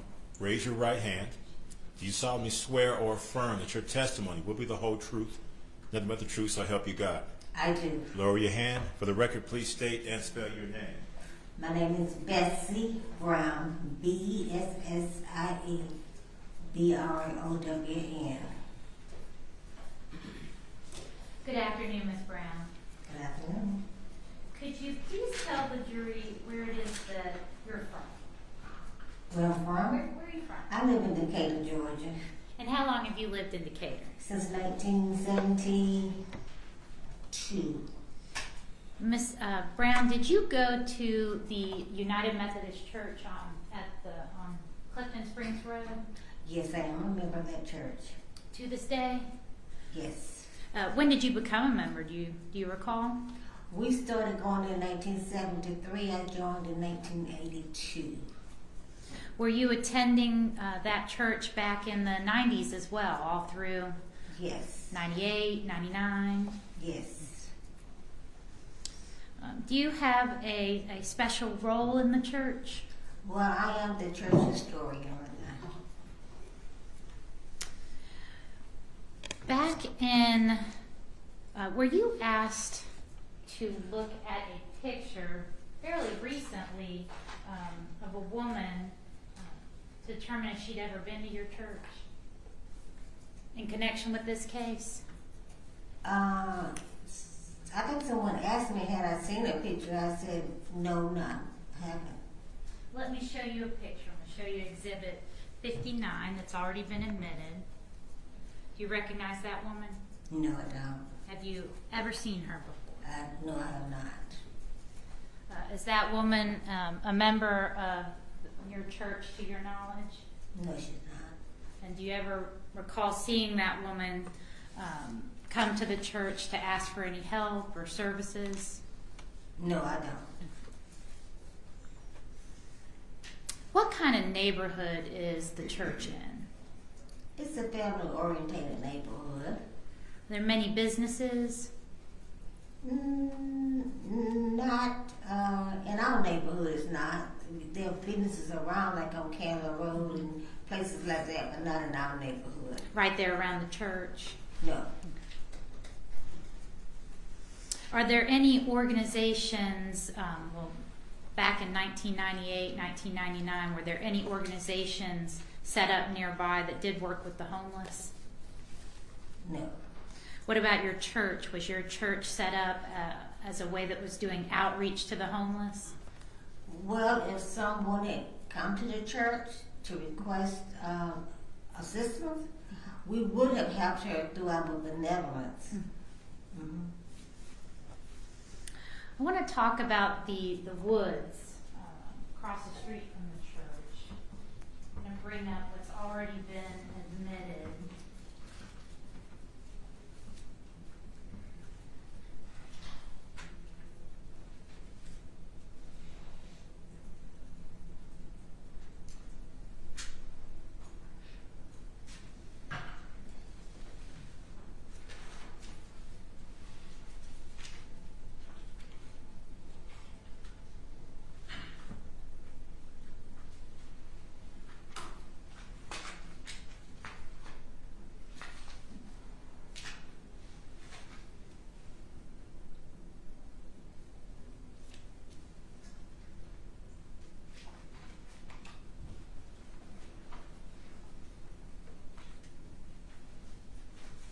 This is going to be Exhibit 8. Do you see the exhibit on the screen in front of you, Ms. Brown? Do you see the computer screen to your left? Oh, yes. Do you recognize that area as the woods in front of the church? It's across the street. Yes, ma'am. Yes. Okay. And in your time, all that time that you've been attending the church there, have you had an opportunity to pass by the woods as you're going into the parking lot to go to church? Every day. And do you have any observations about what goes on in the woods? No, other than people, they just throw out trash and stuff when they're going down Clifton Springs Way. But no, I have not. Back in 1998 to 1999, was it customary for people to hang out in those woods? Not to my knowledge. Were you familiar with anyone hanging out in the cemetery? Not to my knowledge. Would people walk through there during the day? I think so, yes. Were you aware of anyone sleeping in those woods? No.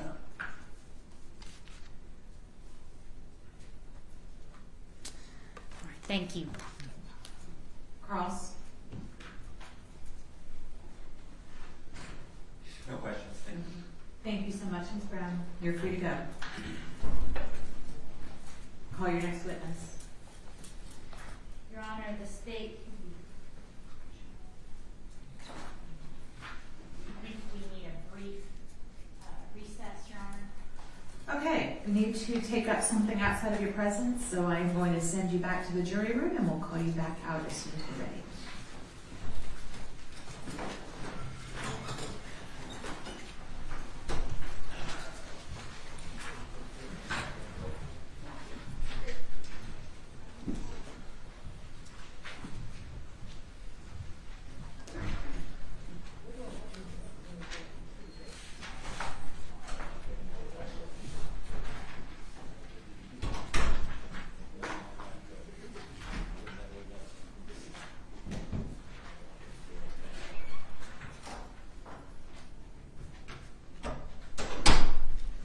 Okay, yes. This witness was just one that was added on sort of late. I haven't had a chance to speak with her. We've tried. She says call us back. Just wanted to speak with her.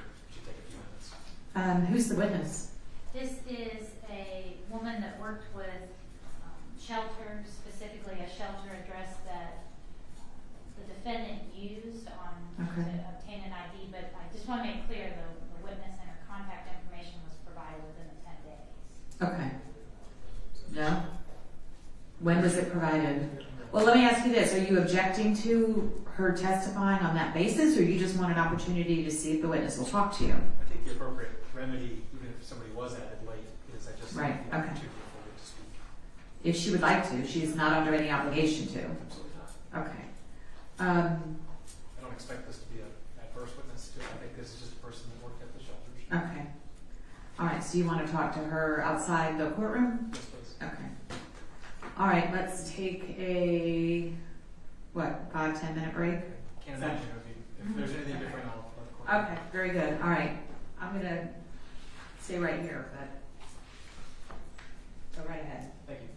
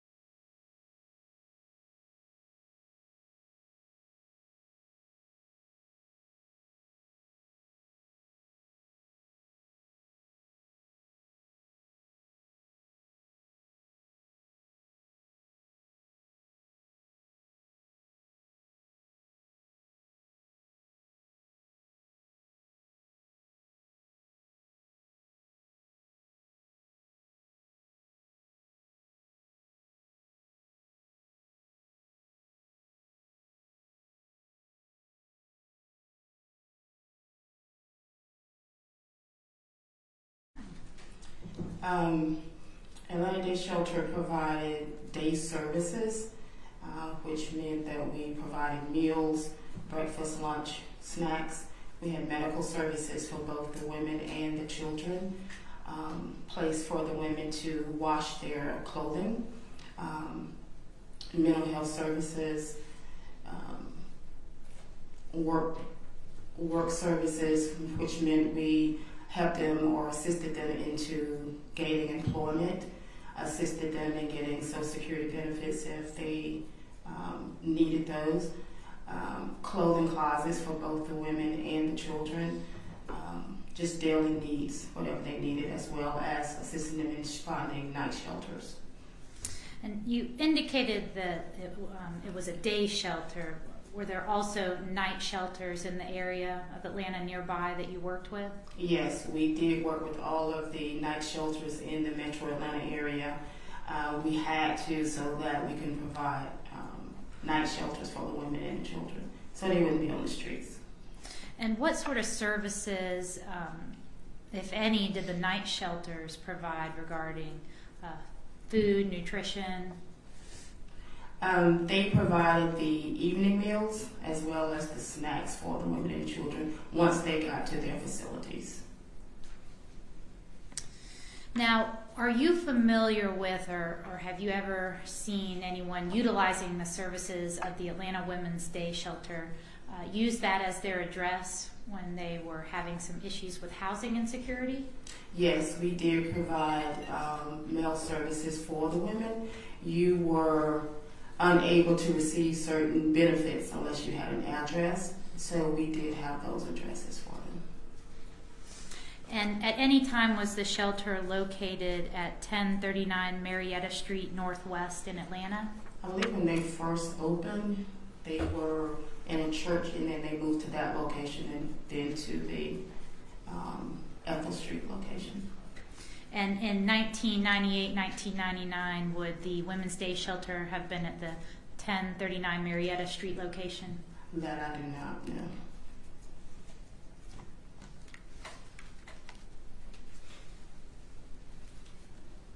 Now, the night shelters, you indicated they provided a place for women and children to sleep.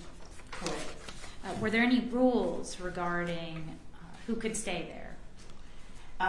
All the facilities had their own guidelines set up, and the women, they had to abide by those guidelines when they went there. Curfew was definitely one of the top guidelines, and a lot of the ladies, they didn't like going because of those curfews. When you say they didn't like going, what do you mean by that? The curfew started maybe at 5 o'clock, 6 o'clock. Some of the ladies, if they had employment, they might not get off at that time. So it was a conflict with them getting there in a timely manner. But many of the night shelters would work with the ladies as long as they knew their work hours. They would give them a certain time frame to get back to the night shelters, but some of them didn't want to abide by that guideline. And were you ever working with women that might have worked in nightclubs or adult entertainment clubs? Yes. And would those hours be difficult for someone in that industry? It would, and that's why we encourage them to pursue other employment. Would you try to work with them while they were, while giving that counseling? Yes, we did, and we would also, with our work study or the work program in the day shelter, we would provide other leads for that particular person to pursue employment in other locations, as well as other agencies. We did make referrals out to other agencies for work programs as well. Was Atlanta Women's Day Shelter the only day shelter in Atlanta at the time? It was the only day shelter for women and children at that time. And what about the night shelter? Was there more than one night shelter? Oh, yes, definitely. Would women with children be prioritized in any way at the night shelter? We did try and work with the women and children first in gaining a place to stay. If a woman with a small child were to turn up after curfew and need help, would they just be turned away, or would there be methods to try to help them? At the night shelters? Yes, ma'am. They would try and assist them. During that time, you had a facility called the Task Force, and they had a lobby area. So if they didn't have a bed available at that particular night shelter that they went to, then they would direct them to the task force. And the task force normally would take in people, but they had to sit in the lobby area. There was not a bed for them. And if were there any other ways of allowing women and children to stay nearby or in close proximity if not in the lobby? Okay, say that again. Was there any other places that the women and children might be able to stay nearby, not in the Not lobby? with a bed, no. The beds were limited. You didn't have a lot of beds in the metro Atlanta area due to a lot of people coming here that was already homeless or something took place that caused them to lose their homes. So you didn't have that many spaces available. We would work with the night shelters earlier, first thing that morning, to ensure that we placed the new people that came into our facility. But once those beds were filled, then there were really no other beds available in the metro Atlanta area. Then they would go to the task force and sit in the lobby area.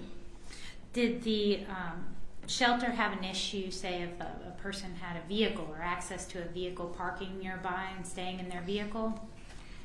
We encouraged them not to, but some of the ladies would stay in their vehicles outside of the day shelter because they felt, I guess, that it was safe out there. We had the police to come through periodically to make sure that there was no other activities going on, so they would kind of see what was going on out there and make sure everything was okay. All right, thank you. Cross? I don't have any questions. Thank you so much. Thank you. You're excused. Thank you.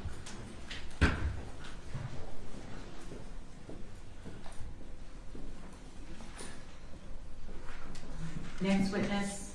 Your Honor, the state calls Montefiore Davis. Do we need to have a sidebar before this testimony or no? Not from the No. state. No. Okay, just checking.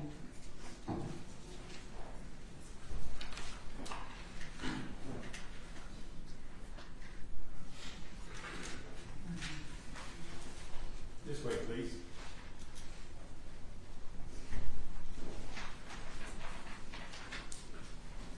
It's going to be a chair. That chair, please.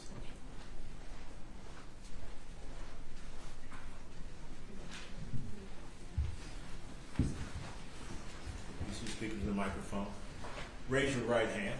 Do you solemnly swear or affirm that your testimony will be the whole truth, nothing but the truth, so help you God? Yes, I do. Lower your hand. For the record, please state and spell your name. Montefiore Dontina Davis. MONTIQUELYN BONTINA DAVIS. Good afternoon, Ms. Davis. Could you please tell the jury where you're from? I came here from Raleigh, North Carolina. Did you ever live in Charlotte? Yes, I did. When did you live in Charlotte? The majority of my life. I moved from Charlotte in 2008. Were you living in Charlotte back in the early 90s? Yes. And then until 2008? Yes. What did you do for work? I had a daycare there. And In Charlotte or Raleigh? In Charlotte. In Charlotte, okay. And where was your daycare located? It was at 2832 Mayfair Avenue. Now, showing you what's already been admitted as Exhibit 3. Do you recognize the residents in this exhibit? I do, but that's not mine. Not yours? Did you ever go to that particular location? No. Did you operate a home daycare center? Yes, but not. But not out of that particular location. That house is up the street from my house. Okay. So your daycare center, where was it operated out of? It was about two houses up from that. 2 houses up. And while you were operating that daycare center, did you ever look after a little boy named William Hamilton? Yes, I did. And who retained your services? His grandparents. Do you recall when that was? I don't remember the exact year. Let's say 94-ish. Do you recall how old William might have been? I think maybe going on 2. And you said his grandparents did you meet both of his grandparents? Mm-hmm. Yes. And what was his grandmother's name? Willie May. And what was his grandfather's name? Mm-hmm. I don't remember his grandfather's name. I know it's been a long time. Who did you interact with the most? His grandmother? His grandmother. And about how long did you look after William? I'm going to say probably 3 years. Initially, when you first started looking after William, was his mother in his life? She was not. And who was William staying with? His grandparents. For about how long was William with his grandparents and not with his mother? I would say maybe around 2 years, maybe. And is that why his grandparents sought your assistance with William? Yes. And how often would you look after William? Every day, and sometimes on weekends too. And what would you do for William? He was in my daycare. I did the standard daycare operations. He was a bedwetter, so sometimes he would come not as clean as some of the children, so I would bathe them and buy him clothes. I took him for haircuts and swim lessons, just standard things. Would he stay all day? Mm-hmm. Sometimes he would stay a week. He kind of became like a family. Did you have any pictures of William? Mm-hmm. Yes, we had several pictures.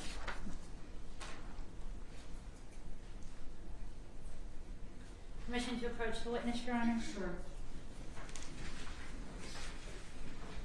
Showing you what's been marked as State's Exhibit 71. Do you recognize this exhibit? Yes, I do. And how do you recognize it?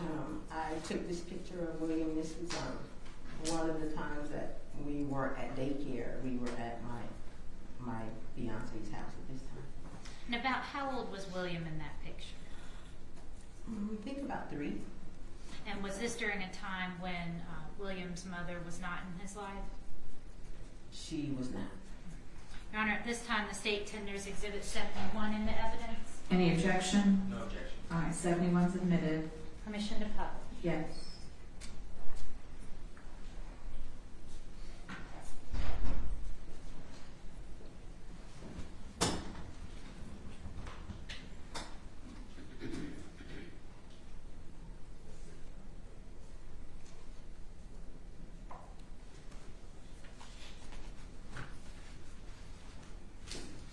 So you indicated he's about 3 years old in this picture. Mm-hmm.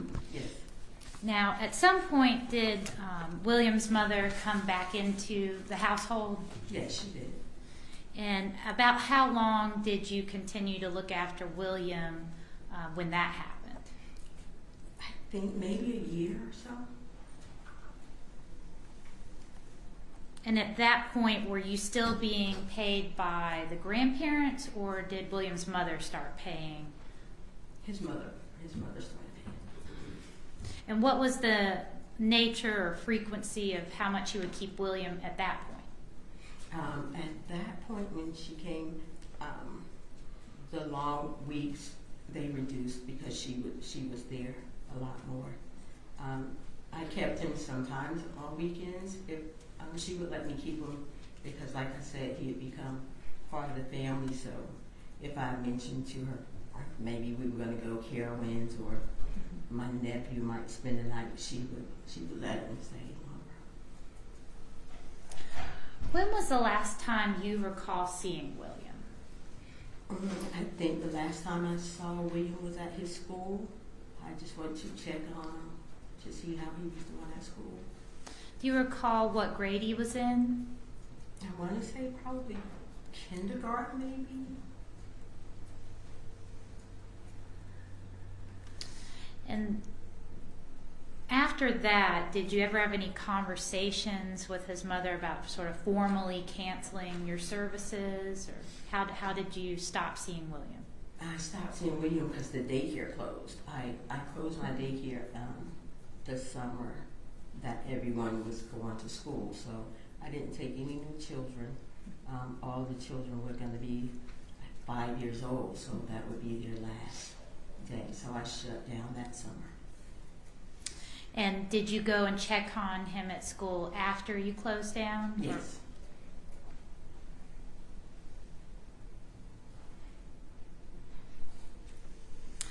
Did you ever try to see William again after that? No. Did you ever look into what was going on with William? Well, after I closed the daycare and I checked on him at school, thinking that fall, Ava came and said, William, I need to go find William. What did you do after Ava told you that? I went back to their house, and when I got there, the grandfather was there.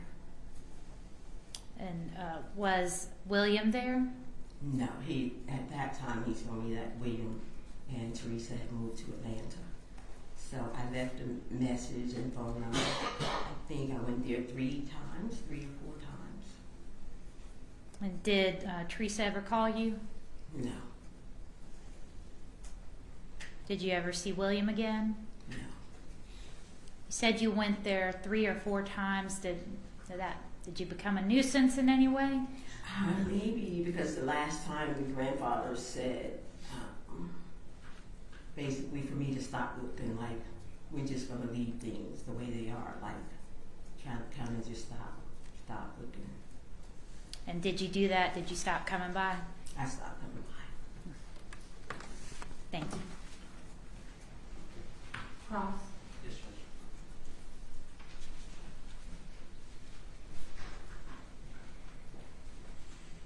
Judge. Hi, Ms. Davis. Hi. I have a few follow-up questions for you, okay? Mm-hmm. All right. Make sure you answer yes or no for me, okay? Okay, Thank well, you. I'm sorry. That's okay. No problem. All right, so, Ms. Davis, I want to talk to you about when you first started watching William, okay? Okay. And you said that at that time, when you first started watching him, he was in the care of his grandparents, right? Yes.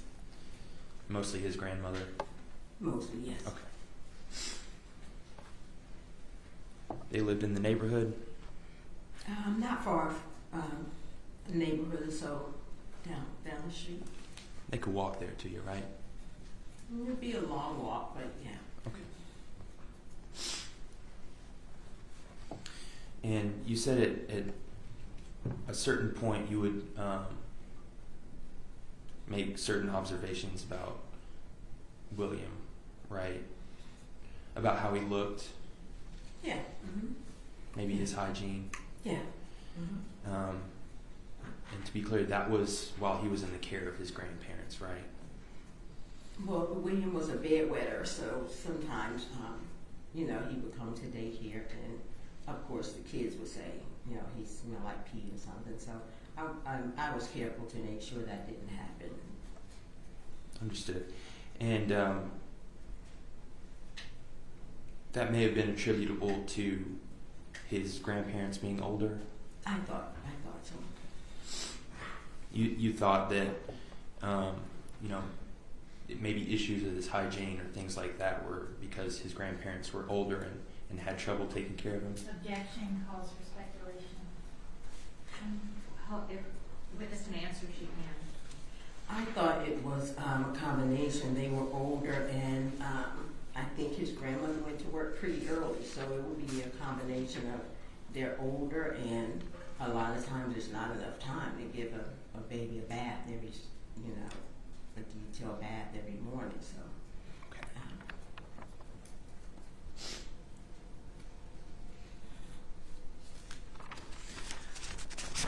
All right, Ms. Davis. And at some point you said that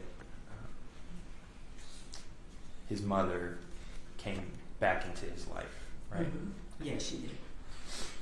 And then you also said that she would require less services from you, I guess, as a babysitter, because she was around more. Yes. So as a result, you watched him less when she came back into his life? Yes. Because she was watching him? Yes. Okay.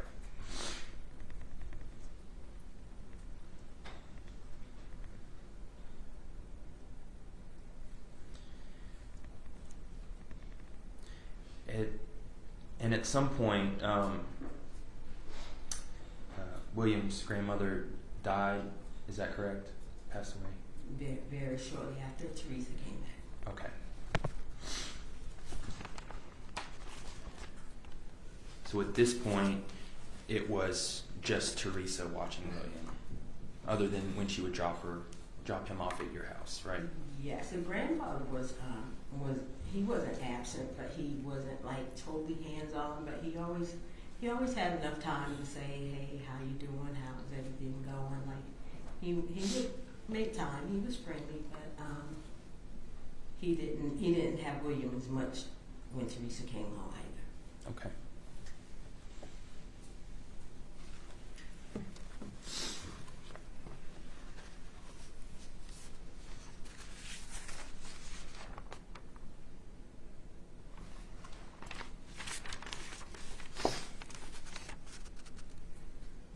And at this point, when Teresa came back, she was the one that was paying you, correct? Yes.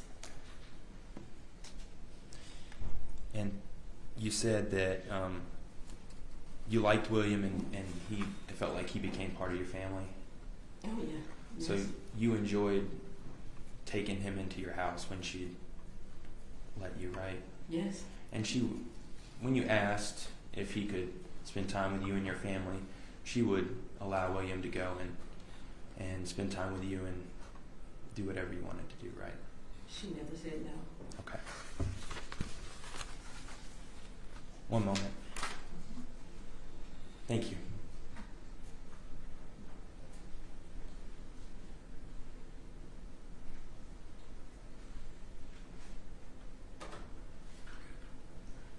You're good? Yes. Okay. Any redirect? No, Your Honor. All right, make sure you excuse. All right, thank you. You may sit down. You're free to go. Call your next witness, please. Your state calls Margaret Hamilton. Okay.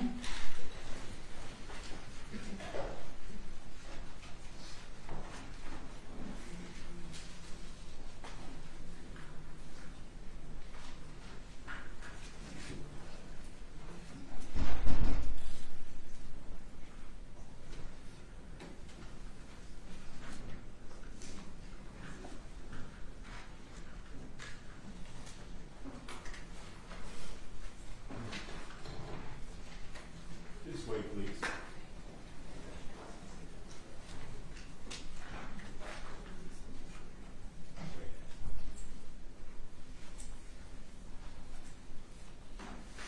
Just say that.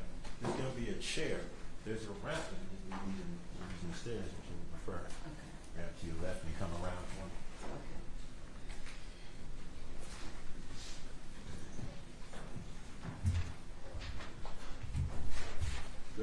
that chair, please.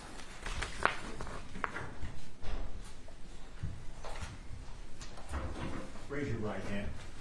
Do you solemnly swear or affirm that your testimony will be the whole truth and nothing but the truth, so help you God? I do. Lower your hand. For the record, please state and spell your name. Margaret Hamilton, M-A-R-G-A-R-E-T, Margaret, H-A-M-I-L-T-O-N, Hamilton. Good afternoon, Ms. Hamilton. Ms. Hamilton, where do you currently live? In Charlotte. In Charlotte. And how long have you lived in the Charlotte area? About 39 years. And in the late 1998, early 1999s, did you reside in Charlotte? I did. What neighborhood did you reside in around that time? It was between Glenwood and Remington. And that's a metropolitan neighborhood within Charlotte? Yes. And do you have any children, Ms. Hamilton? I do. And how many children do you have? I have 3 boys and 1 girl. And what are the names of your boys? My boys' names are Christopher, William, and Nathaniel. And what's the name of your daughter? Wanda.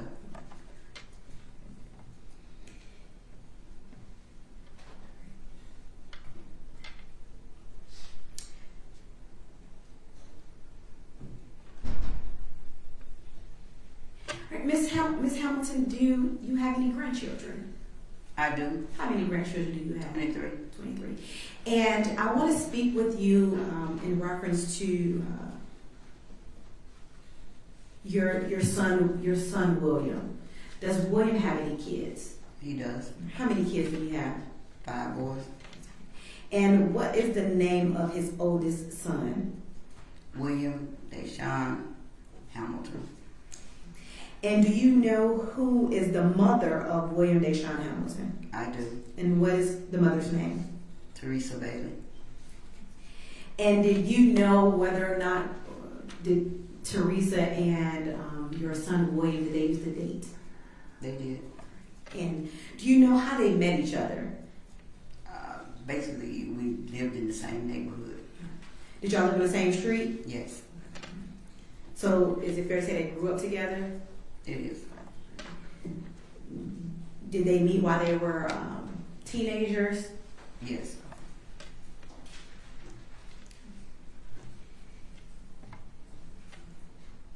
And so at some point after they were dating, they conceived a child. Do you know where that child was born? Carolina Medical. And is that in Charlotte or somewhere else? Charlotte. In reference to your grandchildren, where does William Deshaun Hamilton lie in the age? Is he the first oldest, second oldest, the youngest? Where He's the second oldest. So I want to speak with you about your grandson, William Deshaun Hamilton. After William was born, newborn baby, can you explain to the jury what was the dynamics of the relationship between William, your son, and Teresa, and with the baby? It was good. Did Teresa allow William, the baby, to come to your residence? Yes. Was William your son able to get William and bring him over outside of Teresa being present? Yes. And at that time, was William, the child, able to get to know his paternal side of his family? Yes. At some point, your grandson William began to live with his grandparents on his mother's side, Teresa's parents. Yes. Do you know roughly how long was William, your grandson, in the custody of his grandparents? Approximately almost 2 years. Almost 2 years. Okay, and do you recall the name of... When you say his grandparents, who are you talking about? That's exactly what I was getting to. Can you please tell the jury what are the names of William's grandparents that he was living with? Leroy, Bailey, and Willie. Willie. And is Willie the grandmother? Yes. And is that Teresa's mother? Yes. And Leroy Bailey, is that the grandfather? Yes. And is that Teresa's grandfather? I'm sorry, that's Teresa's father. Yes. Thank you. All right, so tell me about the dynamics at that time. Were you and your family able to see William? Yes. While he was in the care of his grandparents on his mother's side? Is there any point in time where you were able to go and get him and bring him back to your place? Yes. Did you ever have any opportunity to buy him things and play with him and him spend the night? Yes. Do you know whether or not your son was able to go to Miss Willa Bailey, Leroy Bailey, and see his son? Yes. And do you know whether or not William was able to get his son and have him in his custody for a period of time while baby William was under the care of his grandparents on his mother's side? Yes. Roughly at this time, while William, the child, was in the custody of his grandparents, roughly how old was he? William, are you saying the last time I seen him? No. When William was in the care, when he was being watched by his grandparents, how old was he at that I'm time? going to say about between 4 and 6. When he was in the care of his grandparents? You're talking about his maternal grandparents? Maternal grandparents. When his maternal grandparents had custody, roughly how old was he? About 4. Okay. At some point in time, Teresa was then caring for William, and they were no longer in the custody of his maternal grandparents. No. Right? At some point, doesn't Teresa come back and care for William? Yes. Okay. And so at that time, when Teresa was caring for William, how to explain to the jury whether or not, if the dynamics between you all's relationship with William changed, William the kid? I had him one weekend and I got there a little late and so I couldn't see him anymore. All right. I couldn't take him away with me. Okay. So let's talk about before we got there, right? Mm-hmm. So Teresa she now has custody of William. Mm-hmm. Is that, hold on. Make sure you answer yes or no, okay? Okay. Thank you. So Teresa comes back and she has custody of William. Yes. When she first comes back, are you able to see William? Yes. All right. And while you were able to visit William, did you have any concerns with his hygiene? I did. All right. Can you tell the jury about that? He was a bedwetter and he would wet himself. And at some point when you were able to see William or get custody of William when you got from Teresa, did he smell like urine? Yes. All right. And so when he smelled like urine, he came to your residence, what did you do? I had outfits at my house that I would give him a bath and change him. And so you bought him clothes? Yes. You bought him any other items? Toys. Toys, okay. Did you buy him any shoes or anything of that nature? Yes. Do you recall the last pair of shoes you bought William? The last pair was a pair of Timberlands. That you bought him? Yes.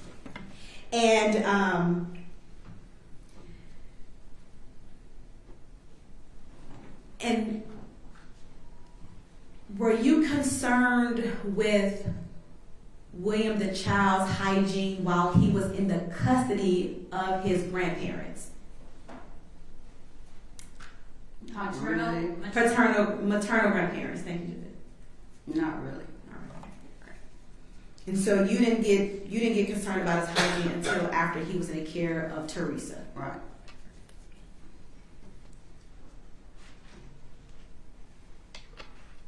During this time when Teresa regained custody of William, was William able to come and spend the night and stay with your family for extended periods of time?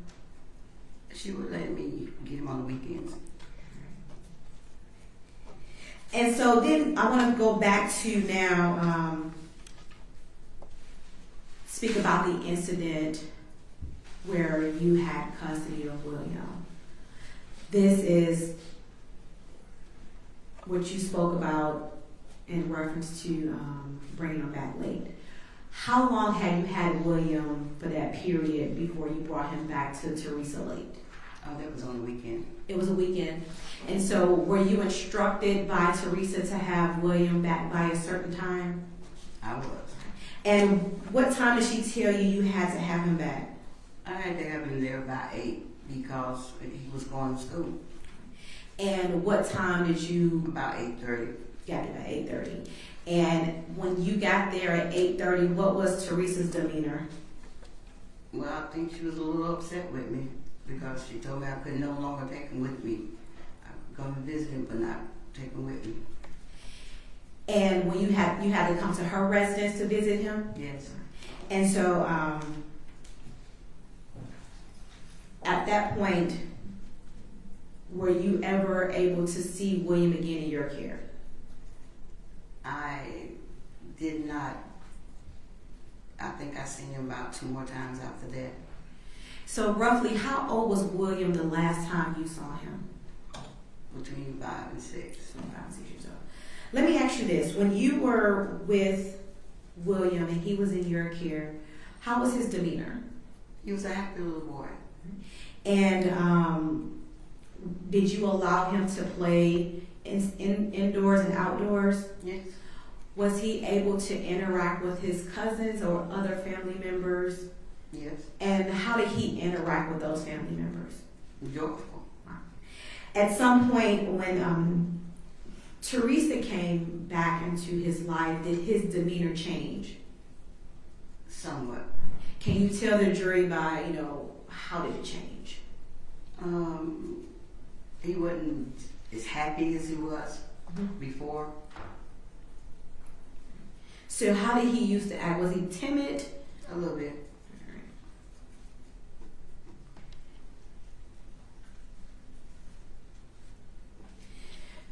So you stated you never saw him again when he was around the age of 5 or 6. Do you know if he was in school or ever enrolled in school? Not that I don't know. You don't know?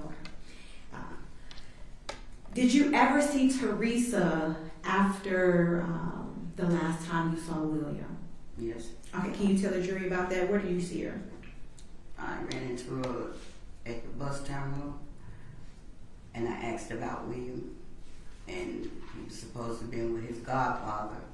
I ran into her. Okay, let's start right there. So he was supposed to be with his godfather. Did she tell you where William and his godfather were? No. All right. She didn't tell you whether or not he was living in another city anywhere or... Yeah. Okay, so what city were they in? I can't remember.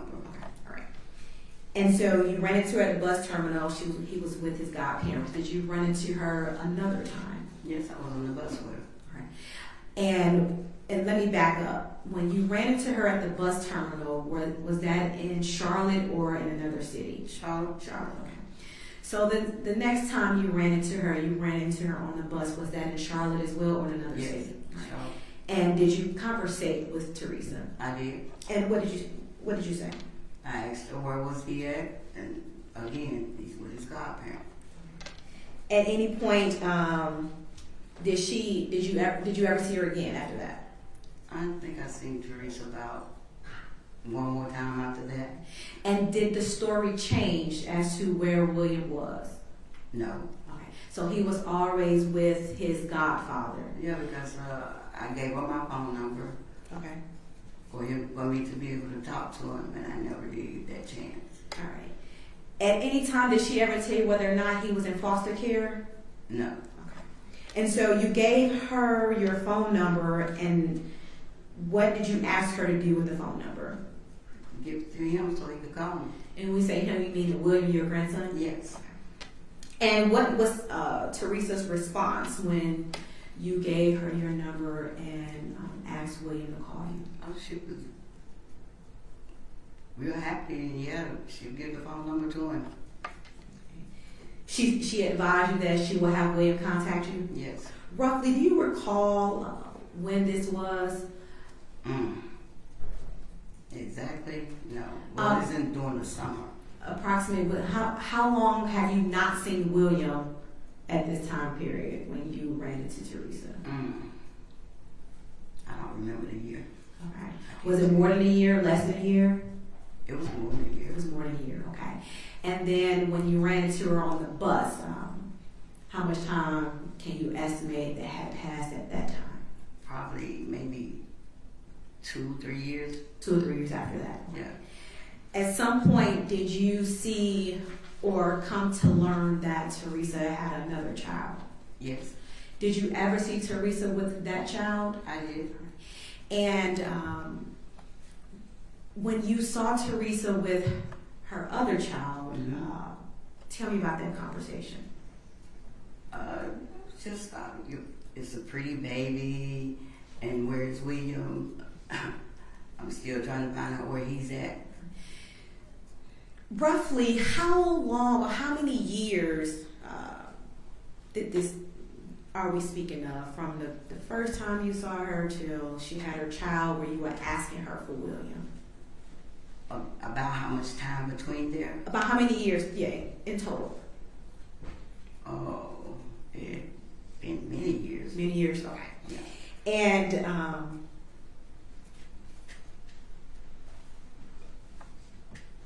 And did she ever tell you anything about William's whereabouts? No. And when you made contact with Teresa, you saw Teresa, was there anything remotely wrong with her that you could recognize? No. At some point, when you saw Teresa with her second child, her other child, did she advise you where she was living at the time? Well, she got on the bus right there on Marvin Road, so I already possibly knew she was living in those apartments. And what city is that? Charlotte. In Charlotte. At some point, did you come to learn whether or not she left and stopped living in Charlotte? Yes. And do you know where she moved to? I really don't know where she moved to, but first of all, I thought she was here. And you say here, where is that? In Atlanta. Okay. And then she went to Alaska. Okay. All right. And did you know who she was living with in Atlanta? No. Did you know who she was living with in Alaska? No.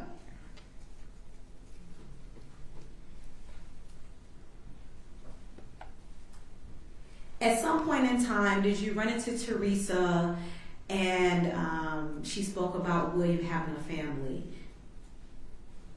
Your grandson William, did she tell you whether or not he had a family? No.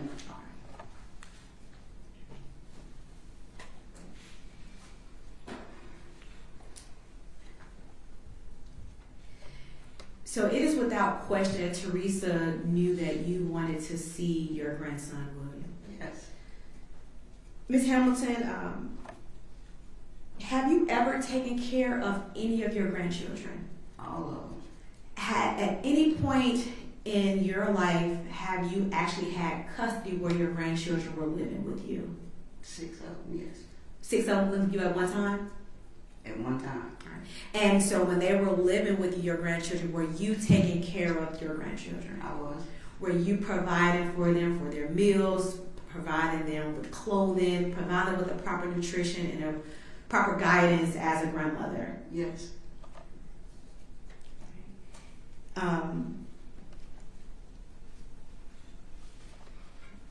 Ms. Hamilton, did you love your grandson William? I loved him very much. Would you have done anything to make sure he was safe? I would. If Teresa was unable to care for your grandson, would you have taken care of your grandson? Most definitely. Would you have provided for him? Yes.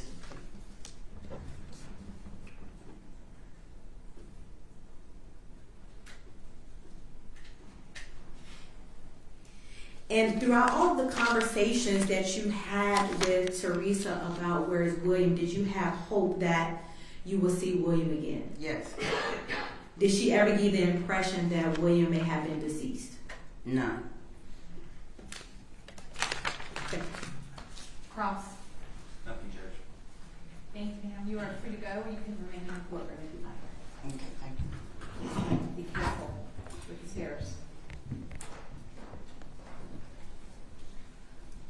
All right, call your next witness. Your Honor, we have one more witness. We need a brief recess Okay. For them, and then we'll be ready. All right, send you back to your room for a moment, then I'll bring you back out.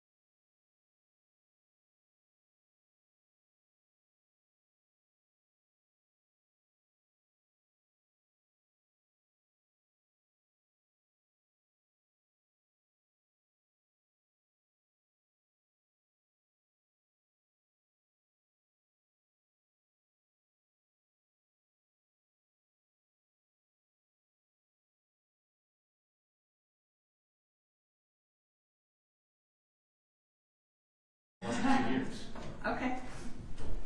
All right, so that request has been withdrawn. Okay, are there any other matters other than the testimony regarding Dr. Gonzalez that we can deal with in the morning? Because I assume he's going to be here first thing in the morning. Yes. Okay. For scheduling purposes, also, let's go ahead and, we already said on the record that you were waiving your client's presence for scheduling matters, bench conferences, correct? Yes, Your Honor. Okay. I think there was one substantive matter which involved, refresh my memory, to deal with that. No, we did it. All right, let's put that on the record. And are you, I don't remember, you asked to approach. Yes. You asked to approach, I think. I think I objected and you asked us to approach, but. Okay. I recall it like you did, Your Honor. Literally when it happened, I recall defense saying, objection, may we approach. All right. My preference would be that Ms. Black be involved in all substantive areas of the trial. My preference would be that she could either approach with us somehow without shackles, as I said. Right, well, that's not going to happen. Or the jury's excused next time it happens. Okay. Well, Diane, you don't have to do it now, but at some point in time between today and tomorrow, will you just look into the record and find, if he requested to approach, I'll consider that as a waiver for that one subject, one issue. I just don't want to create an appellate issue for that. But I think you asked to approach. I certainly could be wrong, but we'll double check and put all that on the record in the morning. Thank you. All right. Your Honor, may we still put the entire conversation on the record? Yeah. So what was Yeah, go ahead. So it's my understanding that Lieutenant Quigley made a statement in reference to Teresa or Ms. Black once she was arrested here in DeKalb County. He advised that he and Investigator McClendon went to speak to her in the jail. It's not just extremist. He advised that he, Lieutenant Quigley, and Investigator McClendon Wait a went minute, to hold jail. on. Someone's taking pictures back there. Oh. Are you taking photographs? I was just saying that the jury's out right now. Okay, it looked like you were about to take a picture. No. Are you with the media? I am. I'm getting ready to go back down. So I was just saying we're kind of waiting here and things out right now. Okay, I just wanted to make sure that you weren't using a phone to record or taking photographs or anything. Okay, just verifying. All right, go ahead. Lieutenant Quigley advised that once Teresa Black was arrested and brought to DeKalb County Jail, that he and Investigator McClendon went there to speak with her, and she declined to speak. Quigley and McClendon. Correct. Okay. Went to speak to Ms. Black. And this is when she came to Atlanta. Okay. Yes, Gotcha. Your Honor. All right. Once she in custody. Yep. And he stated that at that time she refused to provide a statement. Right. Okay. And you asked for a curative instruction at that Yes, Your Honor. Okay. All right, which I gave.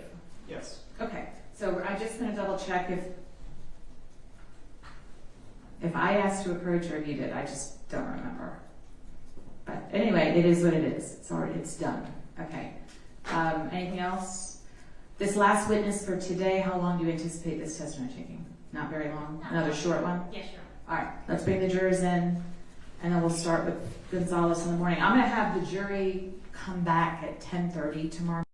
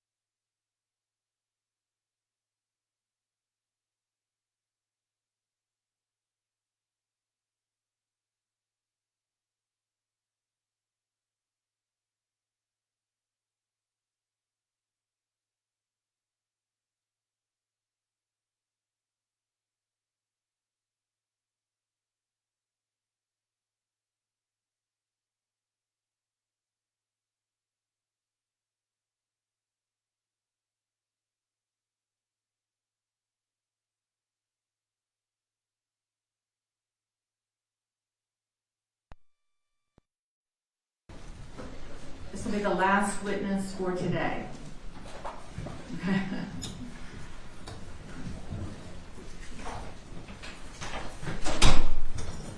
All right, call your next witness, please.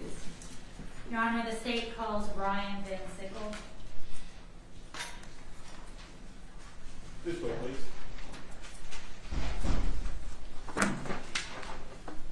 It's going to be a chair for the monitor. Take that chair for him.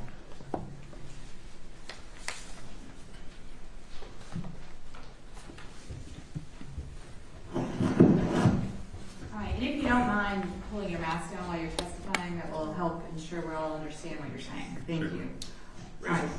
Raise your right hand. Do you solemnly swear or affirm that your testimony will be the whole truth, nothing but the truth, so help you God? I do. Lower your hand. For the record, please state and spell your name.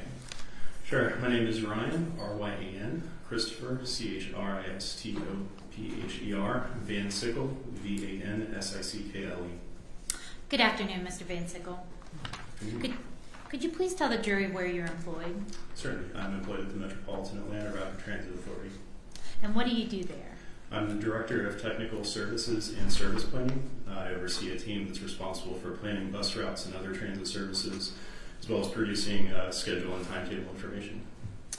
Did the district attorney's office reach out to your organization, MARTA, to ask about bus routes and whether you had any information of possible bus routes back in 1996? Back in 1998 through 1999? Yes. And were you the individual that was tasked with answering that question? Yes. What did you do to look into potential bus routes for that time period? Certainly. So we have an archive of scanned transit system maps dating back quite a ways, including maps from the mid to late 1990s. Were you able to locate any maps from that time period? Yes. And what time period did you obtain bus route or route maps for? 1996.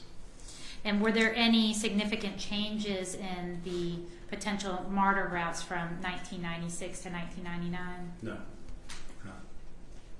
Did you provide the state with a copy of the 1996 MARTA routes map? Yes, I did.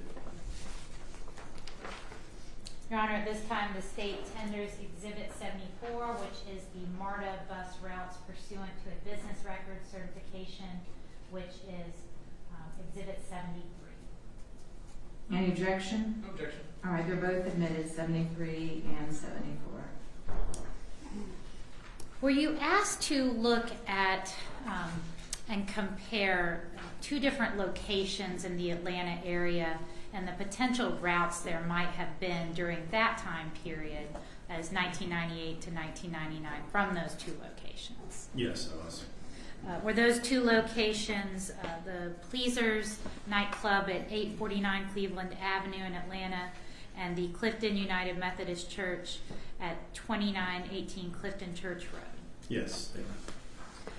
Your Honor, at this time the state tenders Exhibit 72 into evidence. It is a map created by DeKalb County GIS Services that the parties are stipulating to. Any objection? No objection. Okay, it's admitted, and the parties have stipulated to this, correct? Yes, Your Honor, stipulated to authenticity. All right, thank you. Permission to publish? Yes. Now start with Exhibit 72.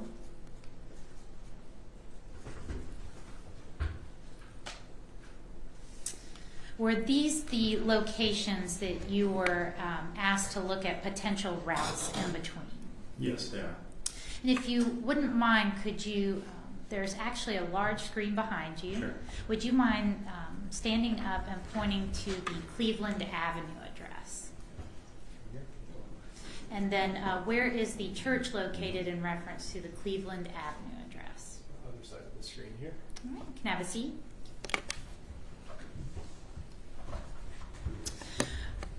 What are we looking at here in Exhibit 74? So this is an excerpt from that 1996 transit system map showing bus routes and rail lines generally in the southeastern quadrant of MARTA's transit system. And do you see those two locations generally in the snippet that has been placed on the screen. Yes, I do. And if you wouldn't mind standing up again and indicate to the jury where the Cleveland Avenue location would be. So it's right around here. Witness has pointed to the lower left-hand corner of the screen, and then the Clifton Church area. Right here. And the witness has pointed closer to the left of the screen, a little bit more towards the middle bottom of the frame. All right. Thank you. And were you able to determine possible routes from those two locations? Yes, I was able to identify about 5 different trip options that could have been used to connect those 2 locations. Would any of those trip options have been direct routes, meaning requiring no changes whatsoever? No, there were no direct routes between those 2 points at that time. Did all 5 possible routes from 1999 require at least one transfer, either to the train or another bus? Yes. And are you able to approximate how long, at a minimum, those routes would have taken, best case scenario? Yes, I think without knowing the specific time of, or I guess day of the week, the schedules do vary by time of day and the day of the week. But if it were in the evening, it would have taken at least an hour, having to make multiple changes from point A to point B. It also, depending on how well those transfers were coordinated, it could have easily taken 2 hours or more. So we're talking a minimum of an hour, as much as more than 2 hours. Correct, yes. The bus stop closest to the Pleasers location, when does that bus stop accepting travelers? So it depends the specifics on the day of the week, but if I recall, around 12:45 to 1 o'clock in the morning. Now, what about around the Clifton Springs Church area? When do the routes start shutting down in that area? So at that time, it was a little bit more varied, if I recall, on the weekdays between 11:45 and midnight. On the weekends, a little bit later, closer to 1 o'clock in the morning. Now, let's say you made the bus, the very last bus at Pleasers. Does that necessarily mean you're going to make it all the way over to the Clifton Springs Church area? No, just looking at the schedules and when the different routes shut down, it did not look like it would be possible to catch the last bus on Cleveland Avenue and then still catch the other bus or train that would be needed. Thank you. Certainly. Cross? Good afternoon, Mr. Van Sickle. Afternoon. How, in 1998, how did people pay to ride MARTA? There would have been several different ways. We could have paid in cash. You could have paid with a token, which could have been purchased at a rail station or at one of the retail locations that MARTA had. Alternatively, people also could use paper-based fare passes for a weekly pass or a monthly pass. And did you pay for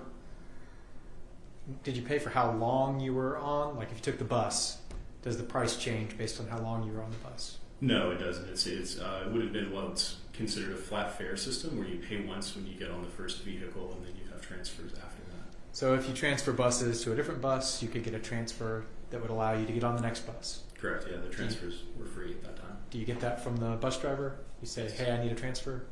Yes. Okay.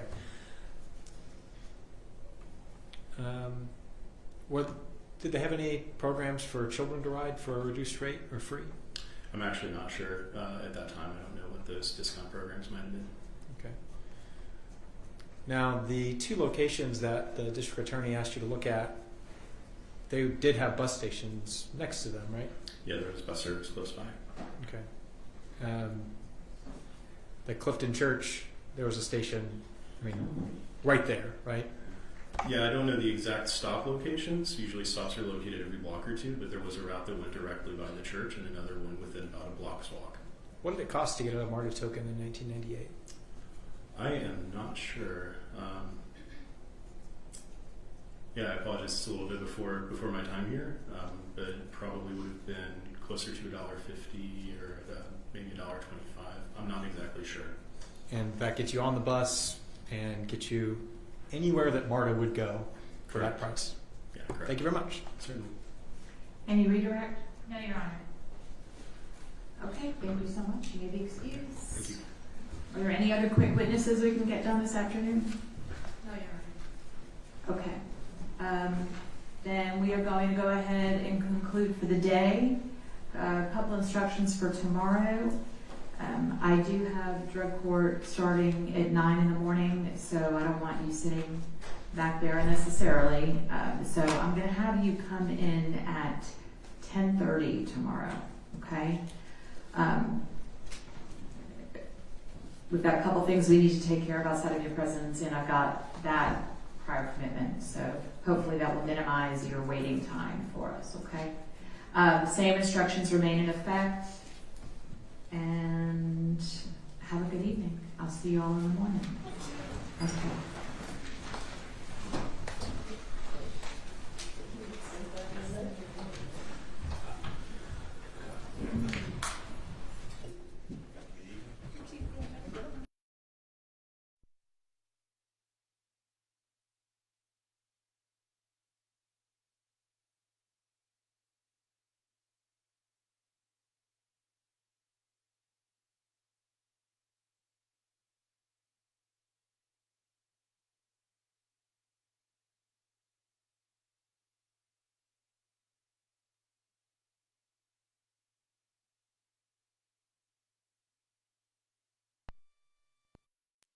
We'll be in recess until, for us, 9:30 tomorrow.